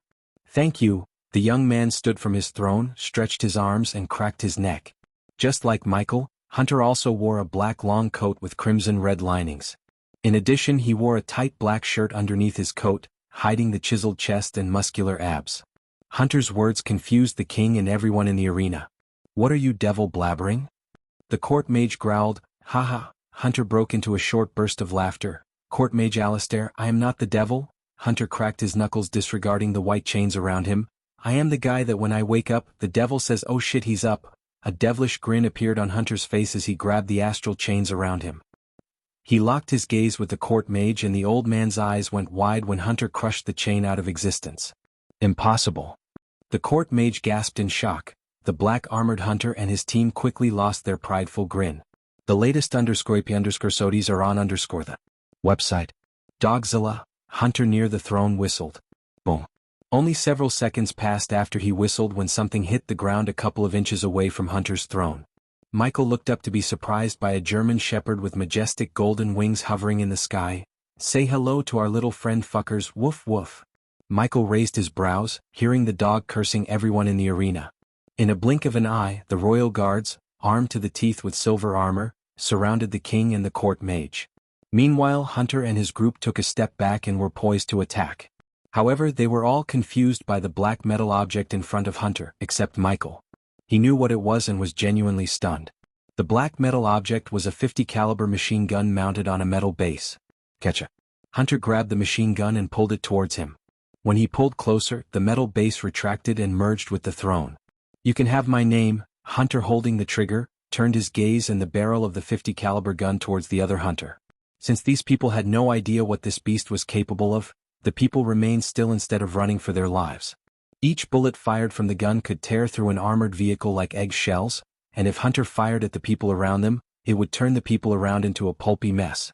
As far as Michael could see, the people in the arena had no cover unless they were capable of casting some powerful defense spell. Although Michael did not know about the cultivation levels of this universe, something told Michael that most of them were way weaker than Hunter. "You can dress like me." Hunter loaded the bullets into the gun, pulling the spring toward him to turn off the safety. "But you clown will never be me." As soon as Hunter snickered, looking at the other Hunter, he pulled the trigger. Boom. Hunter didn't even have time to unsheath his swords as his body exploded into a bloody mist. "Arg!" A lady from the arena screamed as loud as she could, but it was muffled by the sound of 50 caliber gun firing rapidly. Ha! Hunter laughed like a maniac as he rained bullets on everyone. Boom. Visit. For a better user experience. Boom. Boom. One by one, Hunter's team exploded into red mist before they could even react. Finally, the people in the arena snapped back to reality from their initial shock. However, it was too late for them. Hunter's body trembled because of the recoil that could dislocate a weak man's shoulder after firing the gun several times. Arghar. Your Majesty. Hunter turned the gun around without taking his finger off the trigger towards the king. Astrel shield. The court mage Alastair immediately casts a shield, forming a white shield around the king and everyone around him. Unfortunately, the shield was not powerful enough to stop Hunter's shield-penetrating bullets. The nobles screamed, yelled, and tried to run away as the entire arena was in chaos. Yet no matter how hard they tried, they couldn't escape the bullets coming out of Hunter's gun. Hunter laughed louder after he painted the walls with the king's innards. Unfortunately, the royal guards and the court mage weren't spared either, as they were soon turned into a red mist by Hunter in a few seconds. If anyone else was in Hunter's place, Michael would have expected them to stop after killing Hunter and the king's group. However, it wasn't the case. The man raining down bullets and massacring the unarmed nobles was the deadliest man on earth, the youngest dictator of Kingdom Blade. While Michael walked in the shadowy underworld, Hunter Blade ruled the militaristically super-developed Kingdom Blade and was feared by every single leader in the world. Even back on Earth, none of them dared to put a contract on Hunter's head. That was why Michael never put on a path to assassinate the modern-day dictator Hunter Blade. The man terrorized the world when the world had no cultivation. So Michael couldn't even imagine what he would do in a cultivation world where he seemed to have the upper hand. Hunter Blade is the MC of Dictator with a badass system. How do you like this? Hunter laughed as he continued to massacre every single noble in the arena. Hunter proved to everyone in the arena why he was the most feared crime boss in the world. The king and the nobles poured their resources to mess with the wrong man and paid the price with their lives. Visit. For a better user experience without any idea that Hunter had his own version of a badass system, Michael watched Hunter destroy the arena along with every noble who rushed here to witness his death. The booming sound of the machine gun echoed through the arena, reminding Michael of his life back on Earth and the power of firearms. However, the sickening sound of the gun eventually stopped resonating after Hunter killed the last noble in the arena. Finally, Hunter took his finger away from the trigger, clapping and dusting off the gunpowder from his hands. Hunter's world was exactly like Michael's. Still, unlike Michael, Hunter built an arsenal of weapons based on the weapons he had back on Earth. This 50 caliber machine gun was one of those weapons he built with the help of the badass system. A few hours after Hunter massacred everyone in the arena, he vanished into thin air. He teleported himself with his throne, the dog, and the 50 caliber machine gun to the castle previously besieged by the other Hunter and his group.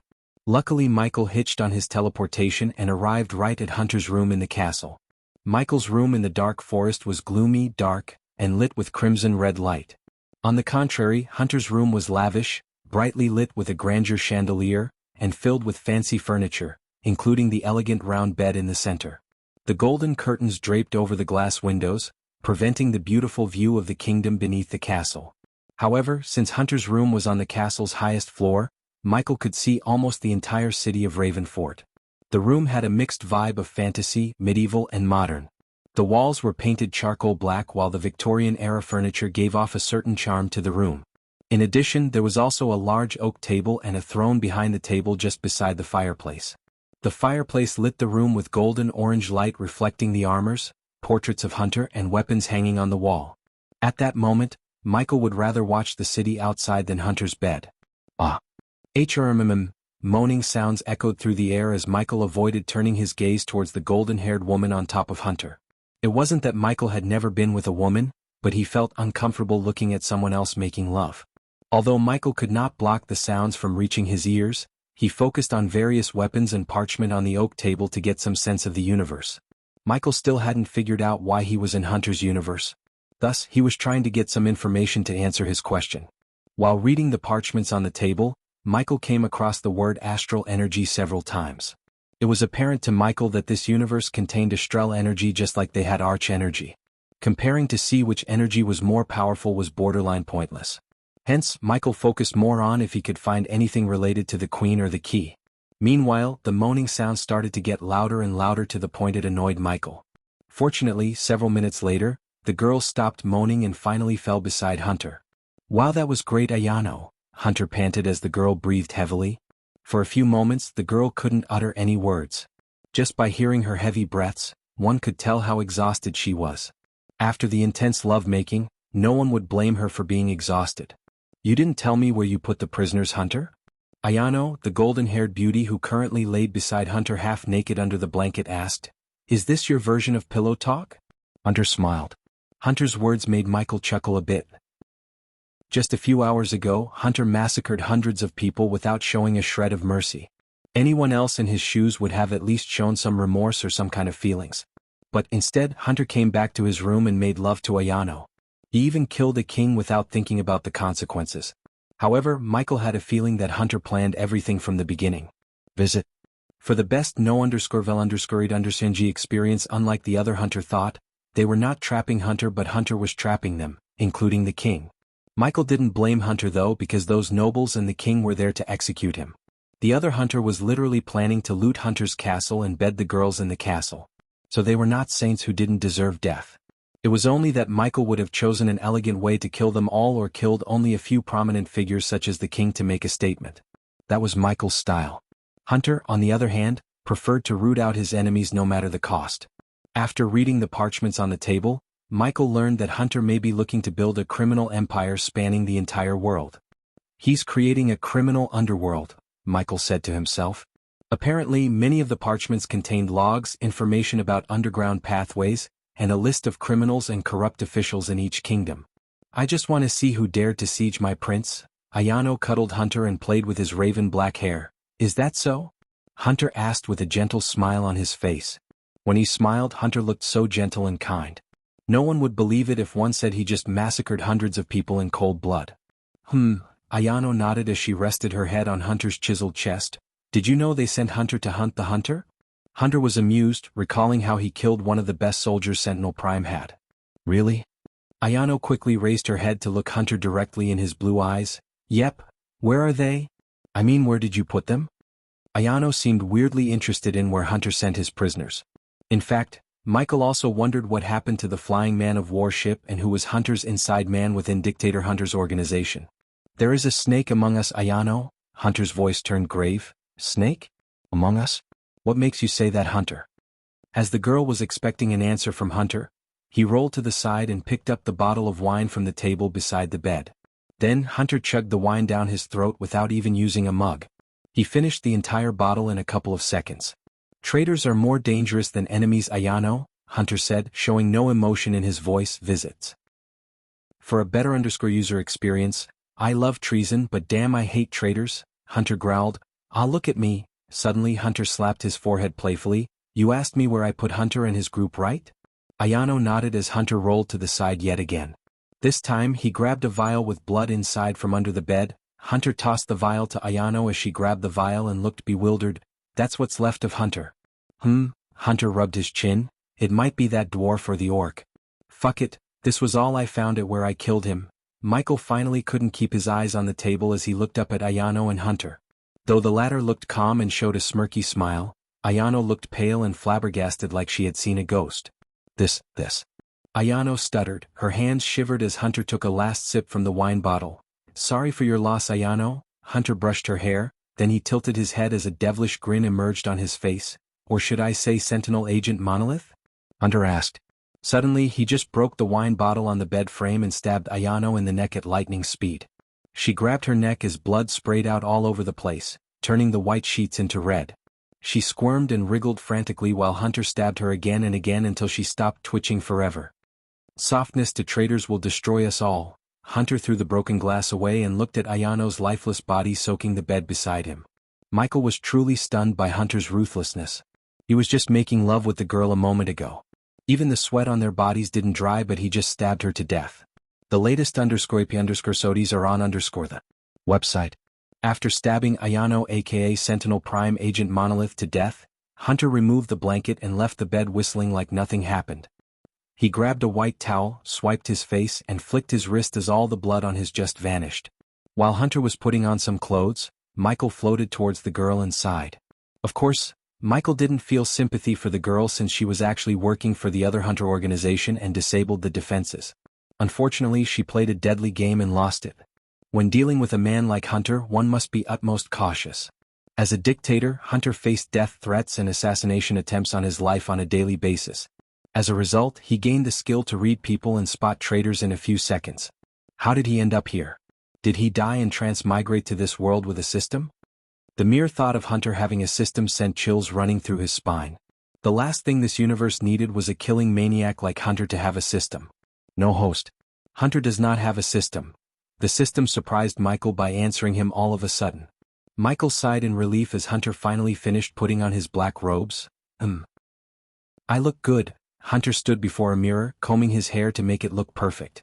He then moved on to adjusting his coat and shirt and brushed away the dust off his black coat. After everything was said and done, Hunter went to his seat behind the oak table.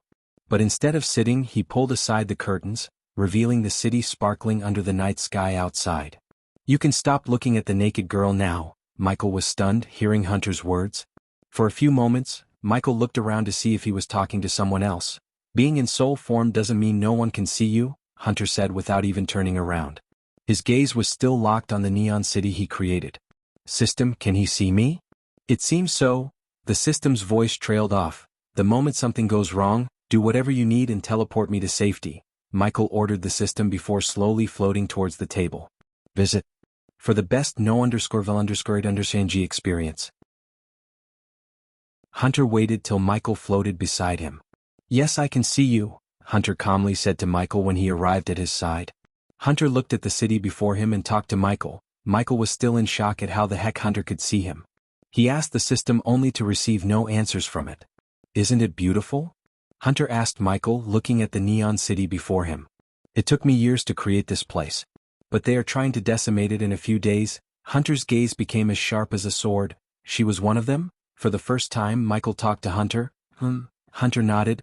I don't know about the place you came from. But here, the noble women would rather lose their lives than sell their bodies. Hunter looked over his shoulder at Monolith. That bitch came from one of the proudest families, yet she decided to be my bitch. Do you know why? Hunter turned his gaze towards Michael. In Hunter's eyes, Michael was a ghostly white smoky silhouette. Michael didn't say anything as Hunter snickered. Because she wanted to capture me more than she wanted to keep her body pure. Hunter creased his brows. Do you know why they want to capture me? Michael shook his head, although he had a clear idea why. Because they are just afraid of me. The weak fear the strongest. They fail to grasp the fact that people are either strong or weak. The strong rule and the weak die. You are right, except... Michael looked at Monolith's lifeless body for a second before turning his gaze back to Hunter. The strong don't let others play them. Ha! Hunter surprisingly burst into laughter. You think I just realized that bitch was a snake? Hunter shook his head with a devilish grin. The moment she stepped into my circle, I knew all about her history. She just thought she was playing me. I created that illusion around her. This time Michael was indeed slightly surprised. Then why? Michael's voice trailed off as Hunter chuckled again. Visit. For the best no___ experience. You want to know why I didn't kill her, right? Michael nodded. First of all, I fed the Sentinel Prime with phony information through her. Besides, what was the rush? The sex was so great, Hunter shrugged. You don't feed a cattle to crown but to slaughter. After hearing Hunter, Michael did feel pity for the girl. However, Hunter was apparently using her from the beginning without realizing that she was just a lamb waiting to be slaughtered.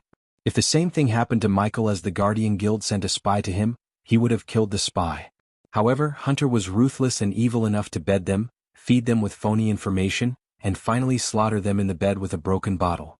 Enough of me. Tell me, why are you here? You looking for something? Hunter asked Michael. Michael was just about to make up a story when Hunter surprised Michael yet again. You're searching for the key. Am I right? Michael kept his face straight but was startled by Hunter's words. The last thing Michael wanted was to get the key that might enable the holder to travel between universes. If you worry about what I would do if I had the key, don't bother. Instead, worry about what she would have if she got her hands on the key. Michael heard Hunter's voice turn grave and saw the calmness on his face gradually disappears. The Queen, Michael said as Hunter nodded. How did you know everything? Michael couldn't help asking Hunter, who seemed to know a hell of a lot more than him. You are not the only one who traveled to other universes, Ghost. Hunter pulled down the black shirt he wore beneath the long coat to reveal a long deep mark running across his left chest. Received this gift from the Shadow Realm. Michael was still in shock, wondering how Hunter managed to know his identity. You know where I came from. We had a ghost too. Michael's heart skipped a beat as Hunter continued. Just his name was enough for the elites to wet their pants. No one can blame them because he was the most dangerous assassin my world has ever seen. Hunter slowly reminisced his time on Earth and talked about the most feared assassin of his time. Visit. For the best no_vil_underscored_G experience, when he gets you as his target, you will die. You wouldn't know when or how. Most of the time, the target's family wouldn't even know he or she was actually assassinated. There will be no clue, no trace, or no evidence. Ghost was a myth, a legend. Ding. Congratulations to the host for successfully being a badass. The reward is 20,000 badass points. The system sounded in his mind and surprised him with the number of badass points he just received. Only a selected number of people knew the ghost existed. Once upon a time there lived the ghost. Hunter said the last few words like he was singing. I was among the selected number of people. But suddenly the ghost disappeared. Some said he died, some said he never existed, and some believed he just retired. What do you think? Michael asked calmly. Michael could tell that Hunter has already decoded his identity by looking at his eyes. I think he went to another universe. I think he became a god. Hunter stepped closer to Ghost and looked him in the eyes. I think he traveled through the Shadow Realm and standing before me. Ding. Congratulations to the host for successfully being a badass. The reward is 30,000 badass points. So I assume he'll be the first man to see the ghost and live to tell the tale? Hunter smirked. Luckily for you I am retired. Hunter Blade. This time Hunter raised his brows in shock. He had no idea how Ghost recognized him. Granted, Hunter used the same name he had back on Earth, but he was transmigrated into another body. There was no way in hell he looked the same as he did on Earth. Yet Ghost recognized him. The youngest dictator in the history of the Earth. The man who took the throne of Kingdom Blade at the age of 6. The most dangerous modern-day dictator to walk the Earth. The last time I heard, you were building more nuclear missiles. What happened, Hunter? They blew up in your face? Michael chuckled, and so did Hunter. Not on mine. Hunter grinned. Let's just say I reset the clock of Earth before coming to this universe. The cold, devilish grin on Hunter's face made Michael think the worst. Still, Michael had no one he cared for and loved back on Earth. So whatever Hunter did to Earth failed to upset Michael. Look, Ghost. We are both from the Earth, and that makes us kinda brothers in arms. Michael chose to remain silent, so Hunter would give him more information without him asking, and just as Michael expected, Hunter talked more about the Queen and the key. We are more happy and free in our respective universes.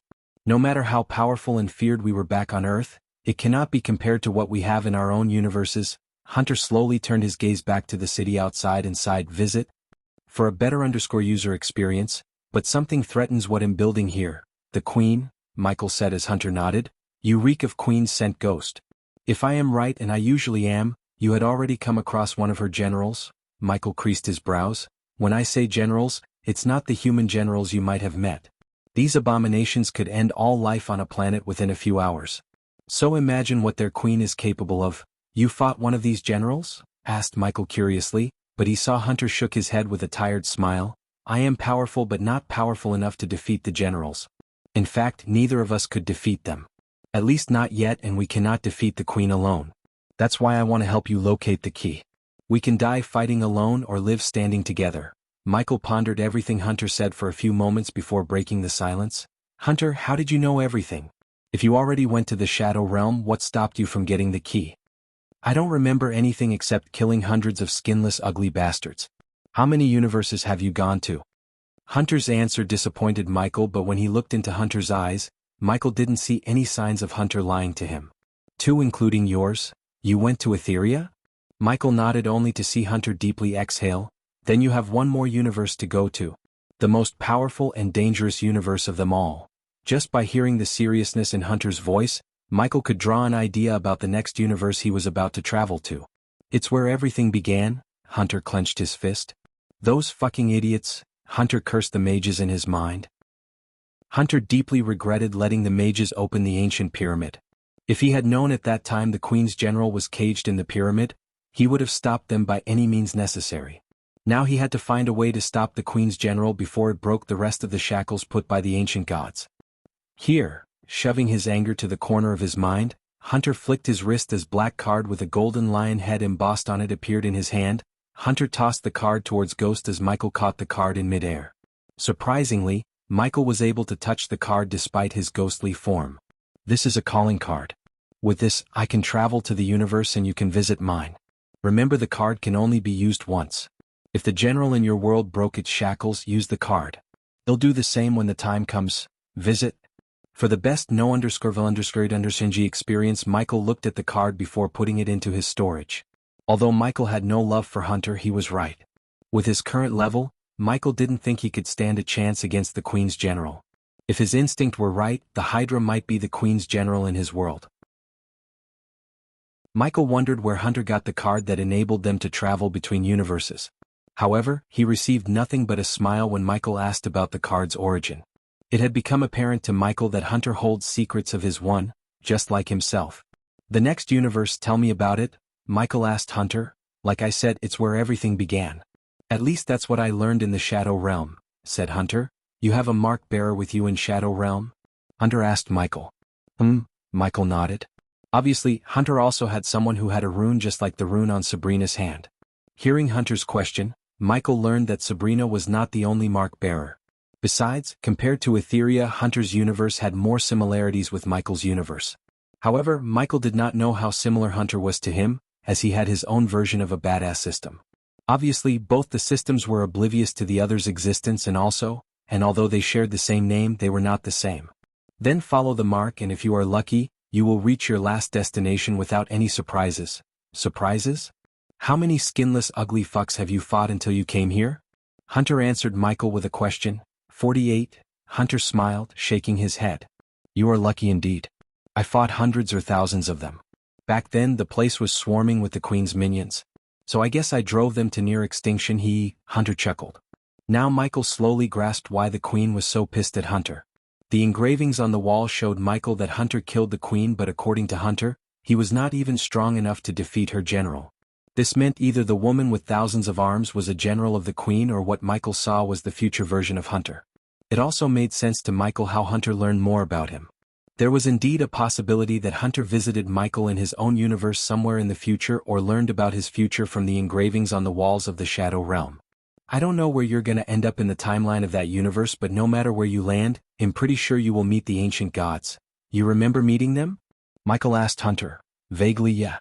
I was so weak back then, so my memories were hazy. Yet again, Michael saw no signs of Hunter lying to him.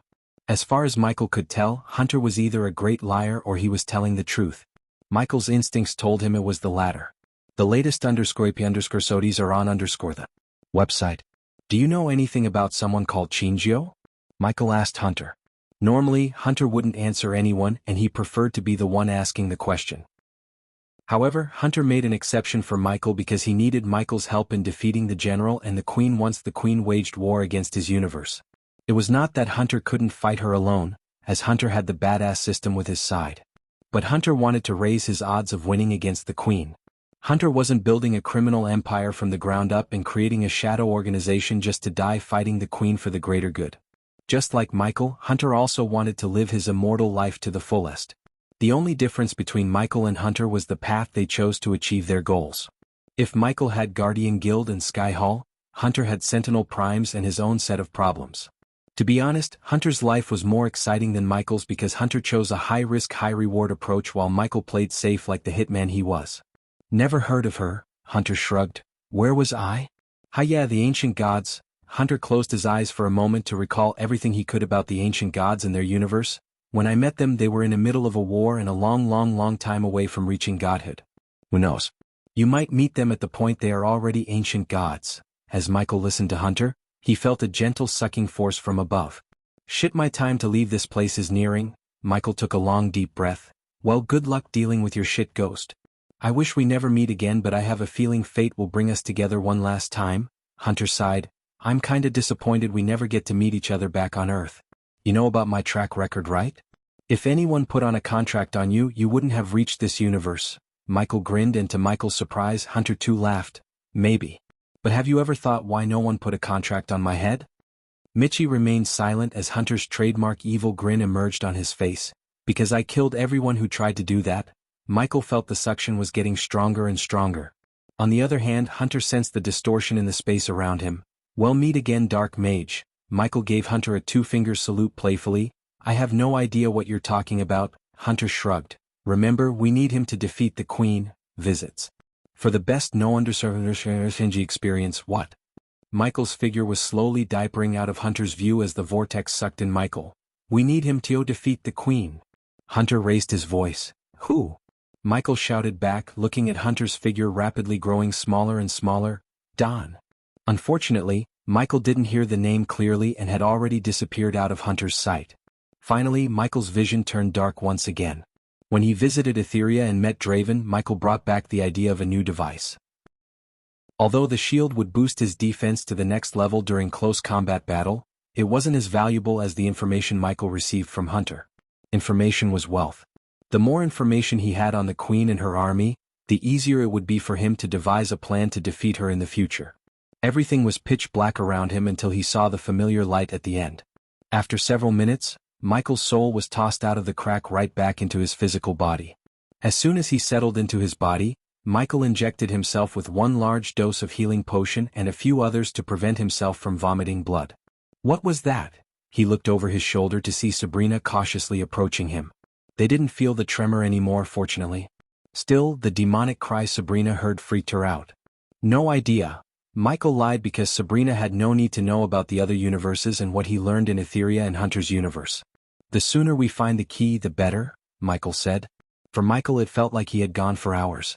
However, not even a couple of seconds passed in the Shadow Realm. Hence, Sabrina didn't feel anything weird except he looked a little pale in her eyes. Let's go. Michael stretched his arms, cracked his neck and walked forward, following the way Sabrina's rune showed him. You heard that voice, right? It was yelling the name Hunter. This place is creepy as hell, Sabrina said while walking beside Michael. She looked around, expecting trouble. But luckily they found none. There are so many mysteries in the world, Sabrina. I let the authorities deal with them however they see fit. I have enough things on my plate. Sabrina wasn't surprised by Michael's answer. Ghost was the only one with the least enemies and the least adventurous life among all the prodigies and youngsters in Noah's generation. The royal news called him the most peaceful and boring prodigy. Michael read the news and didn't give a damn about them or blame them. But, to the outside world, he did lead a boring life unlike Noah or any other prodigies. He avoided making enemies, meddling in others' affairs and preferred to mind his own business. However, the people who called him boring had no idea about Michael's adventurous secret life. Speaking of plates. Mother wanted to invite you for a family dinner when I last visited home. Visits? For the best no understanding experience, really? Michael was taken aback by surprise. This was before or after the tournament? After. No one blames you for what you did. If anyone should be blamed, it's Andrews and the king for making weird decisions. I don't think she will feel the same now, Michael calmly said as Sabrina felt something was up. What happened? Nothing. I just killed King Bredia's royal guards and threatened to kill him in front of his daughter and several nobles. Sabrina's mind went blank for a couple of moments. Considering she was in the cage when Michael slaughtered King Bredia's men and threatened to kill him, she didn't know what had happened recently. I kinda expected that. Michael turned his head to the side, being surprised by Sabrina. You expected it? Sabrina bobbed her head up and down. Yes. After the tournament, I visited Princess Catherine. At that time, King Bredia was talking with some merchants. Accidentally I went into the room and heard him asking the merchants to stop visiting Bradford. I knew it was only a matter of time before you hear the news and pay the king a visit. I hope he learned his lesson, Michael calmly said. I avoid massacres. That doesn't mean I can't do it. Michael's words may have sounded calm, but she sensed the cold, murderous intent behind his each and every word. She did not doubt in her heart that if King Bredia messed with Ghost again, the latter would slaughter his entire army along with him. How he fought and killed the vampires showed her how powerful he was. His mysterious cultivation stage made him more dangerous. Whoosh. Michael and Sabrina walked in silence for a few minutes until they heard a rustling sound coming from behind. They both quickly jerked around but saw nothing. Whoosh. Yet again they heard the rustling sound, but this time, it was louder than before. Growling. Something growled as Michael sensed the slight tremor beneath his feet. The slight tremor soon increased to the point Michael and Sabrina took off from the ground for a few meters. Only then did they see a red pair of glow in the sky above them. The latest _IP_SODIES are on the website. The pair of red glows soon diminished into darkness. But Michael was sure something stared at them from above. He looked around and began to hear a continuous clicking noise followed by soft growls. Stay close to me, Michael said to Sabrina as she moved closer to him and watched his back. "Where are you, bastard?" Michael mumbled, activating his X-ray vision. His thermal vision swept across the area around them until he saw a silhouette of what looked like a 10-foot bear jumping from one wall to another. Despite its size, the creature showed the agility of a trained parkour expert. On top of its size and agility, the creature also possessed the ability to turn invisible. Fortunately, unlike Sabrina, Michael had a thermal vision to detect the creature. "A core-strengthening stage creature," Michael mumbled under his breath. Since he bought the ability to detect the relative cultivation stage of the creatures in Shadow Realm, Michael was able to see how powerful the creature was. Although it was one stage lower than him, its size and agility made up for its weakness in the cultivation stage. As Michael followed the creature's movements, Sabrina saw a blue dot on Michael's chest. Michael already noticed the creature taking aim at him, but before he could react, Sabrina pushed him aside out of the blue laser line. It felt like the predator was hunting him. The clicking noise, the invisibility, and the laser line made the creature extremely similar to the predator. Boom. Michael felt a hot wave of air brushing past him when Sabrina pushed him. Then, at that exact moment, he heard an explosion behind him and turned back to see a green hot liquid eroding the ground beneath. There was no doubt in Sabrina's mind that if the green goo had hit them, they would have melted to the bones. Michael could hear the sizzling sound coming from the ground along with the hot wave. "This is why you need a shield," Michael mumbled. Recently he had been getting into so many close combat fights without involving spells. During these fights, the responsive shield would not activate and protect him from the blows because it only protects him from spells and attacks formed using energies. Michael may have reached 98% mastery in Serpent Mega, but having no shield to defend himself was still a weakness as far as he was concerned. "Where is it? Can you see it?" Sabrina asked as she moved with her back against Michael's back. They moved in a circle while Michael tracked the beast, who kept jumping around second after second. He couldn't make out its full figure, but it vaguely resembled a wolf the size of a 10-foot bear. Since he was using thermal vision to see the creature's heat signature, he couldn't make out the creature's other features such as skin color, number of teeth, or whether it had fur or not. Visit. For the best no underserving experience Ignitia, Michael quickly raised his sword, firing a bolt of lightning at the creature. His lightning bolt traveled at the speed of a lightning flash, yet the creature was able to escape being hit by the bolt by jumping to the wall on the other side. Its speed stunned Michael. "Did you hit it?" Sabrina asked. "It escaped. Can you see it?" She was surprised. "If you can't see it with your eyes, see it with your other senses." "Close your eyes and listen," Michael whispered to Sabrina, and she closed her eyes without any hesitation. She trusted him completely. Michael didn't lie to her though. He trained his senses to paint a mental map using his other senses back on Earth and could still do it. However, he had no need to use that ability because he possessed the X-ray vision to track the beast. However, Michael asked Sabrina to close her eyes because he wanted to cast the death range and boost his power quickly.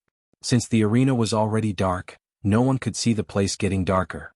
The moment Michael felt his full power bubbling inside him waiting to be unleashed, Michael raised both his arms, shooting 2 dark lightning bolts out of his hands towards the beast. Grrrrhhhh. The beast jumped, trying to evade, but this time Michael's lightning bolts were faster than the beast. The beast immediately let out an ear-piercing roar in pain. One lightning bolt went through its shoulder and the other went grazing its skin. Michael quickly turned off his thermal vision to see luminescent blue blood trails on the wall. The blood trail was leading them further into the path before him. The blood was the first colorful thing he had seen in the Shadow Realm so far. Until now, everything else looked black and white. "You hit it," Sabrina was a quick study.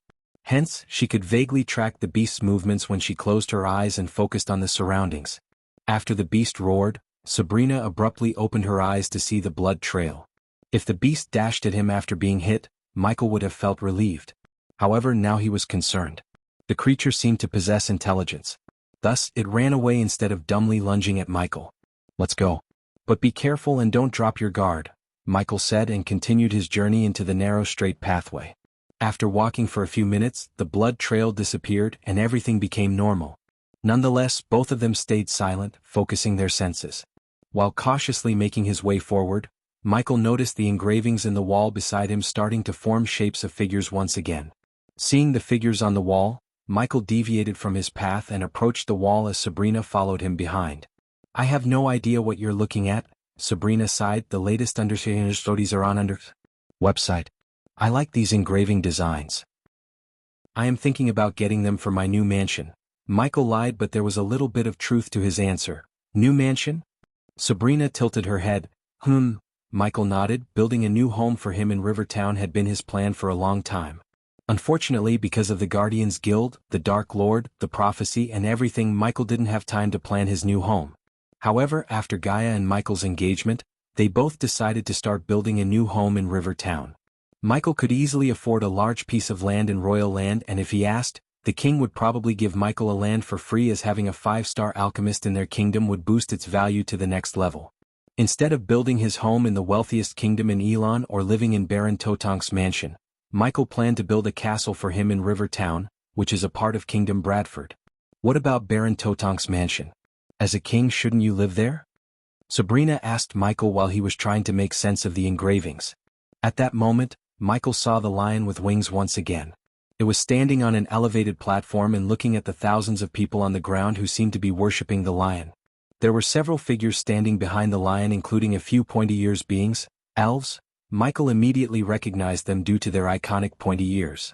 In addition to the elves, he also saw dwarves, orcs, beastmen and several dragons flying above them. Even the crowd on the ground consisted of all races, not only humans.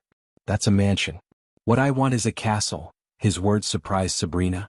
After hearing that he wants a castle, she couldn't help raising her brows. You want a castle?